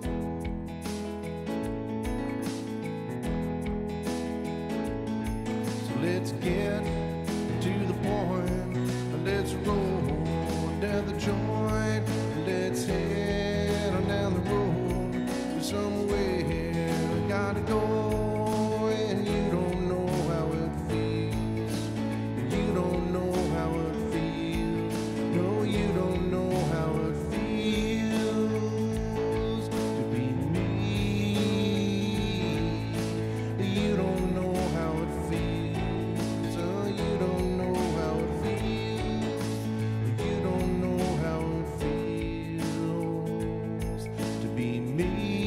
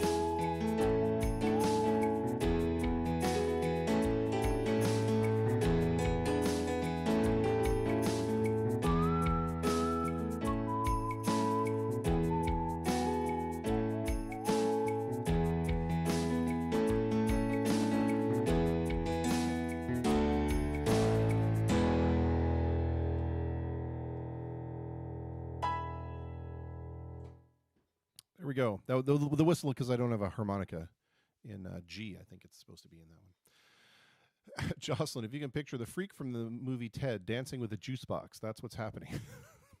Okay. I've never seen the movie Ted, so I don't know. I'm just picturing a freak with a juice box. And strangely enough, having children, that's not so hard for me to picture. All right, let's do another one, and then we'll break for some more. I got sent another song by Mr. Sean Fathers from a Windsor band called Midnight Holler, and I'm interested to play that for you as well. And again, please, people who are watching this, even on replay, send me your stuff. I definitely want to play it.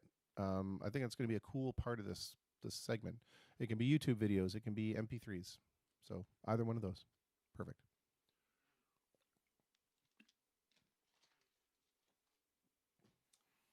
Well, Lorraine wanted Colorful. How can I refuse to play that song ever? It's like so beautiful song. Let's do it.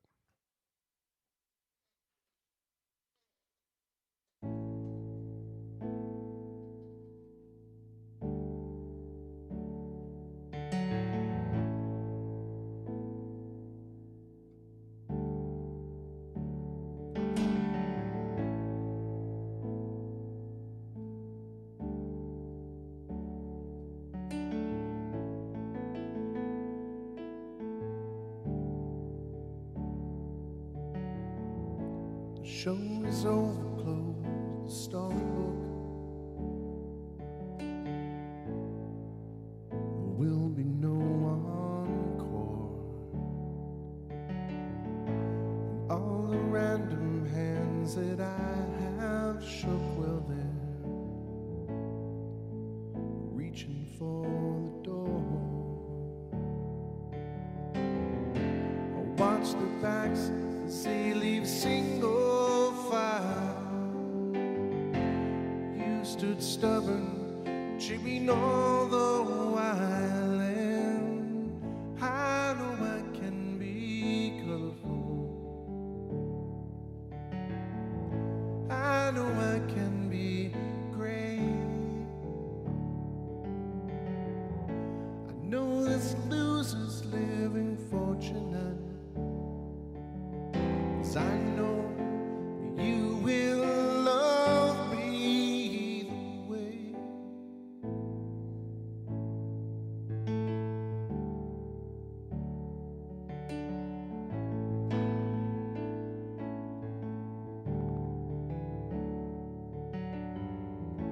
Well, most will be good for goodness sake, but you would not pantomime.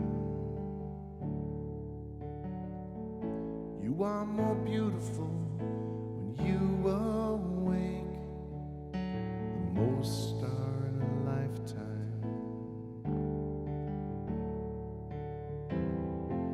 Look ahead as far as you can see. You live in drama, but you'll die in a comedy, and I know I can be colorful. I know I can be great. I know there's losers living fortunate, 'cause I know you will love me, 'cause I know you love me, 'cause I know you will love me anyway.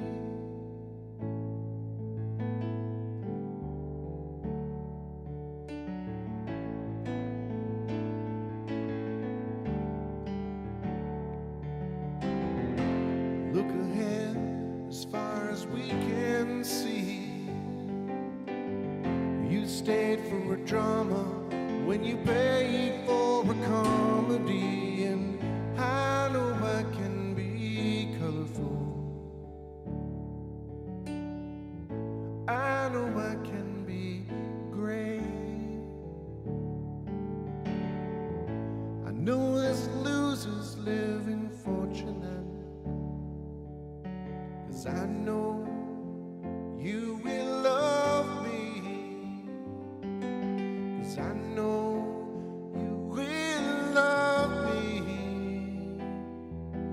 'cause I know you will love me anyway.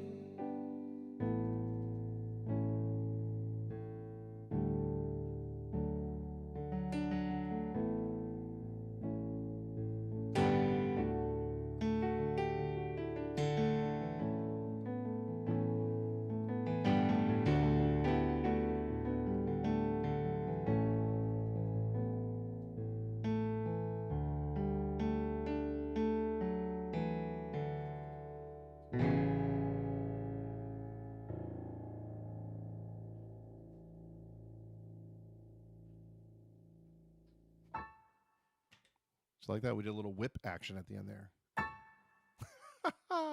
Oh, Stacey Donnelly and Lorraine, that's my pleasure to play that song for you guys. I'm so glad you like it. I absolutely love it. I know it's kind of a downer when I do it, but whatever.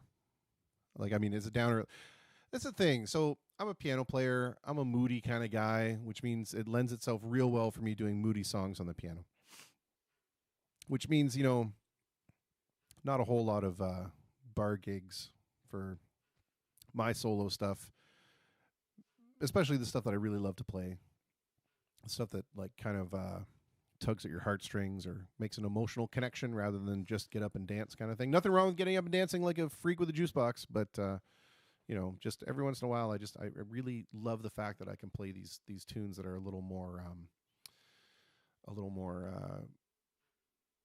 soulful, I guess, or emotional. I don't know, whatever. Moody bastard. That's what we'll put it down to. I love this tune. This is a Bruce Springsteen song from the I believe, yeah, it goes to Tom Joad album. So it's just really good.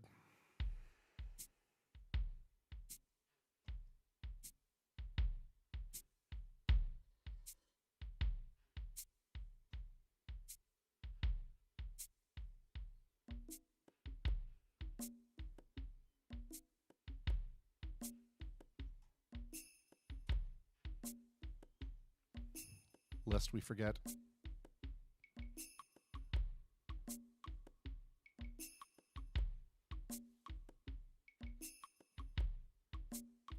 I don't want to do this on guitar. I want to do this on piano. I'm making an executive decision.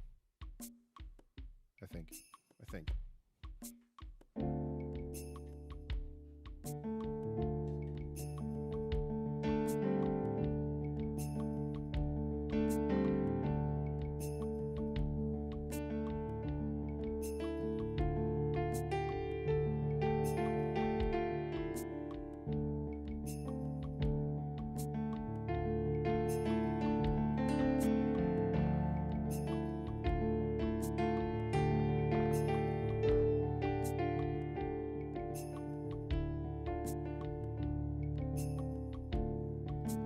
Here in Northeast Ohio, back in 1803, James and Danny Heaton found the ore that was lying in Yellow Creek.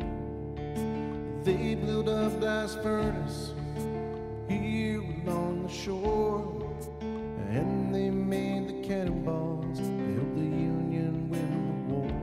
Here in Youngstown, my sweet Jenny, I'm sinking down here, darling, in Youngstown. Well, my daddy worked the furnaces, kept them hotter than hell. I came home from Nam, worked my way to Scarford, a job that suited the devil as well. Taconite, coke, and limestone fed my children, made my pay. Them smokestacks reaching like the arms of God to a beautiful sky of soot and clay. Here in Youngstown, my sweet Jenny, I'm sinking down here, darling, Youngstown.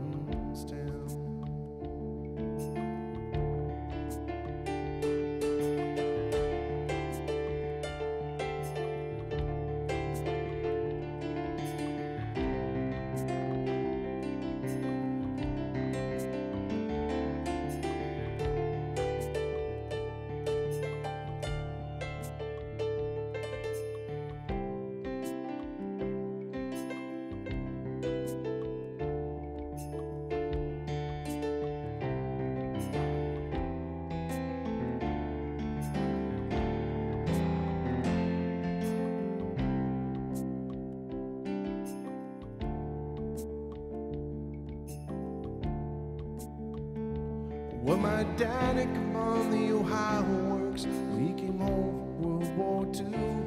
Now the yard is just scrap and rubble. He said them big boys did what Hitler couldn't do. These mills, they built the tanks and bombs, won this country's wars. We sent our sons to Korea and Vietnam. Now we're wondering what they were dying for. Here in Youngstown, here in Youngstown, my sweet Jenny, I'm sinking down. Here down in Youngstown, from the Monongahela Valley to the Mesabi Highland Range, to the coal mines of Appalachian, the story is always the same. 700 tons of metal a day. Now, sir, you tell me the world's changed. Once I made you rich enough to forget my name. Here in Youngstown, here in Youngstown, my sweet Jenny, I'm sinking down. Here down in Youngstown, here in Youngstown, here in Youngstown, my sweet Jenny, I'm sinking down. Here down in Youngstown.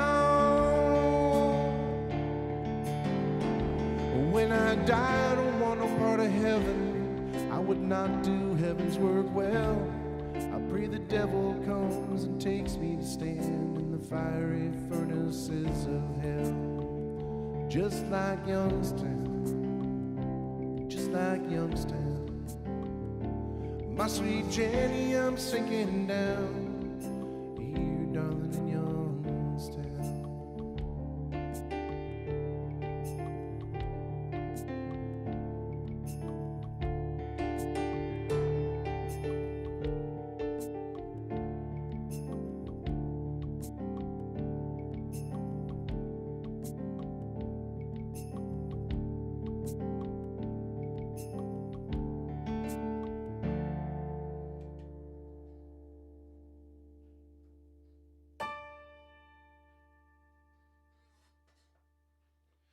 Such a pretty song, like a mournful song. So sad. So sad. All right, well, let's go back to some more original music now. This was sent to me via Sean Fathers, who sent it on behalf of the Midnight Holler Band from Windsor. The song is called She Never Got Mad. And we're going to listen to it right now on the Face to Facebook livecast.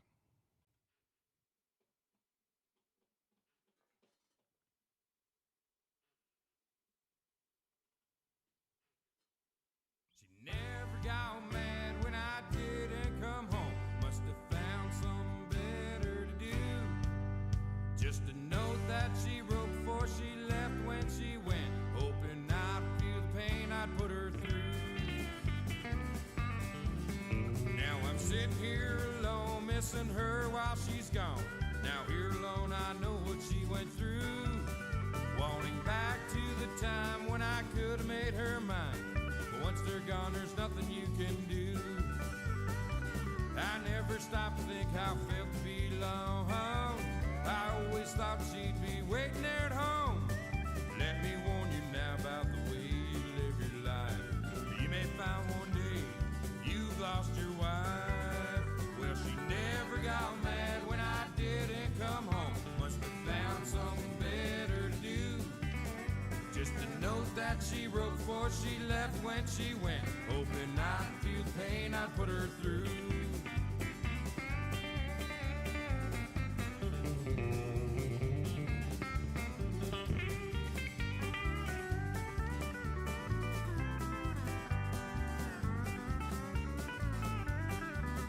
Well, I'm feeling a pain, wish to see her face again. But once they're gone, there's nothing you can do. Oh, the tables have turned, a good lesson I've learned. I should have been home loving you. I never stopped to think how it felt to be alone. I always thought she'd be waiting there at home. Let me warn you now about the way you live your life. You may find one day you've lost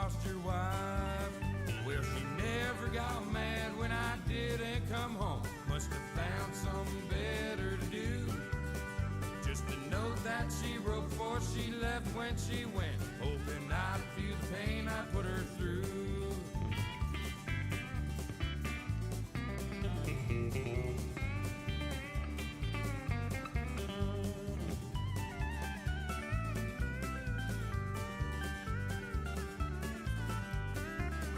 Well, she never got mad when I didn't come home. Must have found something better to do. Just a note that she wrote before she left when she went, hoping I'd feel the pain I put her through. Well, she never got mad when I didn't come home. Must have found something better to do. Just a note that she wrote before she left when she went, hoping I'd feel the pain I put her through. Hoping I'd feel the pain I put her through.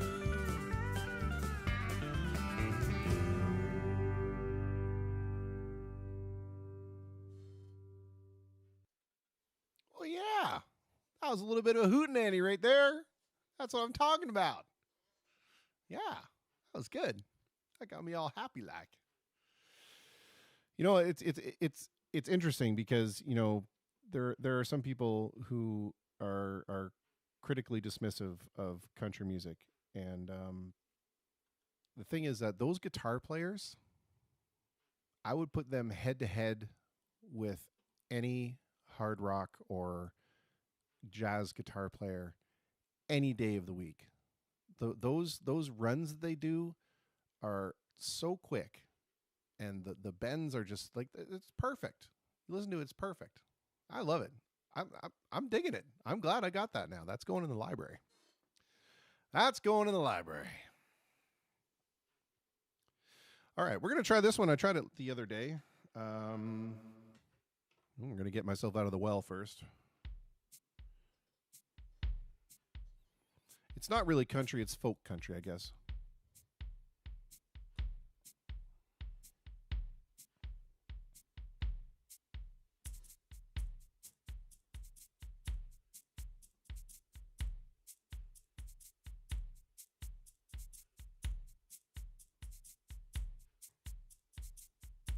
Can't forget this part.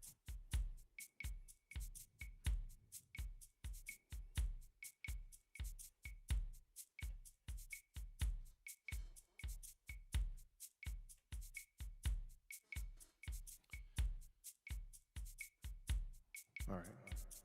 This is a guitar song, but we're going to try it on piano.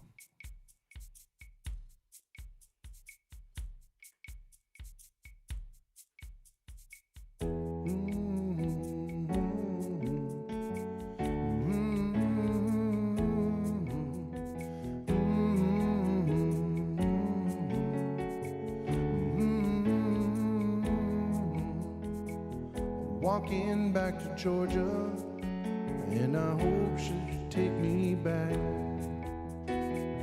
Nothing in my pockets, and all I own is up on my back. But she's the girl who said she loved me on that hot, dusty Macon road.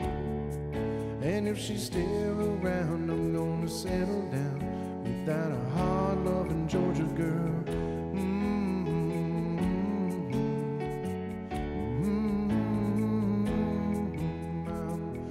Walking back to Georgia, 'cause she's the only one who knows how it feels to live a dream and how it feels when you dream alone. Well, she's the girl who said she loved me on that hot, dusty Macon road.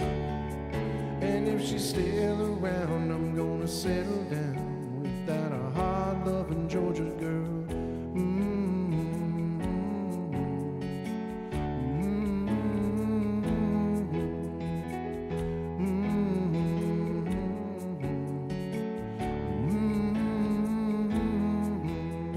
Georgia, can you hear me calling? I'll be home in just a while. And if I had to, I'd be crawling just to share another morning smile. But you're the girl who said you loved me on that hot, dusty long ago. And if you're still around, I'm gonna settle down with you, my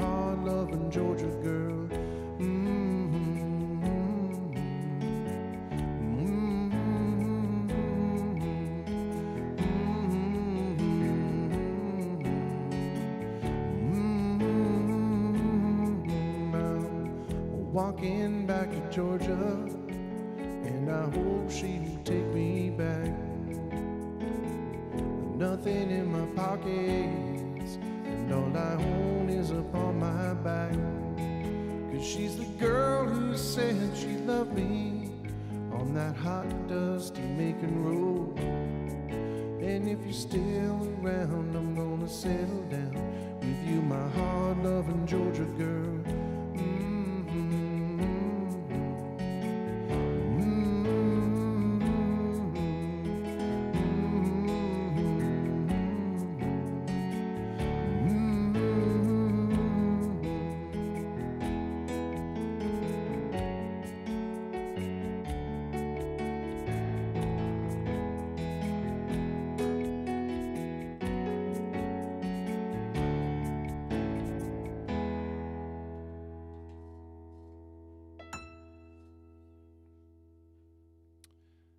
There we go. How about Broken Halos? That's a country song. It is a country song.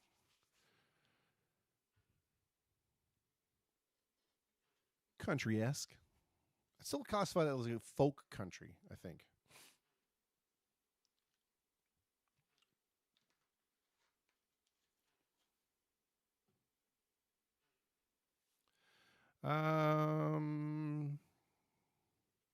Yeah, we can do Broken Hills. You think by now I know the words to that song. This thing is such a crutch, man.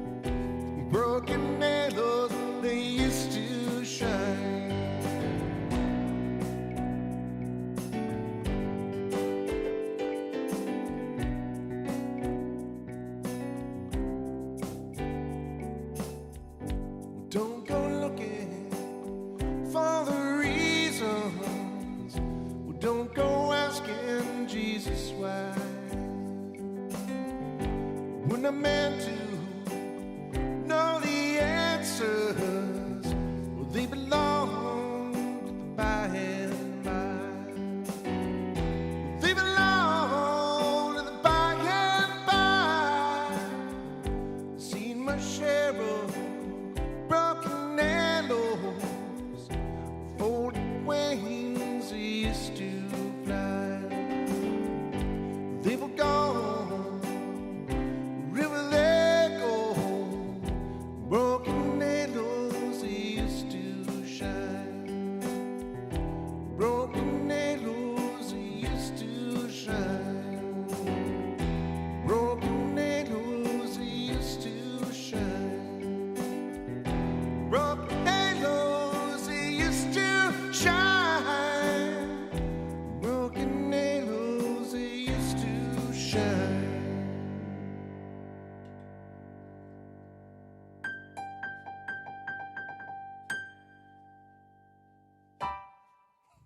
the one that got away.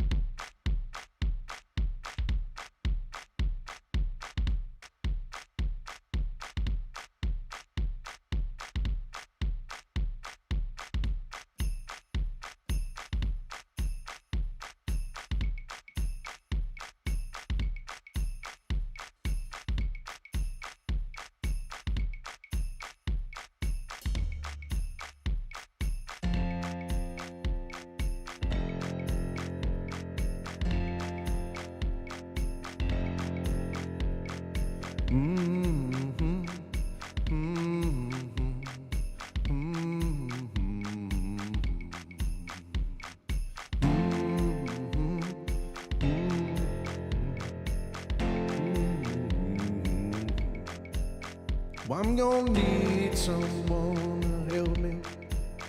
I'm gonna need someone to care. I'm gonna need someone to hold me down. I'm gonna need somebody's hand. 'Cause I'm gonna writhe and shake my body. I'll start pulling out my hair. 'Cause I'm gonna cover myself in the ashes of you, and nobody's gonna give a damn. Son of a bitch, give me a drink. One more night, this can't be me. Son of a bitch, I can't get clean. I'm gonna drink my life away. Whoa, whoa, whoa, whoa,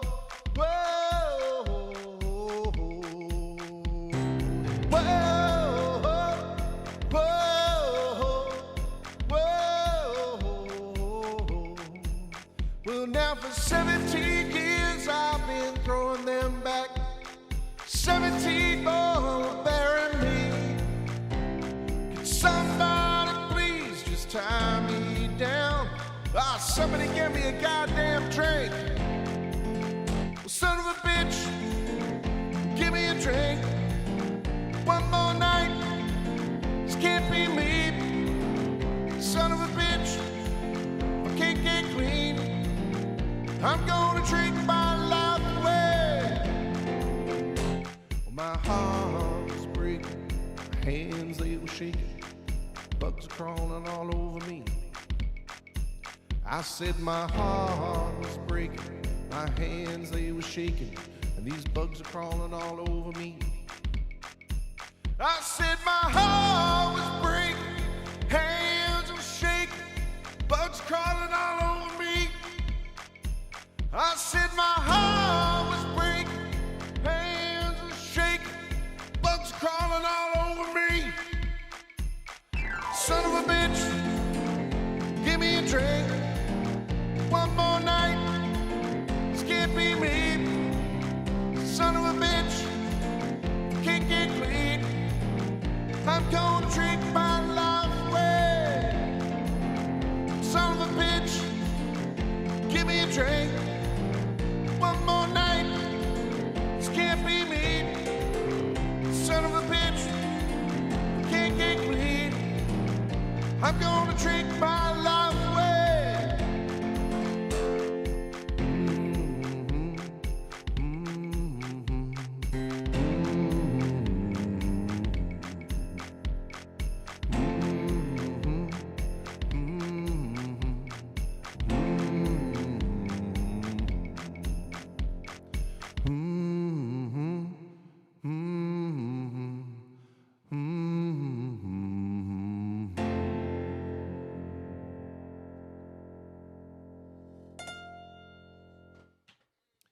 There you go. It misses something without the. You know, I should have looped the the horn section. Just this keyboard is like a really, I don't know. it has a really bad horn section. Like, I guess that would have been all right.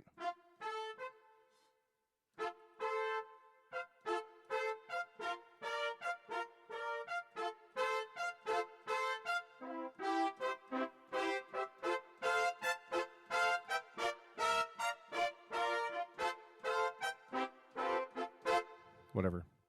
Next time. We'll do it next time. On the next program, you shall hear the proper sort of proper-esque. I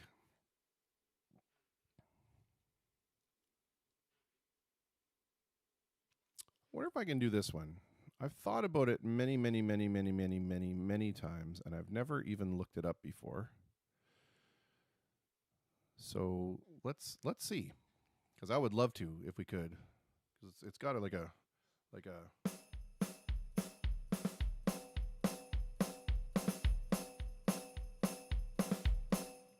got a great beat to it.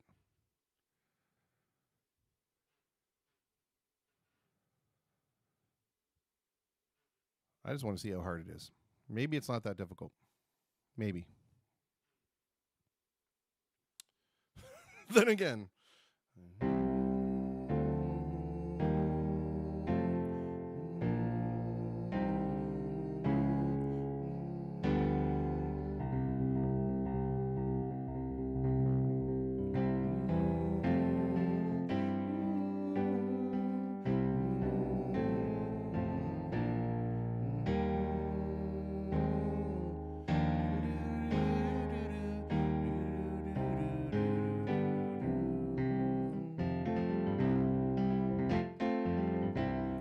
I think we're gonna try it, and we're gonna end the night with this one because it could either be terrible or magnificent. I'm gonna err on the side of terrible. So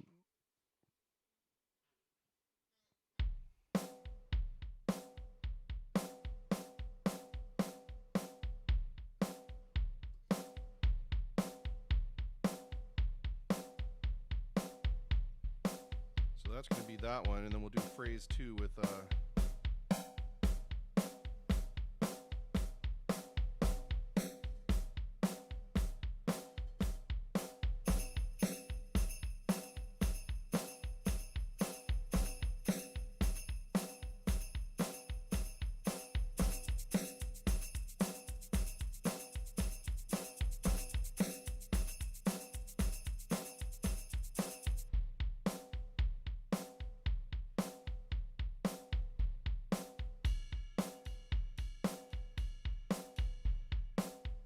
Yeah, let's try that.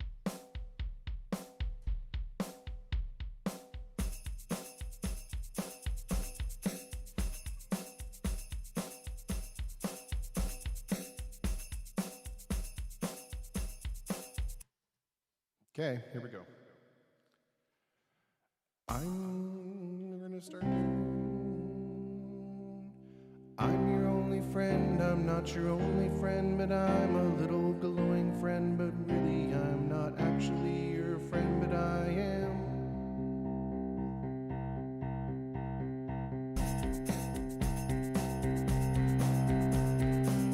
Blue canary in the outlet by the light switch, who watches over you? Make a little birdhouse in your soul, not to put too fine a point on it. Say I'm the only bee in your bonnet. Make a little birdhouse in your soul.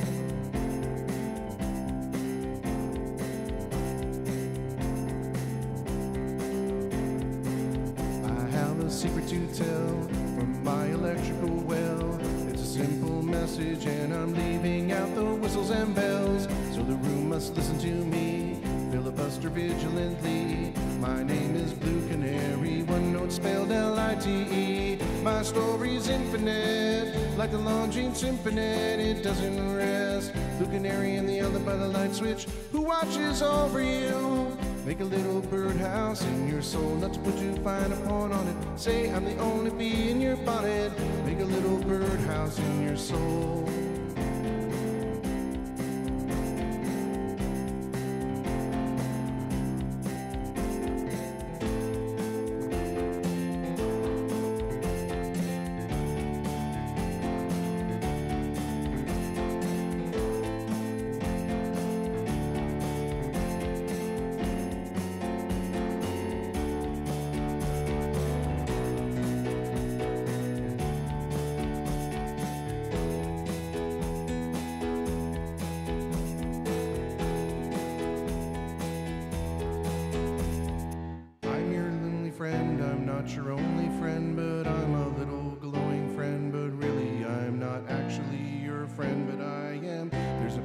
opposite me.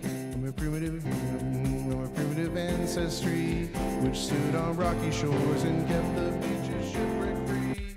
Though I respect that a lot, I'll be fired at that with my job. After killing Jason off and countless screaming Argonauts, bluebird of friendliness, like guardian angels, it's always near. Blue canary in the under by the light switch, who watches over you. Make a little birdhouse in your soul, not to put too fine a point on it. Say I'm the only bee in your bonnet. Make a little birdhouse in your soul.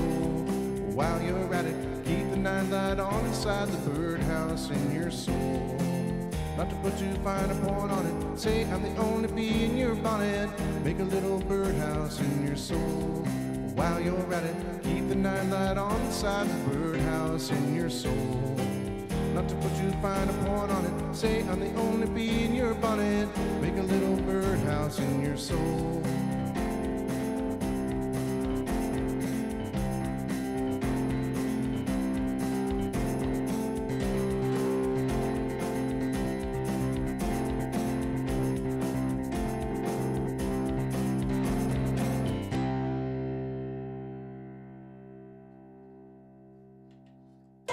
Yeah, so that was a little on the fast side. And there's like a bazillion chords in there. I probably should have looked at it first. That's a definite keeper. We're going to slow it down, and we're going to learn it a little bit better next time. Anyway, our streaming clock says it's 5 hours and 45 seconds. So we are at the end of another Face-to-Facebook live cast. We got some graphic upgrades that might be coming soon, courtesy of our friend David Michael from Rockstar Music Hall. Speaking of which, take a moment to thank our lovely sponsors for helping us out when it comes to paying for the streaming services. So there's Rockstar Music Hall, Windsor's premier concert venue. And right above them, the Platinum Room, which is a banquet and event center. They are a full-featured event center. They do things like catering, event planning. And also in there, if you are looking to get married, Windsor Weddings is a partner of theirs that are in there. They can do everything from planning the event to providing the DJs to the officiant ceremonies. So you can actually get married at the venue, which is pretty cool. And not to forget the Border City Dance Company, under the direction of Melissa Williams, who has worked with some incredibly big names, Prince among them. And So You Think You Can Dance Canada. You can see her choreography on there from seasons 1 to 4. Very, very heartfelt thank you to you folks for believing in what we're doing and helping funnel some cash in there. Speaking of which, if you're watching this on replay or if you're just ending the night with us right now, those two links over there on the side, are a way for you to help me out, subsidize some of the gig money that I'm losing. If that's your way of saying thank you, that's awesome. And if your way of saying thank you is being here, that's also awesome. Also, to our partner at the AVB podcast, you're going to see his information was kind of popping up and scrolling through here as well. But you want to go check him out, theavb.com. He's got some fantastic stuff, and there's some pretty cool stuff in the works between AJ and myself. So we're going to talk a little bit more about that, hopefully in the super near future, because it means some pretty cool stuff. I'm not going to lie. AJ's a pretty cool guy. I'm a semi-cool guy. Between us, we're a cool guy. Anyway, it's been awesome hanging out with you. I hope you enjoyed the new feature of the local music thing or the independent music thing. And if you know somebody that you'd like to have their music on the show, then I think that would be great, and I'd be happy to play it. It could be a YouTube video, it could be an MP3 file. If it's going to be an MP3, I'd also appreciate a picture of the band or a picture of the album or whatever. But that is it. Thank you to my awesome guests for hanging out with me, and we look forward to more. Tomorrow we'll be back at 7 o'clock p.m. for Wacky Wednesdays, Weird Wednesdays, Wonderful Wednesdays, Warped Wednesdays. We'll think of some alliteration that goes there.